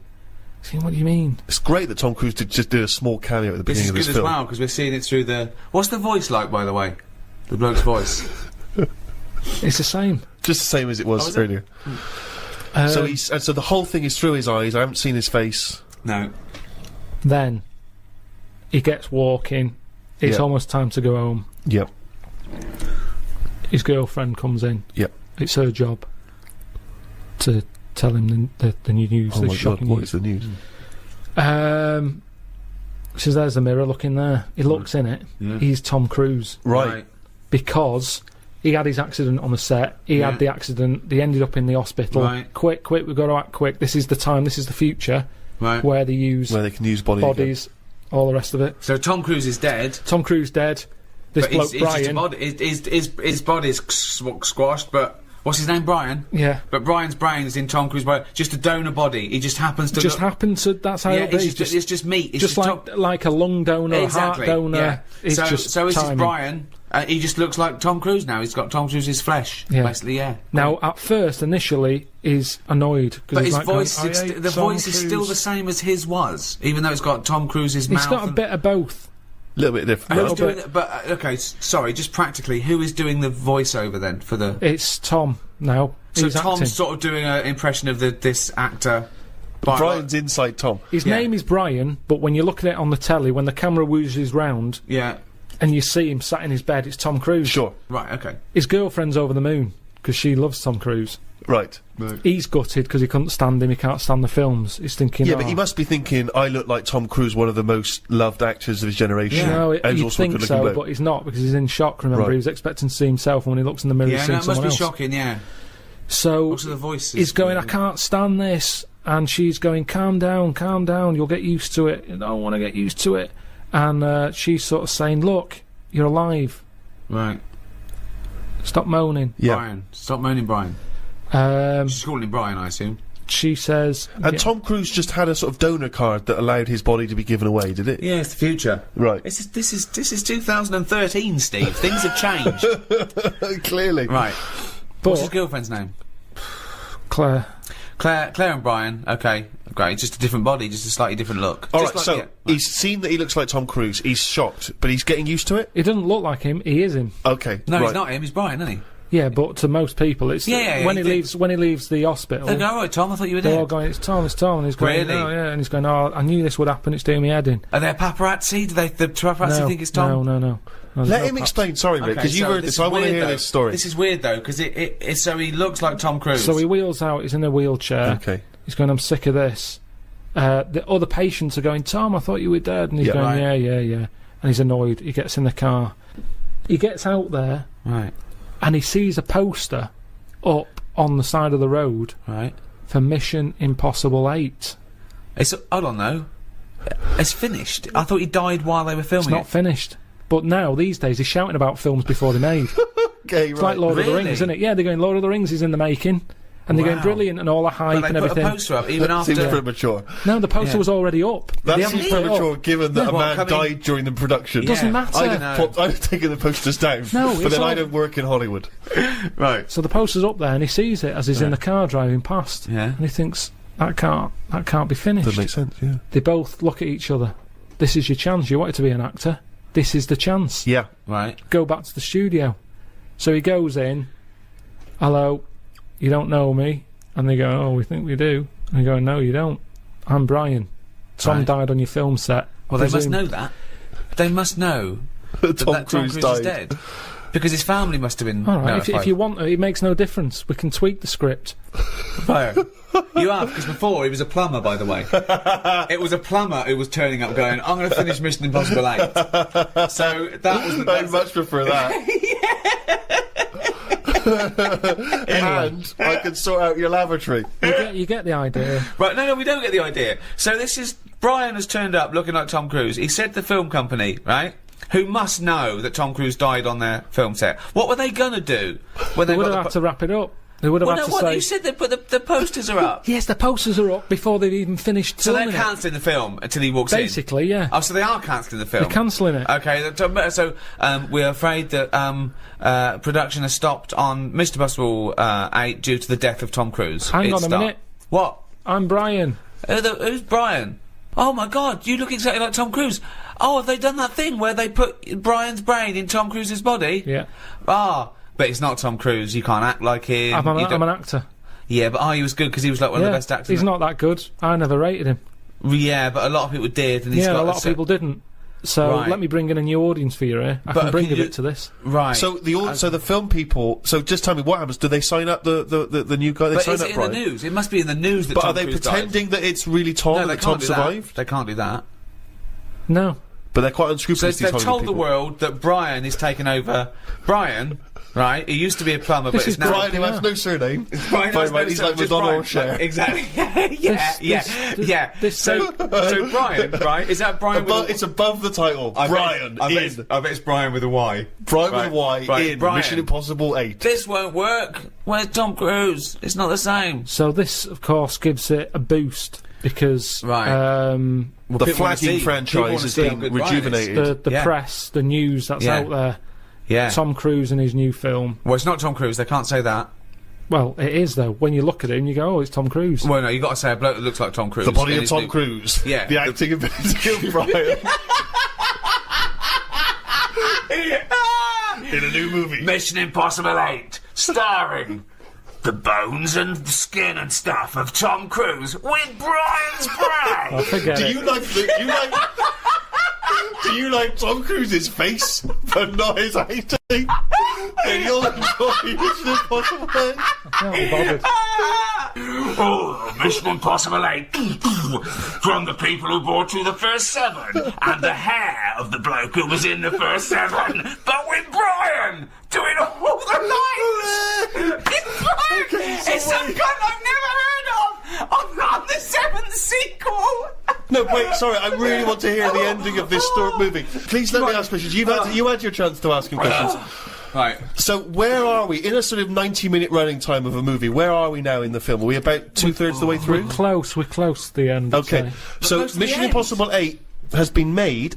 So what's the end of our movie? Not of Mission Impossible 8, but the movie you're making. What's the ending there? Do we ever get to see him in Mission Impossible 8? Yeah, but I think what happens is he becomes the person who he never liked. Right. And it's I just want to get across the moral that who are we? Are we the people in our body or the people we look like? What's important in life? Is it the way you look or the way you think? And he changes because he looks like Tom Cruise. He becomes the man he never liked.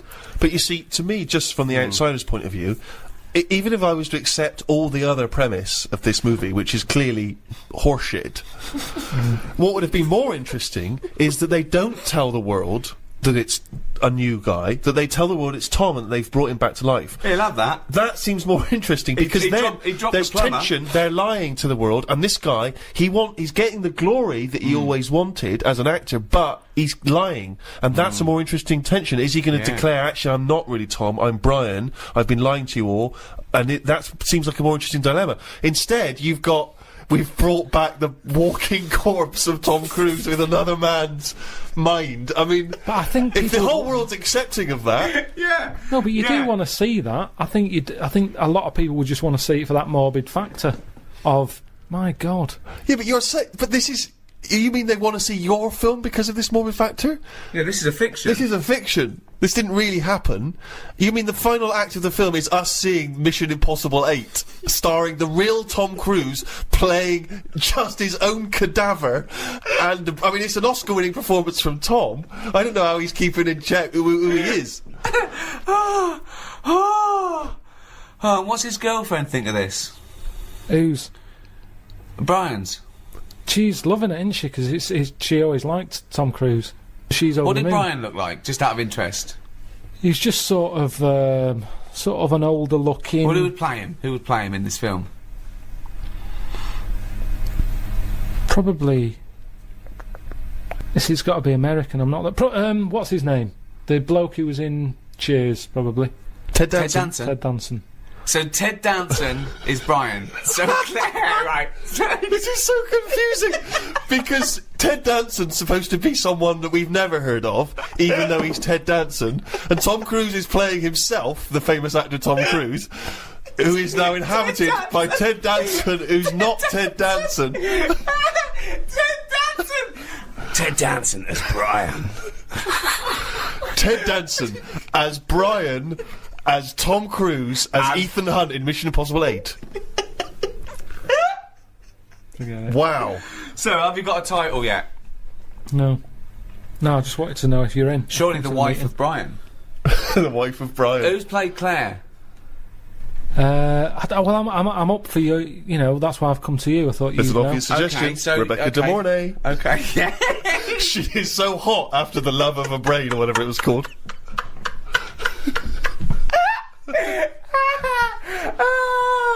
You wanna go where everybody knows your name? It's Brian. Well, here you go then. So, are you ready for it? I've brought some condoms from home that Suzanne got for Christmas. Benjamin. What? Will you bring me a hanger? A what? A hanger.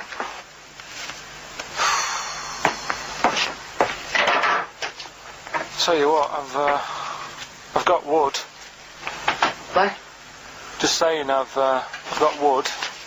I've got metal ones as well. What sort do you want? Either one would be fine. All right. There you go.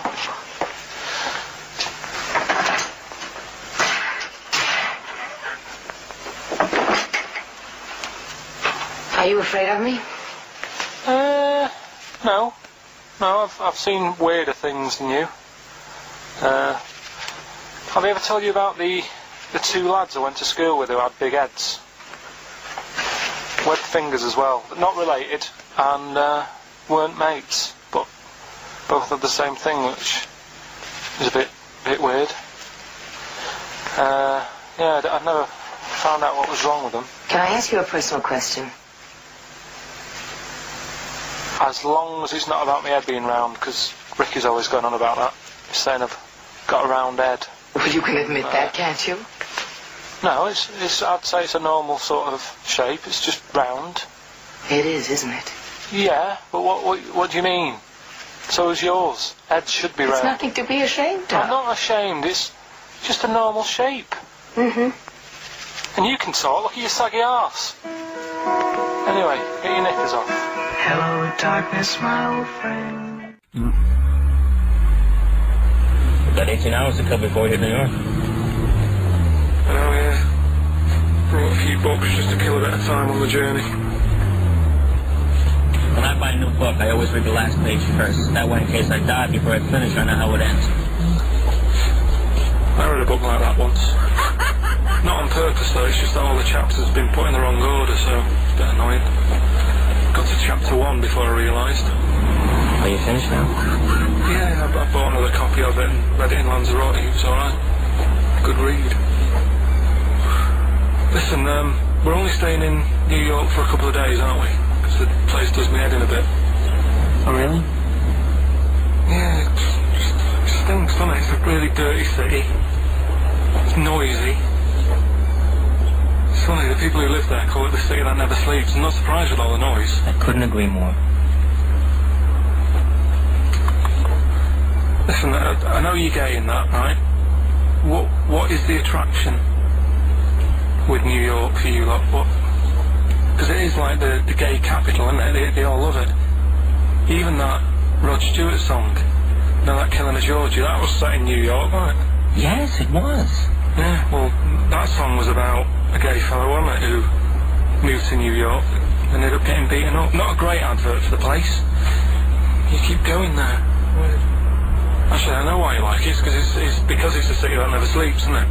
You lot like going out late. You sort of run your life at a different timetable to everyone else. Are you finished now? No, I'm not being funny. I'm just saying. I don't think you should live your life like that. Why not? Don't start getting angry. Oh, I think I'm entitled to throw a little anger your way. Especially when I'm being told how to live my life. Yeah, you're right. It is your life. And that's what I'm saying. Don't be dragging me into it. What? Well, you know I'm not gay, so why did you buy me a butt plug for my birthday? I'm not going to use it. What do you want me to do about it? I take it back, okay? I take it back. Right. Want to spend the night in a motel? No. Why not? Because you're gay and I'm straight, that's why. Why aren't you seeing anyone? Well, I'm seeing Suzanne again. We only split up for a few weeks and she had that funny haircut that made her look like David out of Slade. It's grown again now. She looked weird, didn't she? Well, but forget that. Anyway, don't want to share a bed with you again, not after last time. Oh, jeez, what are we supposed to do? This isn't normal, mate. Pull over. All right, all right. Don't you... I don't want to talk about it. How was that pull over. Just pull over here. Fine, but there's nothing. I'll get a B&B. And by that, I mean bed and breakfast. Not bone bollocks, as you call it. Get one thing straight. Not interested. See ya. Well, I'm not a psychiatrist, but I do know that his brain doesn't work like other people. Oi, I am sat here. Don't go talking about me like I'm some sort of div kid. Got a good brain. Works well. It stores all sorts of information and stuff, doesn't it, Tom? He remembers things, little things sometimes. Well, don't say it like that, little things, as if it's stuff that isn't important. Are you good with numbers? The doctor's asking you a question. Yeah, I know. I'm just thinking. Good with numbers. It depends. Not that good at maths, but I remember facts that have got numbers in them. Like I know that 1 person in 2 billion will live to be 116 or over. Right? Weird thing is a lot of them are Chinese, so, you know, sort of makes you wonder if they're lying. I'm afraid I don't understand what you're talking about. What do you mean you don't understand? It's not... Alright, here's an easier one for you then. Goldfish have better memories than people think. He's right. He's right? Yeah. See? There you go. Goldfish related. Oldest goldfish in the world was 41. No. Yeah. Funny thing is there, if it was a goldfish with a dodgy memory, it could have been older. Could have been, you know, pushing 45. So. That's amazing. I mean, that is amazing. He should work for NASA or something like that. Well, don't go that far. You know, they're the sort of things that I like reading about. You know, I've got that big book there. It's full of. Did you read all this? Yeah, don't. You read all these stories that are in this book. Don't bother touching Maybe it. you better put it back. Give it back. Get off. Okay, no, Ray, take it easy. I'm not gonna. I won't touch anything else, Ray. Come out. It's okay, Ray. It's okay. Come on. Can I ask you something else, Raymond? No. No, you've annoyed me now. You've kept coming here saying I'm daft and that and messing with my book. Just go, will you? Excuse me. Rise. Call your witness. Yeah, he's just coming now. All right, Jack. Colonel. What? I'd appreciate if he would address me as Colonel or Sir. I believe I've earned it. Defense counsel will address the witness as Colonel or Sir. All right. All right, Colonel. Bit smart today with all the army stuff on. You ever served in an infantry unit, son? Nah. Brother did. He was in the army. Got kicked out though, because he went for a packet of fags in a tank. Weird that, isn't it? No, it's not. It's tragic. I wouldn't say it's tragic. I'll show you something tragic. I always carry this book around with me. I always show it to people. It's got like the top 50 weird people in the world in it, right? It's all sorts of weird stuff in it. Look at this one here. It's a fella, right? He's got 2 heads. And the weird thing is, right, is the top 50 weird people in the world. He's at number 50, he's got 2 heads. Right? Makes you wonder what's going to be at number 1, doesn't it? Are these really the questions that I was called here to answer? No, but look at it. Imagine if you were his mate. You wouldn't get a word in edgeways, would you? If you maybe he didn't have any friends. Probably right, they say, don't they? They say 2's company, 3's a crowd, so... Please tell me that you have something more, Lieutenant. Yeah, I got loads more. For this fella at number 36, look at him. 3 legs. Little fella with 3 legs, right? Guess what his job is? My answer is I don't have the first damn clue. Well, I'll tell you. He's a juggler. I beg your pardon? He's a juggler. This is ridiculous. I know it's ridiculous. You're probably thinking what I'm thinking. Why wasn't he a footballer? Be great at keepy up, isn't that? I'll answer the question. You want answers? Yeah, it's just that I'd like to know the truth. You can't handle the truth! Gentlemen! Well, I've paid for the book, so I think I'm entitled to know why. I don't give a damn what you think you are entitled to! You better get somewhere fast with this, Lieutenant. What about this one, then? This lad here, he's 12 years old, he looks 48. What do you think? No. Why not, though?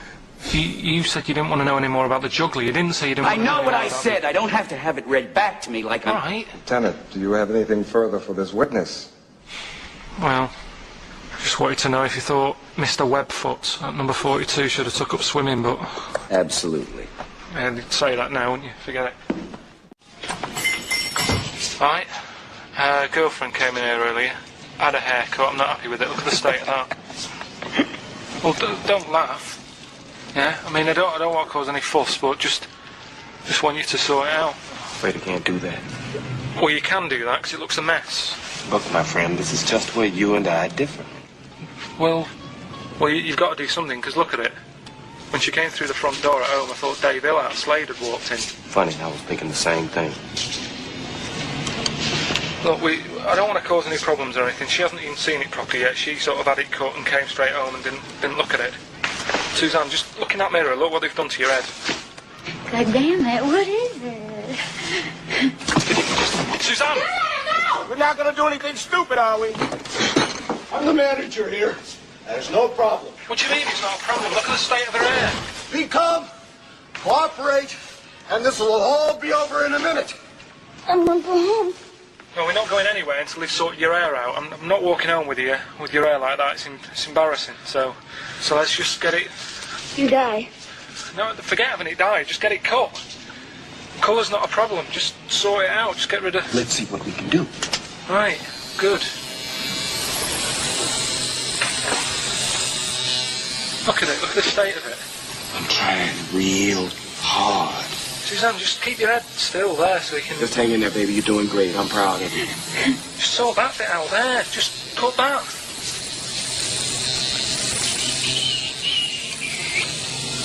My barber says I've got the hair of a Chinaman. Have you heard that before?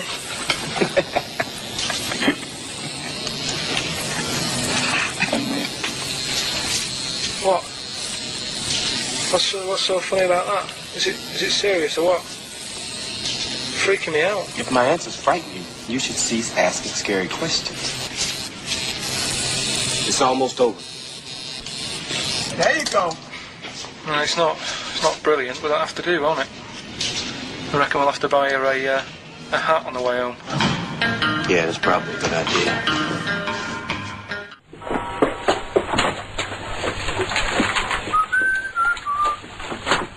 You're late. Only 20 minutes. What do you mean by coming in here this time of day? I've just been doing some Christmas shopping, haven't I? Probably do some more shopping on Monday, because it's my day off, isn't it? Yes, I know it is. You don't have to tell me. Got to see what I've bought, Suzanne? No, thank you. I don't mind showing you. It's only a Christmas present, isn't it? Bought some more condoms. Why? Well, I bought some last year. Got 2 boxes. They all got used, so... I'm very glad to hear it. How much do I pay you? Why are you asking? The presents I buy has got nothing to do with what I earn. Like I say, if I won the lottery, I wouldn't go mental on her. Do you know what I mean? I probably wouldn't even tell her, because I think she'd want to travel around the world and all that, and I'm not into that, to be honest, so I'll probably keep it quiet. Why? Well, once you've been around the world, where do you go next year? Each to their own, though, isn't it? You know what I mean? Well, what do you want? What for Christmas?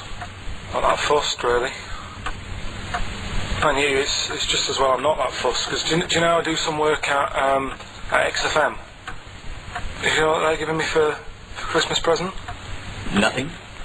No, might as well have been nothing. 2 CDs. That's it. I was well fed up. I'm sure you will. They give you a list of about 30 albums and you get to pick 2 off the list. So I've gone for Kings of Leon album and the best of Bob Marley. Mr. Marley has been dead these 7 years. In fact, he died 7 years ago this very day. Did he? Do you know what sort of donuts Bob Marley likes? It's not my business. No, it's not a proper question. It's an old Peter Kay joke. He likes the ones with jam in. Do you get it? Garlic bread. It's good, isn't it?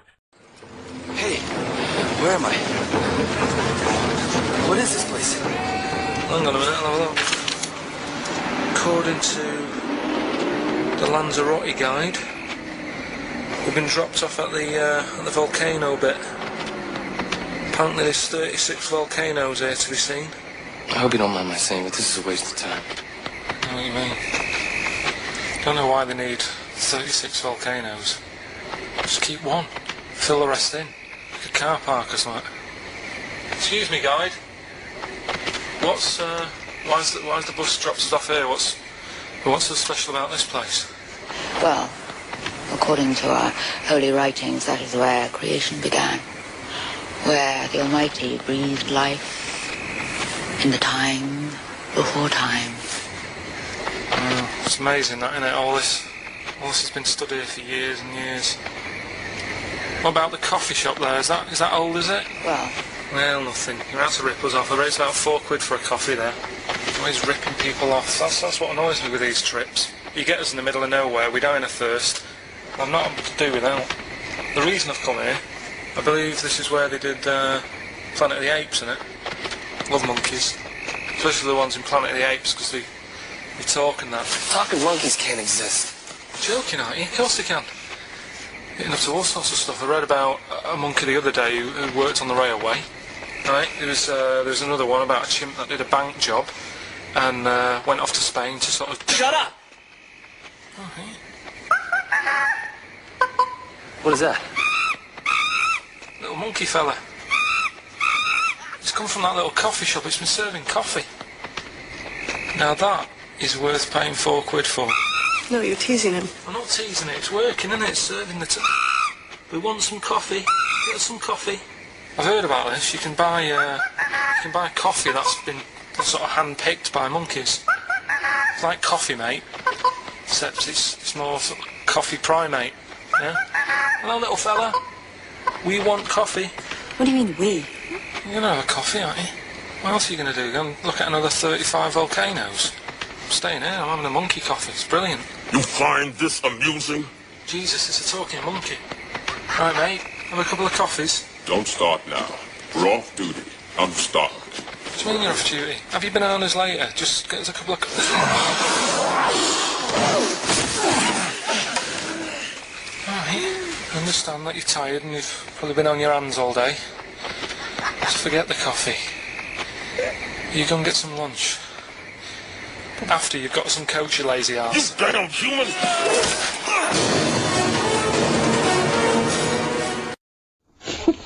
Good evening, Clarice. Alright.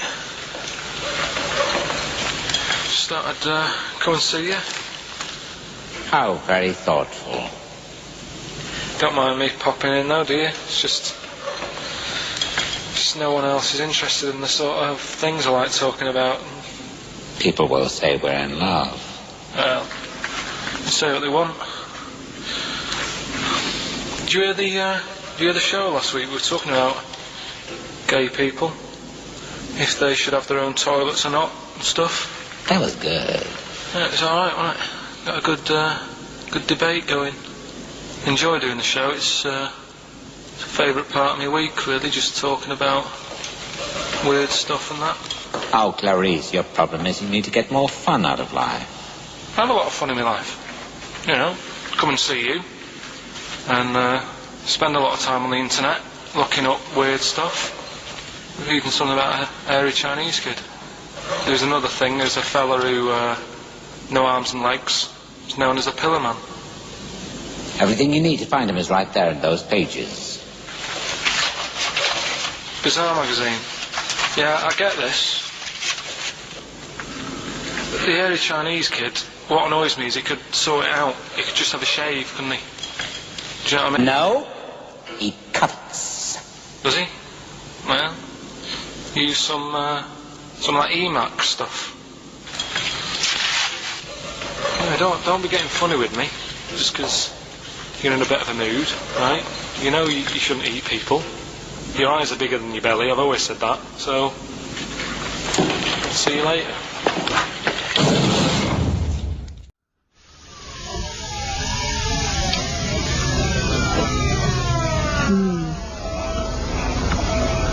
Jeez, I hope nobody got hurt. Be alright? You're very quiet. I'm just thinking about stuff. That's all.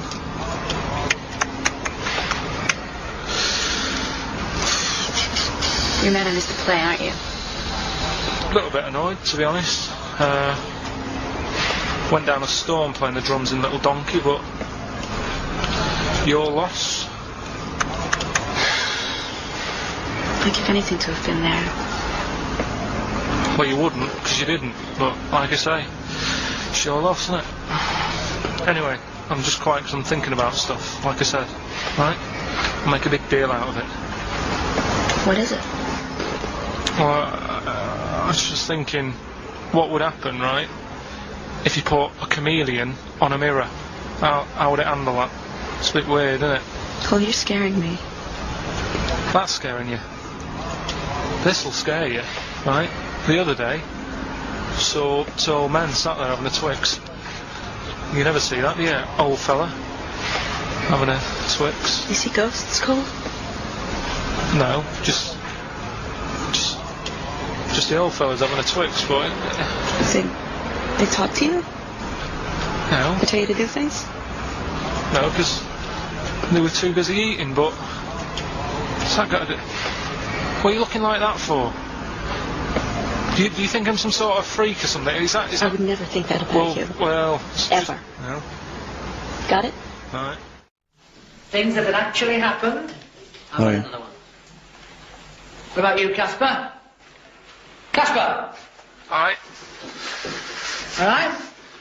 Alright. You haven't been listening to a word I've said, have you? Yeah, I heard some of it, yeah, you... Some of it? Just... Stand up. Always somebody, isn't there, eh? Right, now you're going to tell us a story about yourself. What sort of story? I want you to think of an incident that's happened to you sometime in the past that is true and that you think will interest the rest of the cast. All right? Right. What about I work on a radio show at the weekend. Well, you're going to tell us about it. I just do. It's 2 hours, and it's with Ricky Gervais and Stephen Merchant, and just sort of play music and tell stories and stuff. What kind of stories? Well, whatever. Like last week it was science. We're talking about this lad who was growing a knob on his arm, so it's weird. It's tricky, sir, because like with Ricky, he gets bored quick and he won't listen to the stories, and he'll start squeezing my head. All right. I'm not interested in what he does. That isn't normal, is it, sir? That. I mean, it sure is a bit gay. Is he? Just messes about, though. Do you know what I mean? I try and like come up with good stuff, like monkey news and like quizzes and stuff, but then he'll just, Ricky will just mess about. I mean, on Saturday he did it again. He squoze me head. How do you spell that? Squoze. S-Q... I'm going to show us on the board. This is a new word to me. Squoze is S-Q-U-O-Z-E. Now tell us what it is. It's when he gets me head and he puts one hand on the back of it, right? And he puts the other hand on the front of it, and he just sort of swivels it. Swivel, right down the front. Oh, swivel's not. It's spelled S-W-I-D-R. How many times a day? How many times a day does he swells it? It depends what time he gets in. If he gets in about 12:30, he could get a good 3 in. But I think, I don't really want to talk about. Good enough, don't you? Well done, Billy. Big hand of applause. Well, I've been observing you here now for the last 4 weeks, and I don't see any evidence of mental illness at all. Yeah, no, I'm not mental. I never said I was. I mean, all right, I got an E in history, but that isn't why I'm in here. I'm in here because I had to get away from the outside world. It was doing me head in. I've been working too hard. I'm stressed out. I've been working like loads of hours Monday to Friday. I've been working on a Saturday with Ricky and Steve, right? That's been doing me head in. People think that's a laugh when it isn't, You're right? busy right now, are you? You got something to do right now? See, this is why I'm here today, Doctor, because he's doing me head in. What do you mean, sir? Well, he's doing me head in. I came here to get away from Ricky. He is just as bad. I was smarter than him, ain't I? No, you're an idiot, right? You're just... We're just good friends. No, we're not friends. And if you were a friend, you wouldn't be doing that to me, Ed. How do you mean that? Well, don't ask... Come on, I'll show you. Yes, lower your dog. Get him out. Get him off me! Get him off! Now, you just hold it right there. All right. You get off! Doctor, will you tell him? Mifflin. Don't hurt you, does it? Of course it does. That's it. Now hold on to it. Not too hard. You'll crush all the air out of it. We're gonna... You normally do... Get off! You normally does it harder than this, but... No. Just warming up. Warming up. Warming up. What's wrong with you? All right, baby.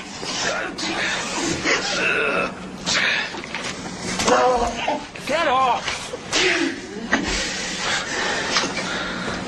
See what I mean, Doctor? That's what he's doing every day. The state of this. I don't know why you do it, because it's not as if you're going to crack it open. But I tried, didn't I? God damn it. At least I did that. Fine. Still trying to write the book then? No? Yes. Good. Funny, someone told me the other day, weird thing about a typewriter, the top row of letters, the longest word you can write is typewriter. I'll just show you. That's weird, isn't it? It's just the typewriter being... You're not in the mood, you're in one of those grouchy moods again that you get into when you're writing. I'm not being grouchy. I just want to finish my work. Yeah, it's just being a bit funny, a bit offhand and that. Let me explain something to you. Go on. Whenever you come in here and interrupt me, you're breaking my concentration. You're distracting me. And it will then take me time to get back to where I was. Understand? Yeah, but I just was coming in to try and cheer you up, you know, if you... I mean, I'm full of ideas as well, you know, if you're having a problem coming up with stuff, got loads of stuff, loads of ideas you could write about. The other day I read about this hairy Chinese kid. What do you want me to do about it? No, it's just that it could make a good book, do you know what I mean, sort of following round. That's swell. Well, I'd buy it, you know, but if you don't want to know, don't bother doing it, but, do you know what I mean? Just hairy Chinese kid, it's weird because they're not normally that hairy over there. Yeah, this kid caked in it, but if you don't care... I wouldn't touch one hair on his goddamn little head. You won't have to touch any hair on his head, like I say, he's covered, leave the head alone if you want, touch his hands, he's totally covered in it, but... I love the little son of a bitch. Well, don't go that far, you haven't met him, but I can sort it out. I'd do anything for him. I don't think you'd expect that much, just take him to the barber's 3 or 4 times a week. You know, he's a good little kid. In fact, I'll do it. I think I'll write a book on him. Yeah? Do you think you can handle that? Yeah? You're not too busy, are you? Well, yeah, I'm pretty busy. I've got to sort out some monkey facts for the show this Saturday, but I reckon I can still... Why don't you start right now and get out of here? Alright. I will. If you're going to be like that. Couldn't borrow a pen, could I? See you later. 3 part of Galway and Alright. Just been down the valley. 2.5 what are you looking like that for? What's wrong with Bally? What's wrong with Bally? Yeah, well, what's wrong with it? It keeps you fit and that. What do you think, Auntie Nora? Think about me doing Bally. I used to go to Bally. There you go. She used to go to Bally. Used to say I could have been a professional dancer if I'd had the training. Bet you were pretty good, weren't you? Wasn't the time you had wind for 5 minutes, was it? That you well glided across... Will you shut up? What's wrong with Bally, anyway? For girls. Not for lads, Billy. Lads do football or... Well, I've done that, yeah. Boxing or... Did that for a couple of weeks, so... Wrestling? Wrestling? Yeah, wrestling, yeah. Oh, friggin' Bally. Well... Don't worry about it, anyway. Just... Is it alright if my mate Wayne stays over tonight? He just wants to sleep over. He's just coming over to... Wayne, sleep? Yeah, he just stays over. I'm not gay or anything, he's just... I don't fancy him, I'm not... Yes, you do. I don't. Yes, you bloody well do.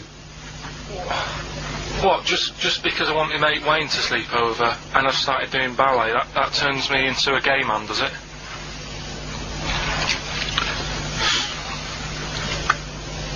You haven't seen my Village People album lying around. You're asking for a hiding. Just joking. Just having a laugh.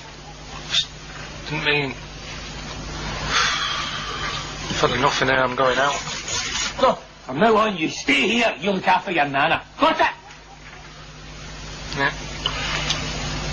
Wacky Mank. Wacky Mank. That's Wacky great. Mank. Wacky Mank. We had an email from someone that reckons they remember you from body popping round Salford way. Yeah, Eccles Precinct, apparently. You know that, I wasn't doing it round there, though. What do you mean? I was round Stretford. Stretford Arndale. And what were you doing? What sort of body popping was it? Just a bit of everything. Caterpillar. Bit of moonwalking. Do you have a little piece of line you used to carry around? Well, mates had that. Right, you didn't borrowed theirs. Borrowed theirs. Were you really good? You weren't breakdancing, well, you weren't spinning on your head and stuff, you were more body popping.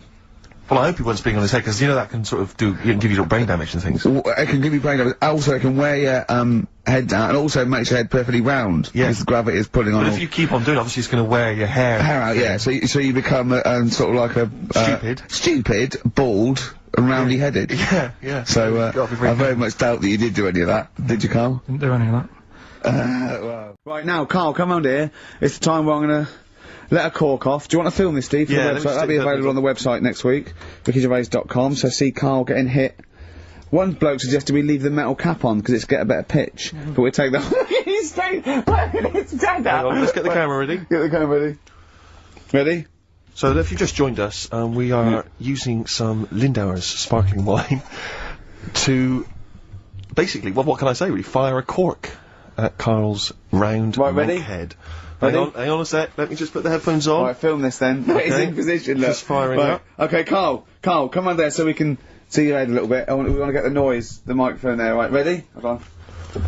Good, so you're just doing it. Hold on. Now, it's in position. What have you... oh. Ready? Yep. Oh, God, it... Oh!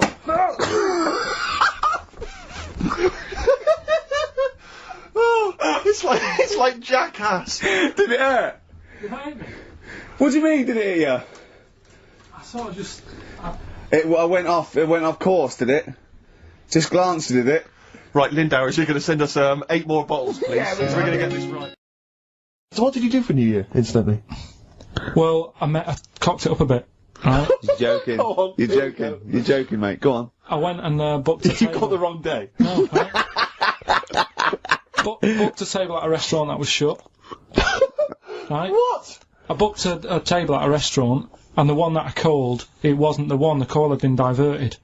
So Suzanne said, call them up and see what they're serving, right? Because I forgot to do that when I booked the table, right? That's great, anyway. So because the thing is, right, it's a restaurant in Covent Garden, but they've got one in Victoria. But when they answered and they said, no, Victoria, I thought that was the person who was answering the phone. Do you know how some people say the name? Right. Right? So then when I called them up and said, what you thought he sounded a bit funny. Right? So, I'm confused, Karl, but probably not more. Well, no more than you would have been on the it was a branch of a, he doesn't want to give the restaurant away, so he phoned it up, there's one in Covent Garden, they answered the phone. So the restaurant's not called No. No, they said, no, Victoria. Why can't we name the restaurant? I don't know why. It's not libelous. Are we scared that, are you scared people are going to sort of see you in there, because it's your regular home? No, it's just like, you got to pay for stuff, haven't you? Right. I mean, it's... Okay, anyway, so you've got... I mentioned it before New Year, but it's not... So did you go all the way to the restaurant to find out that it was closed? No. What happened is I called... Was that the name of the restaurant again? Right, the restaurant's called Christopher's. They've got one in Covent Garden, they've got one in Victoria. He phoned up, he wanted to book, it's a lovely restaurant, I've been there often, I recommend it to him. He phones up, says, can I have a table for he said, no problem, sir. Right? And then, Suzanne said, oh, you better call up, see if they've got any haddock on the, menu. And he went, hello, and they went, hello, Christopher's. Victoria went, Victoria? They went, yeah, he went, oh no. That's it, innit? So then, I just said, no, forget it. I'm not going all the way over there. So I cancelled it, right? So, then I called up Suzanne and said, look, I've made an error. The place we were going to is shut. Was she surprised again, or? So we're not going, so she said, oh, try some other places, and I did. They were all booked up, right? I was fed up anyway. I hate New Year. It's always like this, isn't it? So I said, look. You know the common factor in all these stories? You hate Christmas, you hate birthdays, you hate New Year. It is you. Right? Yeah. So I said, I'll sort something out. Yeah. So I went to Tesco. Leave it with me. Went to Tesco's, boots were shut. Got a lovely plate of condoms. Did you just stay in and play with her birthday, her Christmas gifts? Blowing them up. I've done some balloons. Well, it was. We did stay in. And I watched, that thing that, 100 Greatest Moments, which was annoying me. Did you see, there was a nudist on it? You know how I feel about them. Yeah. Right?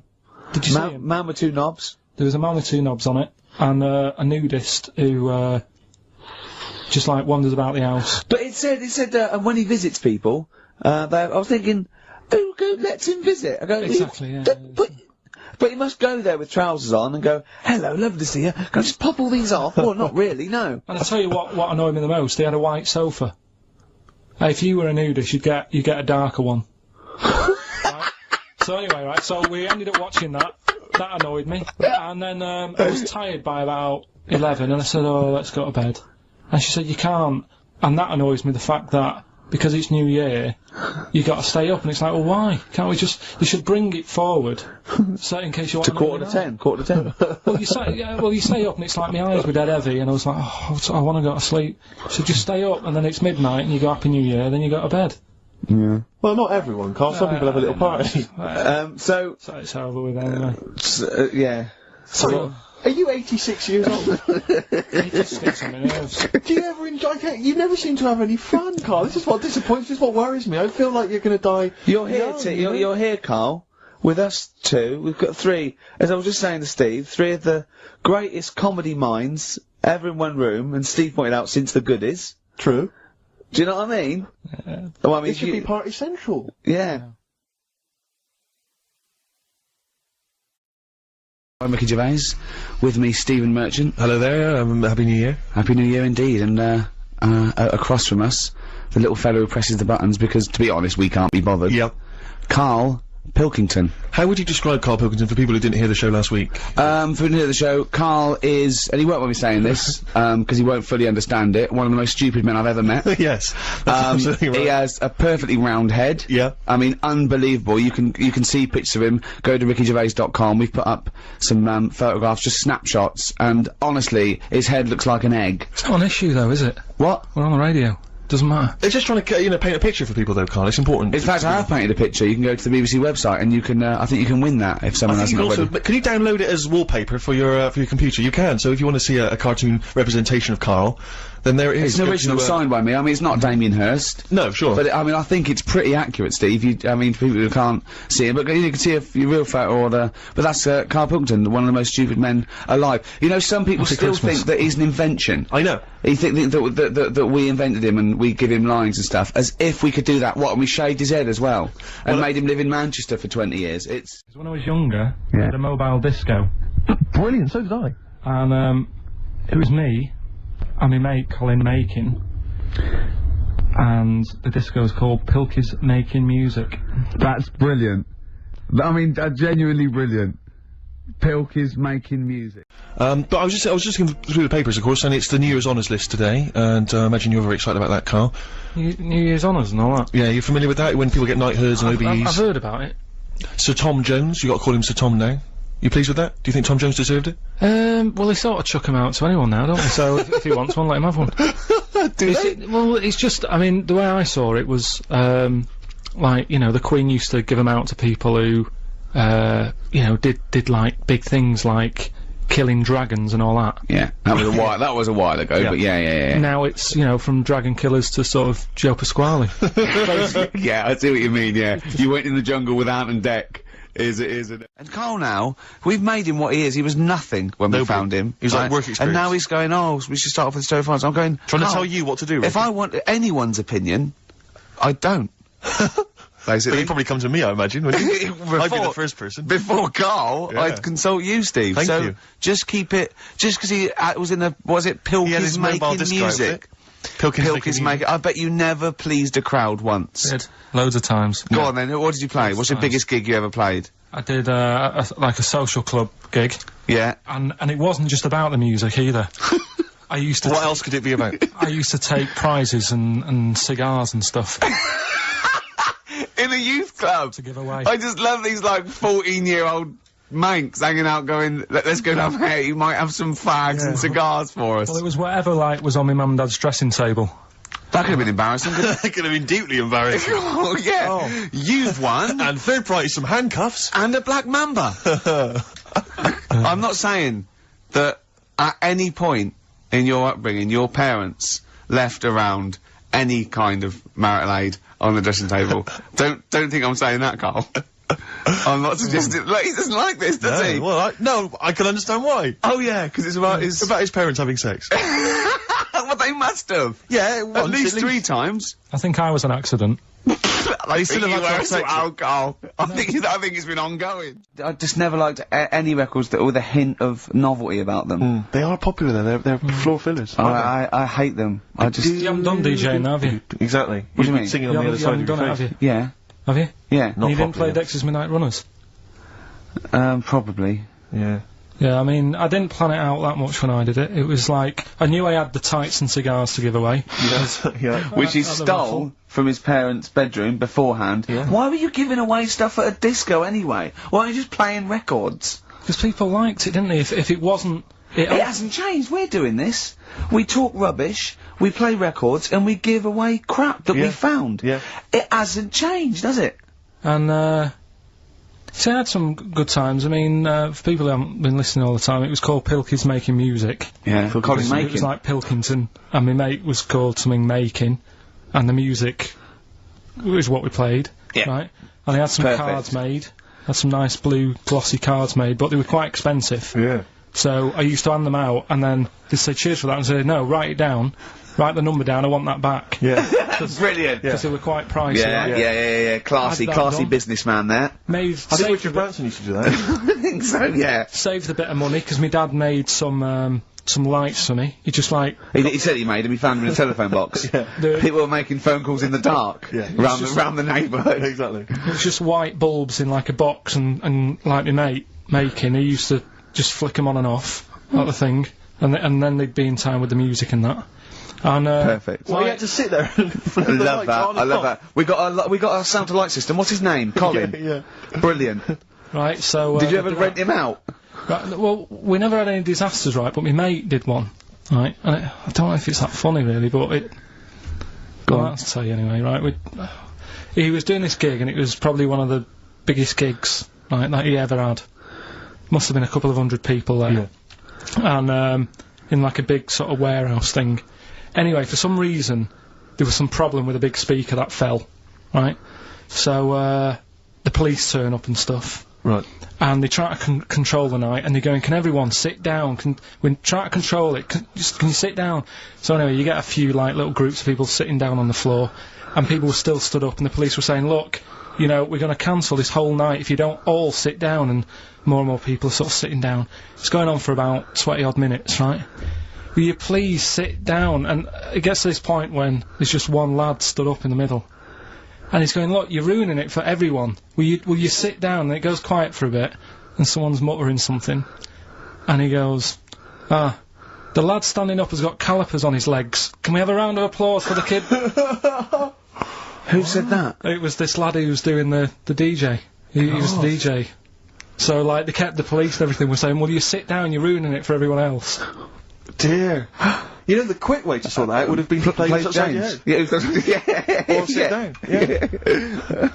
But most of mine were, I had good nights. Yeah. Always got rebooked and stuff, and Someone here who I work with, right, I'm not going to say they are because it doesn't matter, but they were eating space cake, right? What do you mean by that, Carl? Explain. What's a space cake? For people who... It's some sort of druggy cake, isn't it? Yeah. Right? A dope brownie or whatever, yeah. Right. So something with cannabis in it, is that what you're saying? I think it's something stronger than that, isn't it? I don't know. But anyway, he was having this space cake, and... You better give me the name now, Carl, because I've got to report him. No, listen. No, It really doesn't matter. No. Is it Sturgis? Was it Claire Sturgis? Yeah, She wouldn't bother. She's gone on the hardest. She doesn't bother with those. Just doesn't do anything to her now. Straight to the vein, yeah. So listen, right? So he's at a party, right, with his mates, and they're listening to, the, Star Sailor album, right? Right. And, he sat there, and he's had some of this cake. Yeah. Right. And, he's listening to the album, and his mate sat across the way, talking to someone else. Right? That's weird. The album's on, and he thinks to himself, this track's going on a bit. Yeah. And his mate across the way, who's talking to someone else, heard him say it, and he goes, yeah, it is, isn't it? Yeah. So he goes, oh. Right. And he goes...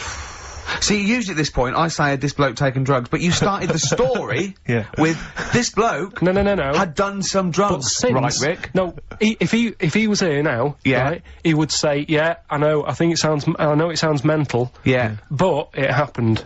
And it wasn't just a one question, it wasn't just like, oh, this track's a bit long, innit? Yeah, it is. He had a whole conversation. A whole conversation with the guy. And sorry, I just want to clarify, you mean he had the whole conversation telepathically? Yeah. Right. He didn't just shout across the room. And they've recently met up and, like, they've sat there and tried to, like, work out what happened. And it's never happened again. They didn't have to talk at all anymore. Yeah. Why did they meet up? Couldn't they just, like, in their own homes? Just stay at home, do they have to have that cake before they start having a conversation? Hold on, wait a minute, lads. Why are we using our lips? Yeah. This is using way too many I'll take them. There you go. My only question with that is, being skeptics like Ricky and I, whenever we hear a story like that about the paranormal, the first thing we always look for is maybe some other explanation. Yeah. Maybe one vague idea. Lying? Could be lying. Chinese whisper. As I think you pointed out, there are drugs. It's often an issue as well. Madness. Yeah. Fear. Delusion. Sleep. Yeah. You know, there are so many things you go through. I'm gonna go with the drugs before your dead grandmother exactly pops into the equation. I'm gonna go with the acid. Right. Look, you're actually a little bit stressed today, aren't you? Because you had a drink last night, didn't you? I had a couple of drinks. Yeah. I was down at Steve's night. He was doing a bit of DJ. Yeah. Went down the store. And that's why you're all grumpy. What? Do you hear what he just said? What? I was DJing last night, obviously that XFM evening. Yeah. Hour and a half, my friend and I split the time on the decks. Yeah. What was the word you just used? He went down a storm. We went down a storm. Right, 3 girls, I was walking to the toilets during my set, 3 girls went, you are a genius. Right? What's his name? Dane Bowers? Zane Lowe? Because you played records in a certain order? Yes. Sorry, Rick, if you can't deal with that. Sorry if you're a little bit jealous, because this time you can't share the award. Alright? Dear. But it was my credit this time. You can tell he hasn't been a DJ. Because it's not just about... It's not just about that. The songs you play, it's the way you play them. The way you play them, whether it's 33 or 45, very important. Yeah, leave your hand on them as they're trying to go round. What's your favourite song of all time? How could you do that? Because you haven't heard how that ended now, you see. I've just told you there what he was doing. Because you've probably got it wrong. I haven't. I know what I assume everything you say is probably wrong. There you go then, you'll never know. And that will annoy you now. So, other songs I like, Rod Stewart, Killing a Georgie. Oh yeah, that's your favourite song, isn't it? That's good. Because it's, yeah. What's the story there? Just about a little gay fella goes to New York, because that's, like, I think it was in the 70s when, like, you know, if you were gay and that, New York was brilliant. Yeah. That was, like, you know, where they all went and stuff. Had a good life there. His dad didn't, I think his dad kicked him out or something. No, I'm sure you're thinking of, Small Town Boy by Bronski Beat. I'm sure you're getting all these mixed up just because it's another little gay fella, as you call him. Anyway, he goes to New York. He goes to New York. He's having a wedding time. Yeah, having a good time in the 70s. Oh, you're right. His dad said, how can a son of mine not be straight? I take it all back, I'm sorry, yeah, you're right. Yeah. And, he goes to New York and that. They go out late, don't they? They have, like, late nights out and stuff. What do you mean? No, I just mean, you know, gays like to party and that, they like to live. You know what I mean? They get the most out of life and that. Partying late. He was on his way home. Sorry, that's such a general Everyone sweeping goes out late statement. and parties. What do you mean they like to go out late? No, it's just if you go in Soho in London, right, at like 5 in the morning, you think it was like rush hour. But you assume anyone who takes a bit of pride in their appearance is gay. Well, I mean, no, you can look after yourself and that without, you know, without being a little gay fella, but I'm just saying that's what that song's about. Can I just say, anyone's offended by this, he means no harm, he doesn't know, he knows not what he says, really. Everything from Karl is totally genuine, he's not having a go, you live and let live, don't you? He's a bit like Mork from Mork and Mindy. He hasn't got a prejudicial bone in his body, but go on then. Yeah, so, and then because he was out late, he was walking back and sort of, it's a bit of a sad ending, he gets attacked and that, but it's a good song if you want a song with a story. Rod Stewart killing a Georgie. Brilliant. Right. So 3 girls there, charmed by me, they loved it. Yeah. Zane Lowe, XFM DJ and MTV presenter, probably one of the coolest blokes alive. He came up, gave us massive respect. He said, I'm loving your set. He actually used those words, right? There were people coming up, they couldn't believe their luck. It was roaring. We'd stick on a track, people would cheer as it came on, right? My particular favourite, Karl, I think you'll agree, my particular triumvirate, LL Cool J, Mama Said Knock You Out, leading straight into House of Pain, Jump Around, then straight into that current Elvis track that's been re-released, remixed by Junkie XL. I played the original, which I'd already played on XFM before. I'm already there, cutting edge. Yeah. Right? 3 old tracks, you mean? 3 old tracks. In a row? Yep. And, well, I think the words that would best sum it up are, I kicked ass.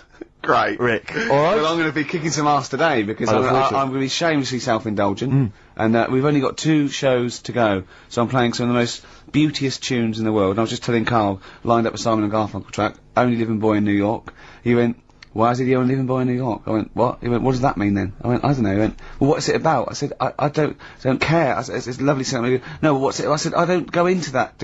I said, he went, I like a story. I said, like what? I said, killing a Georgie, no trickery. Killing of Georgie. I think we should play that at the last. It's good, I heard it the other day on Radio 2, it was cracking. It sounds like well. It's really good. Tell them what it's about again. It's about, little girl, gay fella. A little what? A little gay fella? Yeah. Right. Who, I mean, I haven't heard it for a bit, so it's all off memory, this. But, gay bloke, is he from Scotland?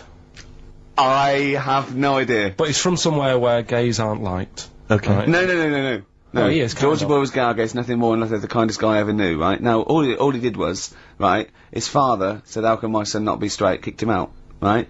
Goes to America. Yeah, but you can handle all that. You can handle your dad not getting on with you if other people around you are into the same scene. Yeah. But he was like, he was left on his own, he didn't know what to do. Yeah. He was getting stressed out. Yeah. So he goes... And this was before, this was before, I mean, this is, when did this record come out? 77? 77 years, something like that. Right. And, he's... During punk. Right, I see, yeah. So, you know, the village people had come along and made gay cool. Yeah. That had already happened. Yeah. But it wasn't respected. But he was watching the telly or something, and he saw that New York had loads of them over there, and they're all having a good time. Sure. No, sorry. At no point in the song does Rod Stewart say little gay Georgie was watching telly and saw loads of gays in New York. At no point in that song. No, but this is what I like about that song. You sort of picture what's going on. You make it up. Yeah. Okay, so the little gay fella was watching telly, and there was presumably and now from New York, the gay show. Yeah. Or whatever, because it was a big scene over there, wasn't he, in the 70s? Yeah. Okay. Right. Go on. So he goes over there, and he's having a great time and that. He's meeting... Went to New York Town, very quickly settled down, soon became the toast of the Great White Way. Yeah, they loved him. All the old queens blew a fuse. Yeah. Yeah. And then, I don't know, he was out late one night. Yeah. And he's walking home. Yeah. And, gets attacked, gets killed, and he's lying in the They didn't intend to take his life, they just pushed their, luck a little too far that night. Yeah, you see? So... Yeah. But what's good there? Is it good that he had a bit of a good life, and was able to be himself? Yeah. Or, should he have stayed in Scotland? He didn't come from Scotland. Again, I really... Well, I think, is there any way we can get this song before the end of the show and play it? Because I've heard it recently. A lot of people listening will have never heard this song. They wouldn't have any idea what we're talking about. Can I say what you said when we were talking about that song once before? Is it bad? It might be. Because we were talking about, you know, Georgie Boy, and he, you know, got a... I don't know. What? It's when you said... Well, no, it's a fact. I don't think if... Well, he said, so it's for King of Georgie, he gets out, dies, right? He goes, well, they do go out late. I know. Or gay people. I Go know a out few late. gay people, and they start to party late on. That's why in Soho, right? Girlfriend got in a cab, right? Suzanne was in a cab, and the cab driver was taking her to an early start, right? She works at the BBC. Early start, 4 in the morning. It was going down. It was mental in Soho at 4 in the morning. They were all still like starting the night out. How do you know they're gay? It's Soho, isn't it? Fair enough. Play a track. I'd love to be able to try and dig this out. Yeah, we will. This is Simon and Garfunkel, The Only Living Boy in New York. It's lovely. Only Living Boy in New York. Do you like that? It's got a nice feel to it. Simon and Garfunkel. Yeah. Lovely. My New Year's resolution is to be nicer to you, but Well talk done, sense. you've already broken that. No, but talk sense. Talk sense. You've had 3 holidays this year, and I'm just saying, you're in your 30s now, and 30s is when you should be really putting the work in. That's true enough. To reap the benefits in your 40s, 50s, 60s, 70s, 80s, 90s, and 100. Carl, what's your New Year resolution? What about think before you speak? It's worth, I mean, See, I'm consider it. allowed to laugh. I'm allowed to laugh at things other people say, Carl. That one, that is a good suggestion. How was your holiday, Carl? It was alright. Right, brilliant. But that, I don't see, on the kind of, on the ratio of, good to bad in Carl's mind, that might be amazing, because we never It might be hear him amazing, sing the mightn't praises of it? anything. I'll tell you what, can we have, you know, a cracking little tune, and then come back and hear about Carl's holiday? I'd love to do that. Let's keep it tight. I cannot believe, see, you're like But me. people always say, why'd you get so angry? Your New Year's resolution should be calm down, chill out, you know? But how can you chill out when this stuff's going on? What's your New Year's resolution, Well, no, just Carl? with that though, I mean, surely people are allowed to, like, have a chat if a film's got subtitles. Why?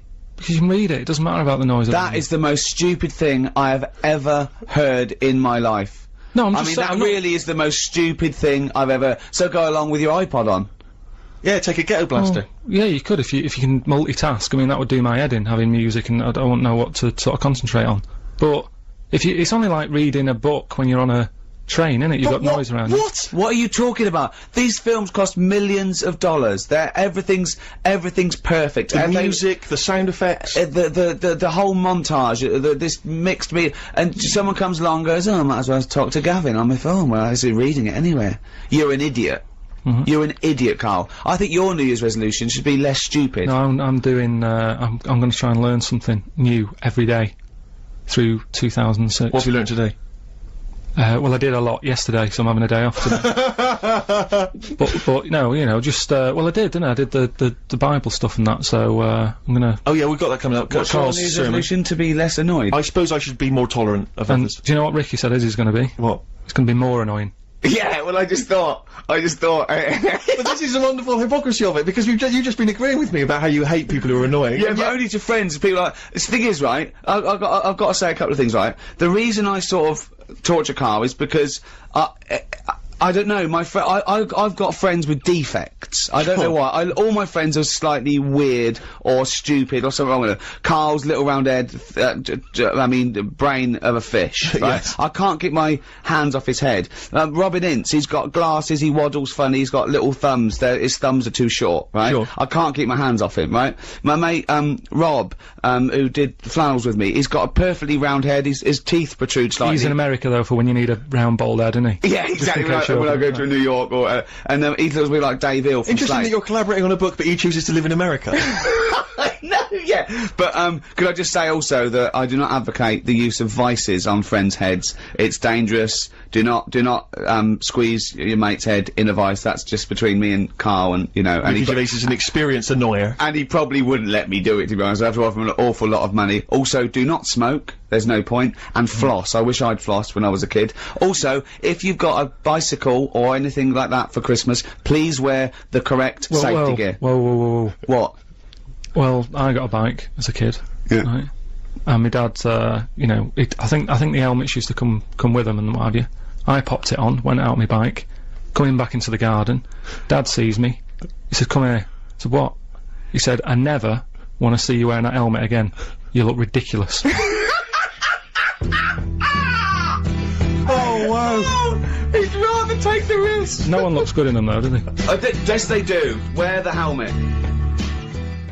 Karl, you said that your New Year's resolution was that you were going to learn something every day.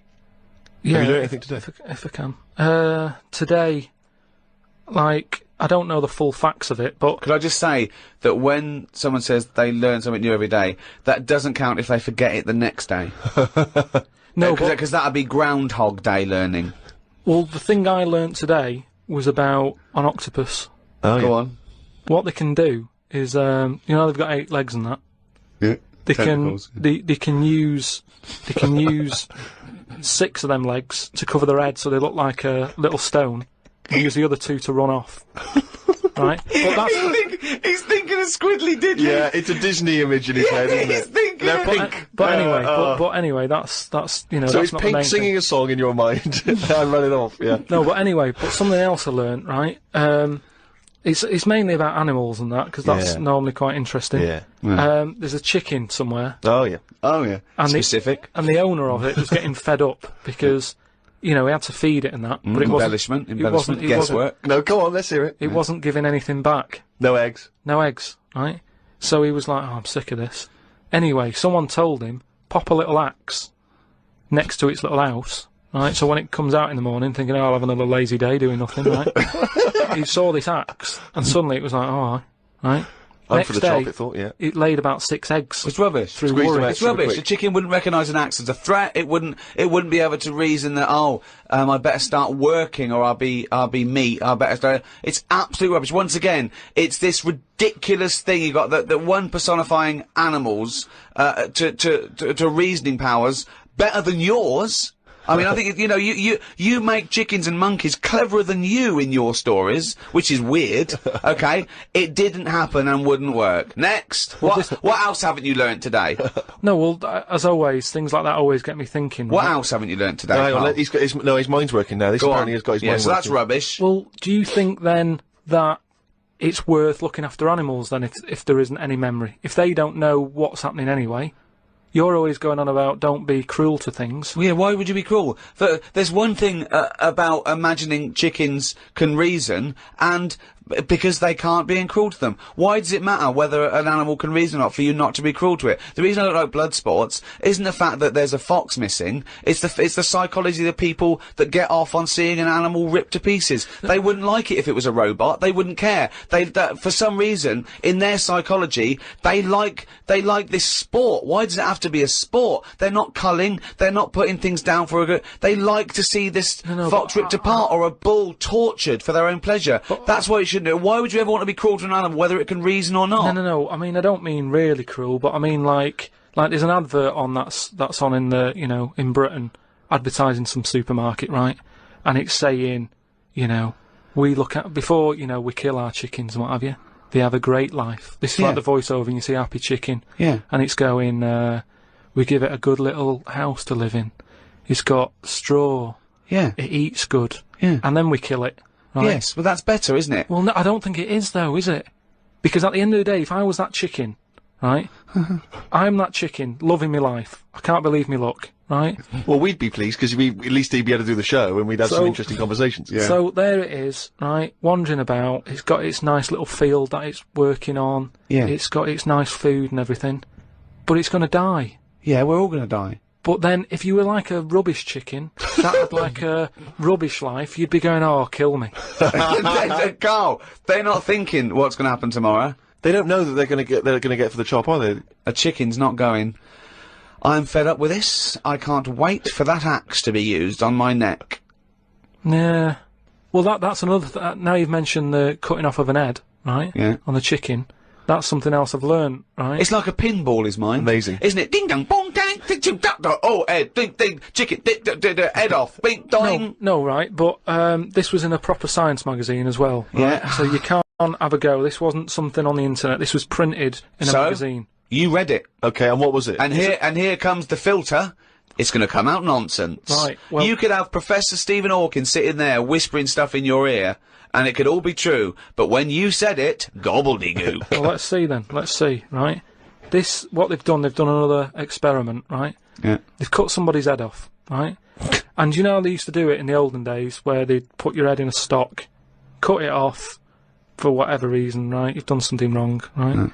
And the question that everybody used to talk about in the village was, I made eye contact with it, right? And it was a bit worrying because he was looking at me and he looked fed up and that. No, he's dead. So they've put a bit of work into this, and they've done it again somewhere, right? And they've worked out that when the head comes off the body, it stays alive and that for 30 seconds. Well, no, they don't know that. They can never know that. No, they did it. They did this experiment. What's alive? What's alive? But there's loads of issues here. One, no one's experimenting with human beings cutting their head off, Karl. Well, two, no. So you read this in what? Executioner's Monthly? This is two, Karl, it's what your definition of alive is. Because you can be alive and have no conscience. No, but this is where it gets weird, right? Yeah, this is where it gets weird. You talking about it. So the head's off, right? Yeah. And what they did was, they chucked a load of questions at it. All sanctioned by the government. Yeah, this is all fine. So the head lands perfectly on the neck and goes, what do you want to know? And it said, so they're asking questions, and it's going, do you know what? To be quite honest, I don't answer your question. I'm a little bit annoyed about the execution still. Well, that was the interesting thing. They said it's about... No, it's not. It didn't happen, Karl. Let me hear it. Oh, don't talk Let me hear it. What are you talking about? Who these people around in white coats going, quick, ask it a question, it's bleeding. Right, so they said for about 25 to 30 seconds, the last 5 seconds it is sort of like, can't be bothered answering them. Right, but prior to that, apart from that, they were chucking stuff. I don't think it spoke. I don't think it was like, 2 and 2 is 4 and stuff. It was more, it was to do with blinking. So blink once if you say yes, blink twice. So I told it, said, listen, when you die, you're probably not going to be able to talk, because your jaw's going to be on the ground, you're not going to be able to open your mouth. If you do, you'll fall over backwards and hit your head. Now listen, blink 1 for yes and 2 for no. Yeah, right, not too bad. Yeah, the act's nice and sharp. Yeah, promise, you're talking shit again. You promise to do it? Yes. All right. Well, yeah. The thing is, they wouldn't be able to do it with you, because if they cut your head off, it would just roll. It would roll away, because it's perfectly spherical. They would go, oh no, there's Plus, it takes about 20 seconds whenever you ask Karl anything for the question to process and for him to start to formulate an answer. Anyway, if people listening and that, if they learn anything, that's amazing. Just send it in, because it'll come out gobbledygook when Karl tries to translate it. Last week, like I just asked, on the show we were talking about the gift that you'd arranged to for your girlfriend. How long have you been going out with her again? I think it's about 11 years. 11 years, your life partner, he got a gift when he left his old job of a camera. He didn't even unwrap it, he just passed it on straight away, like, passed the parcel to his girlfriend. We were giving him some stick. Everyone, about 90% of people phoning and saying, you are a skinflint, it's awful. How did it go down? She loved it. Did you tell her? Did she love it? Yeah, I think she likes it, yeah. I mean, she didn't really have a go on it. I was playing about with it on Christmas Day. Brilliant. Showing her how to use it and that, and said, she's paid for a holiday for us to go away. I said, take it on that, use it. She's loving it. Did you tell her before you gave it to her that you'd got it as a leaving gift for your previous job? Yeah, just before. I mean, I wasn't going to, but because of last Saturday, you sort of put a bit of pressure on and stuff, and I went off and bought her a watch. Nice. Good. I thought a little extra. One of those ones with a little calculator on? From a Texaco? No, it's alright. It's like a little square Art Deco, the fella said it was. It is nice, I've seen it. No, so and how did you tell her when you came in with the big news? What, about the camera? You hadn't bought the gift? I just I said, oh, you said you wanted a camera, didn't you? And here's one I got from work. Anyway, here's another one. Right. So I just sort of told her, but moved on quick. Brilliant. And also, you gave us the devastating news last week that just before Christmas, your mum's budgie died. How was Christmas in your household? Was it? Little bit down. With any death, it's always sad, isn't it, no matter what it is. Yeah. Particularly budgie. Well, I mean, how long she had it? Probably lasted about 8 years or something, which is pretty good, isn't it, for a budgie? Right. Yeah, I think so. Came unexpected. He wasn't ill. Right.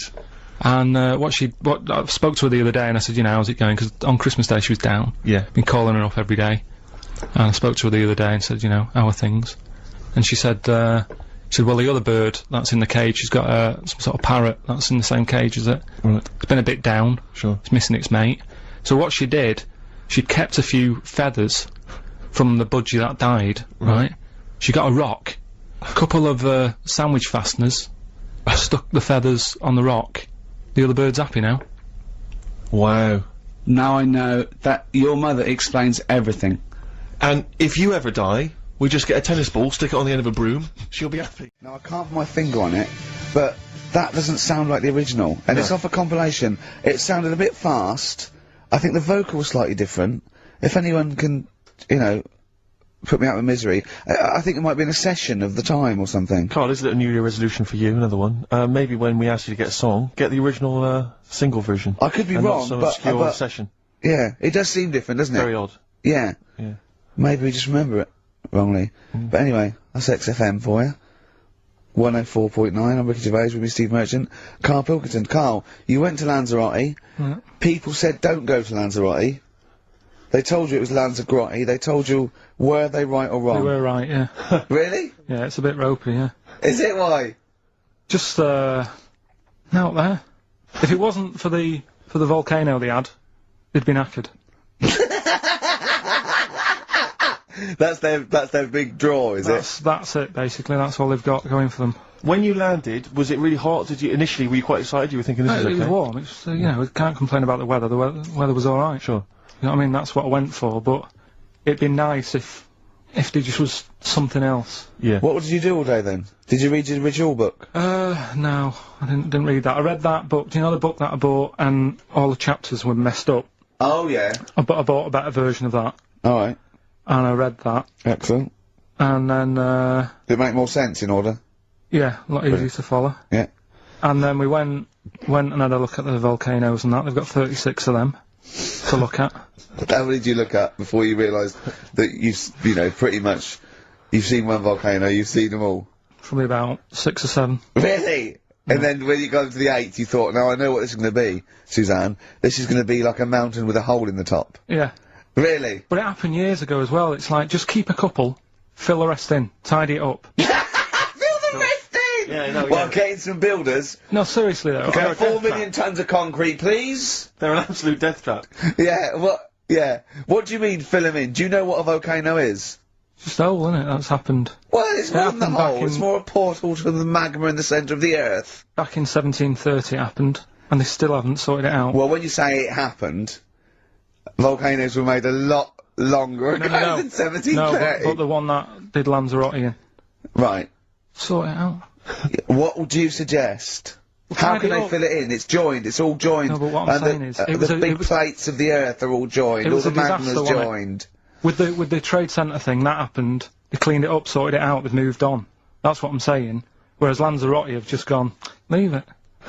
It happened back in 1730. You misunderstand me. How, in the name of God, can you fill in a volcano? You ignorant twit. No, but it's not just the holes. They've actually left the lava everywhere. That's what I mean. It's not just the big holes. There's lava everywhere. But it's molten rock. They can't just pick it up like they're like a carpet. Put it in the holes. The holes are there ready. Just push it all in. That's what I'm saying.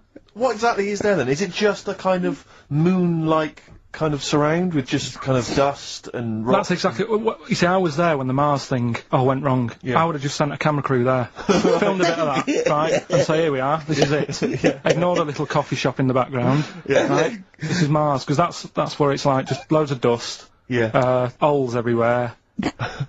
Tidy it up. Little round-headed aliens complaining. Yeah. It's just like Mars. Yeah. So, is there what's the best bit about the holiday? Come on, pretend you're Judith Chalmers. I have been doing. I would have done all that. I would have said that. Don't bother. Right. I mean, the hotel was good. Yeah? That was alright. What was that like? It's alright. Just, you know, clean. That's all you want, isn't it? See, that's not quite what Judith Chalmers does. She doesn't go, what's the hotel like? Alright, yeah, clean, innit? Alright. Well, what was it like? Was it, what was it? 3-star? 4-star? Did it have a swimming pool? What was the room like? Yeah, had a swimming pool and that. Yeah? Yeah, it's good. You know, I think it was one of the better ones on the island. Okay. Nightlife? Wasn't really in it. There was a bar, there was some bands playing. Yeah. Not very good. Food got a bit boring. Yeah. It was always the same food every night, but they sort of themed it and made out as if it was different. So, like, on Mexican night, it'd be chicken with a nacho on it. Right. And Chinese night, sort of chicken with a little prawn cracker on it and stuff. Sure. But that got a bit boring. That's me just turning on my phone, 'cause I want to read to you a text that I got from Karl. I think you sort of sum up the holiday in this text, don't you? Do you remember it? I can't remember. Let's have a look. Let's have a little look. Let's go Instantly, to what did Suzanne, your girlfriend, make of it? Similar view to you? That they should fill in the holes? Yeah, it's just that thing, you see, I went on a coach trip, right? And you go and see the volcanoes. Like I said, there's 36 of them. Yeah. Which, you know, how many do you need? And when we're on the coach going round all these volcanoes, the fella on the front's going and, look out your left window at the moment, and there's a volcano. And, if you quickly look out at the right-hand side there, there's another one. Right. And on the left, it's just like, alright, we've seen it. Sure. Do you know what I mean? Yeah. And that trip, I mean, we'll talk about that trip in a bit. Right, this is the text I got from Karl, right? Alright. Been up to a volcano. Been in some dead artist's house who built his house in the lava. They said they would show me science with volcanoes, but all they did was chuck some water in a hole and it shot up in the air. No dwarves in the canteen, no scousers here, but there is a Swede woman with a big head. She looks effing gormless with a cap on. Alright? So a little reference there to... A Swede woman? What's that mean? Do you mean Swedish? Yeah. Or she looked like a vegetable? No, the Swedish woman. But they've all got sort of quite big bill, aren't they? And I sent him a text, oh well, it's just good to be on holiday, because, you know, I'm working. He sent back, so am I. Just been watching Sky News. There is a school for monkeys who want to get a band together. Is that monkey news related? Karl, what have been some of the big news stories that have hit you this year? Oh, this is going to be good. Well, I don't really watch the news, do I? It gets me down a bit. Sure. Sometimes, you know, you're better off not knowing. I sometimes wonder about, you know, the way we've got satellites and stuff, and you know what's going on the other side of the world. Should we know? Do you know what I mean? Does it do us any good? Right. Knowing stuff? So, I mean, you've That is brilliant coming from Karl. Yeah. I mean, that's an amazing quote, isn't it? I mean, it's not we will fight them on the beaches, but, does it do you any good knowing stuff? It's pretty much what sums you up. I thought your New Year's resolution was to learn one thing a day. All I'm saying is, normally, when you see people who are brainy, they never look like they're that happy. Like who? Einstein, Hawking.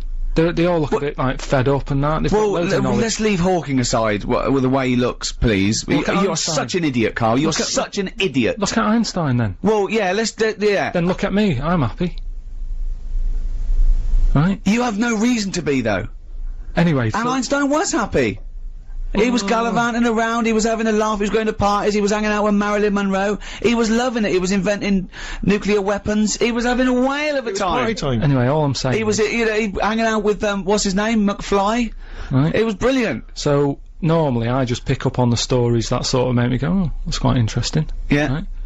Right? Two that stuck out for me, in 2005. Blind people, not always using dogs now, they've got horses. Well, that's ridiculous, that's not true. What are you talking about? It is true. What do you mean? They're trying it out, people, you know, they've got guide dogs and that. Yes. They're sort of saying, why stop there? They're giving Well, do you know why? You can't get a horse in a library. Exactly. What? Because dogs can go into Tesco's with you, and go round to visit your auntie, and sit at your feet. What do you do with a horse? No, it just cuts out the middleman. That if the horse knows where it's going, person gets on the back, off it goes. Oh, don't talk rubbish. Where did you read this? Where did you read this? I've got it printed off, I can show it to you. Oh, so it was the internet. Of course it was the internet. Yeah. I mean, when will you learn? But why is that such a mad idea? Because you haven't got the whole idea. I bet it is something. I bet there's a grain of truth to it, right? But there's no way that they're going to be used like guide dogs. I mean, just think. I'll look at the news story during the next song, and we'll get to the bottom of it. What else? Well, there must be another news story that's got that. Yeah, it's another one. Go on. Chickens and that. Go on. A fella had a problem with a chicken, wasn't laying enough eggs and that. He got an axe, put it next to its little house that he was living in, panicked it a bit, laid loads of eggs. I don't know, how is that a major news story? No, it's not major, but it's interesting, isn't it? What? Frightening a chicken into laying an egg? Yeah. No, they're sort of the two things That's the only two news stories of the year that have caught your attention. I mean, that's plus monkey news, obviously, every week, you keep up to date with monkey news. But what do you think about when you hear about that chicken? What? I don't think anything of it, because it came from you, so you probably got something wrong. Or it was a little fluff piece in a tabloid that just, they had a slow news day, that day. You know, there Now, was... Rick, am I right in saying that Karl himself made the news this year? Because wasn't it right that a friend of your girlfriend's had read about him? Apparently, you were slagging off Cornwall somewhere. Yeah, my girlfriend's sister lived in Cornwall, and you were the front sort of story on something like the Western something or other edition, slagging off Cornwall. What are you on about? What have you been up to? What have you said? What have you said about Cornwall? I haven't said anything. I like Cornwall. Yeah, but you must have said something, or they wouldn't have they mentioned Karl Pilkington. You've been slagging off, apparently. I love Cornwall. I love going there. What have you ever said anything about it negative? What was that thing? Oh, didn't you slag someone off at Mevagissey? You went into a pub in Mevagissey. Yeah, and he was airy. That's that one fella. There was a sort of. I went in there, and they're really friendly and everything in Cornwall. Yeah. If you're listening, Don't creep. No, but I like it. If I wanted to retire and that early, that's where I'd go and live. I wouldn't now. But I went there, right, in this little place called Mevagissey, and went into a pub, and the woman behind the bar was all friendly and going, it was around Christmas time, and she said, oh, what we normally do is, like, have a fancy dress and stuff. She said, yeah, I'll show you some pictures, right? And she was going through, and there was a picture of someone there, and I said, God, what's he come as? Look at him, he's well airy. And she said, oh, he just works behind the bar, he wasn't dressed as anything. And he came out round the corner, airy fella. But there's no way that made the paper. Have you said anything else negative about it? When was the last time you were in Cornwall? It was... We took someone for a wedding present, we took someone on holiday there for a week. There was a fella on the beach who, he worked in one of them huts, you know how they sell deck chairs and stuff. Oh, yeah. And I think that's a pretty nice job, especially in the summer, innit? The sun's out, you sat there, all you've got to do is talk to people, say, what do you want, 2 deck chairs, there you go, no problem, see you later. But this fella, right, I went in there, got the chairs, took them back, he was being really moody. He said, so you got a lot of sand on them. I said, well, there's loads of it out there. It's not a surprise that it's stuck on, and he had a bit of a moan at me. And I don't know if I've ever mentioned that, sort of. Well, maybe openly. he recognised you. But that isn't a diss, that's one person, isn't it? If you're from Cornwall and you've got any reason to dislike Karl... But there's not many people live in Cornwall, it's a very small community. I mean, no wonder they don't want to be part of us, with people like you slagging them off. I love Cornwall, got nothing So do against I it. think Cornwall's beautiful. You're an idiot. Don't, anyone in Cornwall, do not judge the rest of the nation by Karl Pilkington, it's not fair. I sometimes wonder imagine if he's the one that archaeologists dig up in a million years' time, and find some of his notes, and they measure the head and everything, and then some of the ramblings that he did, do you know what I mean? If an alien comes down, it would just be him that they'd bump into. That would be just our luck, wouldn't it? I tell you what though, talking of, like, education and that, I know I'm sort of not the brightest bloke knocking about and that, right? But I treated myself the other day to a new, mobile, right? And, you know, going through it, getting used to it, getting used to how to send text and all that. And do you know the predictive text? Yeah. So if you send a text, you type it in, and that sort of guesses what you're gonna write out, right? And it's new, so it doesn't really know me yet, right? And I was sending a text to someone to say something like, I ain't got a clue or something, right? Wrote ain't, right? A-I-N-T. Looked up at the screen to make sure that he'd written it right. That had written up biotechnology. What? That had predicted that I was going to use the word biotechnology. I am never going to use that word. Ever. What? I ain't got a clue? No, ain't. A-I-N-T. Yeah. I wrote that, just A-I-N-T on the phone. Looked up. I love the fact that you've got a cleverer phone than you. So good Christmases, yeah, all round. Definitely for me. Had a great time, yeah. Karl? It's alright. How does it rate with, what did Suzanne get you? She got me, you see, you were having a go at me about giving her, a camera, right? Which was given to you, which was second-hand. Essentially second-hand. It doesn't really matter that bit. But it's a present that both of us could use, right? And you were making me feel bad about that. That's why I got her a watch, right? Which in a way I can use because I can say what time is it. Sure. Right? But it's Chico time, isn't it? But the thing is, right? She got me she got me a little printer. Oh, yeah, that's good, yeah. Well, what, you mean a little fella who works in a print shop? Just a little printer to go with a computer and that. But for me, again, that's a present that, you know, we can all be using. You are so ungrateful. It's not that, it's just that, you know, it's good when you're a kid, isn't it? Christmas is all about, like, your presents. What did you want when you were a kid? What's your best present you ever had? There's a few things. I mean, one that I always remember one Christmas, right? It was the year when computers first came out, right? and there was one called the Sinclair Spectrum that I wanted, right? What year are we talking, 80? Must be 80, 83, 84, right, yeah. And, anyway, I think my mum and dad's got me one. It's, you know, it's under the tree in a big box. I'm thinking, yeah, that's about right. Yeah. About the size of a computer. Brilliant. Anyway, Christmas Day comes, you know, I couldn't sleep and all that, excited like you are as a kid. Yeah. Get up, open it. It's not the one I wanted, right? Really? It's not the Spectrum, it was a ZX81. Okay. Right?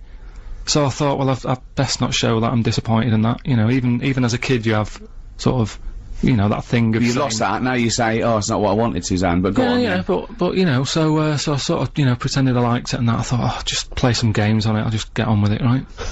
Anyway, I try and Sure, even as a kid he had the weight of the world. I know. His parents have saved up for it. Look at his frown lines. Look, he's frowned since he was about 4. Yeah. Look at those lines. Right. So, yeah, but this is why. You'll understand in a minute when I tell you the end of this story. Go on. So, I load up a computer game, which used to take about 10 minutes. Was right? it on cassette?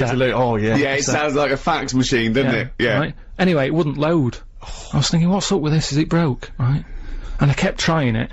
And my dad sort of, my mum used to get up early to open the presents with me. My dad got up at about midday, he couldn't be bothered. Right? Anyway, he comes down, I'm so telling. This is the picture he paints is so heartbreaking. It's like Alan Bennett or something. Yeah. Dickens. Yeah, or some of those kind of 60s back, like Kathy Come Home, sort of, you know, really sync dramas. So anyway, so I'm there, right, getting frown growing and that. Yeah. Trying to read this book, thinking, why isn't it working? So my dad has a look, and he goes, oh, you're missing a bit. I said, what? He goes, you need a RAM pack, right? Which is a bit that you put in the back of it that gives it extra memory. Yeah. So I'm like, what do you need one of them. I'm like, what do you mean? It's Christmas Day, right? And we're talking about the days when, like, Tandy wasn't open. Sure. It wasn't open for days. Yeah. Do you know what I mean? It's like now, by lunchtime Christmas Day, everything's open again. Yeah, sure, right? yeah. Then, you had to wait about 2 weeks. Everyone, like, had a big holiday and everything. Yeah. So I'm like, oh, God. I actually started to be sick, right, with frustration. Oh, no! What? Well, how old were you? How old were you? Do you know, like... How old were you? Well, like I say, I don't know, it must have been about 8 or something. Oh. But that thing of like, what, it's Christmas Day and I can't play with it, and I had to wait for like 2 weeks or what have you, sat over the kitchen sink, sort of going, stressing out. Hated it was a rubbish Christmas. Wow. I love the idea of you going, Stress, isn't it? What did your dad say? He just sort of said, look, calm down, we'll get you one when the shop's open, and it's like, yeah, but 2 weeks, isn't it? I have never heard anyone being sick from stress. Oh, poor little kid, just so stressed. Yeah. Neil, you know, quiet, I thought, that's good, he's not gonna complain about the noise and that. Sit down, I have, some arrabbiata, which is nice and that. Alright. Anyway, he starts, sort of normal chat, saying how he'd like to put my head in a vice. Sorry, he'd like to put your head in a vice? In a vice, yeah. Not really. Sort of normal, sort of. Yeah? Yeah, and I was just thinking that it would be lovely to put him in one, you know those vices that are sort of attached to workbenches? Yeah. Just so, not to, just put it in there so he's caught there, and then I can sort of do what paint his head or something, or feel it squeezing. And I just imagined sort of squeezing it too tight, didn't I? So he's saying all this, right, which I'm getting the sort of picture enough without sounds, right? But then he thinks, well, why not add sounds? It's quiet in here, right? Starts sort of going, so your head's in the vice, tighten it, and you're sort of going, right? So he's sat in a chair, quiet restaurant, doing that. It's like the scene out of When Harry Met Sally, right? All these, like, tourists and that sat there sort of going, oh, Ricky Gervais over there. And then suddenly, like, from a look of like, oh, that's good, it's Ricky Gervais, to what the hell is going on? But I just imagine this little head, because what he do, I just imagine him in a tighten, I go, Is there any other radio show that's ever been on Radio 2 that has had this discussion? Well, no. Does Johnny Walker, OBE, ever say, I'd love to put Terry Wogan's head in a vice and see what happens? We were going to have a quick assessment of the year's events, because it's been a tumultuous year in many ways, Rick. You know, some steps forward. I'm sure you'll agree with the ban on fox hunting. Absolutely. I really can't believe it took to 2005.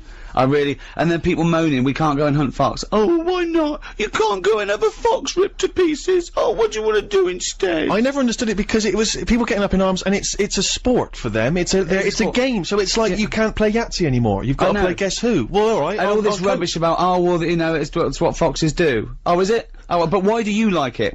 You wouldn't want a robot fox, because you want to see blood. My brother-in-law was doing this job, he's a driver, and he went to this sort of really posh school, and he was talking to someone there, they're into fox hunting and stuff, and he said, I don't agree with, just chatting to us, I don't agree with fox hunting. They went, oh, why, are you a vegetarian? He went, no, I eat meat. They went, you eat meat, but you don't agree with hunting? He went, why, do you eat fox? Yeah. I mean, it's such a ridiculous argument. Are you pleased with that ban, Karl? What, sort of, I don't think, you know, we should sort of, any animal, should we? I totally agree, and yeah. sort of, you know, respect their place and that. I mean, I went on holiday once, right? Went into the sea, right? Was only up to my knees, right? Got stung by a jellyfish, right? Sure. And what I mean is, like, you know, the sea, that's someone else's territory, innit? Right. And I could have had a moan. But I was like, well, I shouldn't be here. Whereas if you went home and you were watching telly and a jellyfish came at you... I'd say what's going on. You would, wouldn't you? You would say what's going on, wouldn't you? Yeah.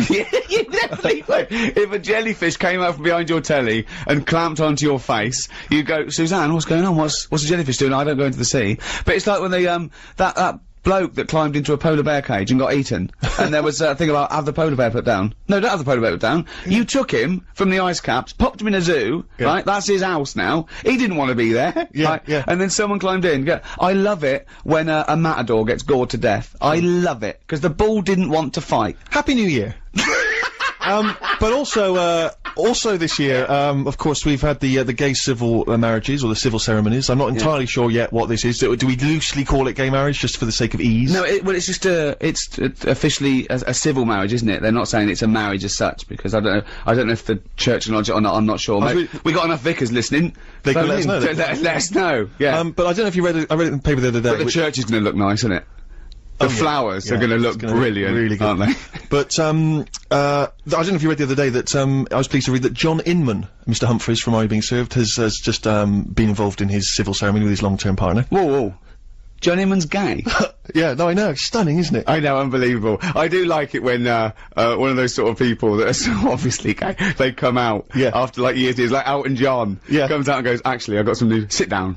Mate, just sit down, I've got some news for you. Oh, hello, Alan. Like your new pink tracksuit, by the way. That's what I want to talk to you about. I'm actually gay. And they all have to go, you're joking. Yeah, they gotta fake it. No way. Like when someone knows there's a surprise party for them, they gotta pretend that they, oh my god, I can't believe it. But, yeah, so what we've had, it is a year of disasters, which is, it does seem worse this year. I don't know, maybe I'm hitting that age where I think there was like, it was nicer before, but it was a year of disasters, wasn't it? It's been terrible. Well, we've had obviously Hurricane Katrina and the tsunami and the earthquake and things, and it's obviously been terrible, and we don't want you to be flippant about that, but the only time I was praying for a natural disaster of biblical proportions was when I was watching Celebrity Love Island. and it never happened, sadly.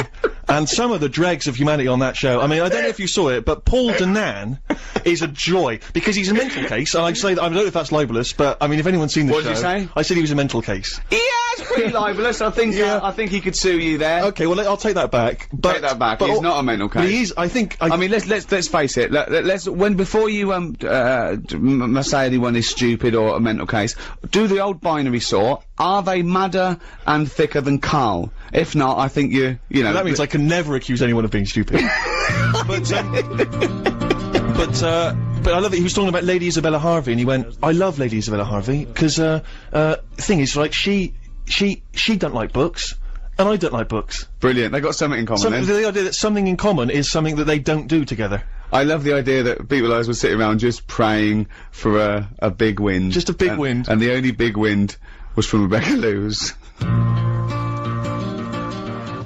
In fact, the thing is about the world and Karl is that he's the same shape as the world, and that's why I like him, because that's all you need there, a little round... I can't help but think the, pot calling the kettle black there, Rick. What? My body's round, my head is sort of fat and square. So how dare you? Just quickly before we move on to the final bit of the sermon, we just thinking back to some of the other highlights of the year. One of mine, Rick, I'm sure one of yours, Live 8. Live 8 was great fun. Not only was it a great day, but obviously, you know, it made its message very much clear and open to the world. Did you enjoy Live 8, Karl? Yeah, it was alright. It's, you know, quite a good thing. I mean, has it sorted the problems out, or...? Well, it's more about raising awareness, isn't it, and bringing that to the world's attention. I'm aware of it, so yeah, it's sort of done the job on that. But I read something about, Unbelievable. Do you know, But, you know, because Live 8 was all about money and stuff, wasn't it? Giving money. And No, it wasn't really. Well. It was about awareness, but it was about, the G8. Dropping the debt. Cancelling the debt to the, I think, the 20th poorest nations or something, which I think. Yeah.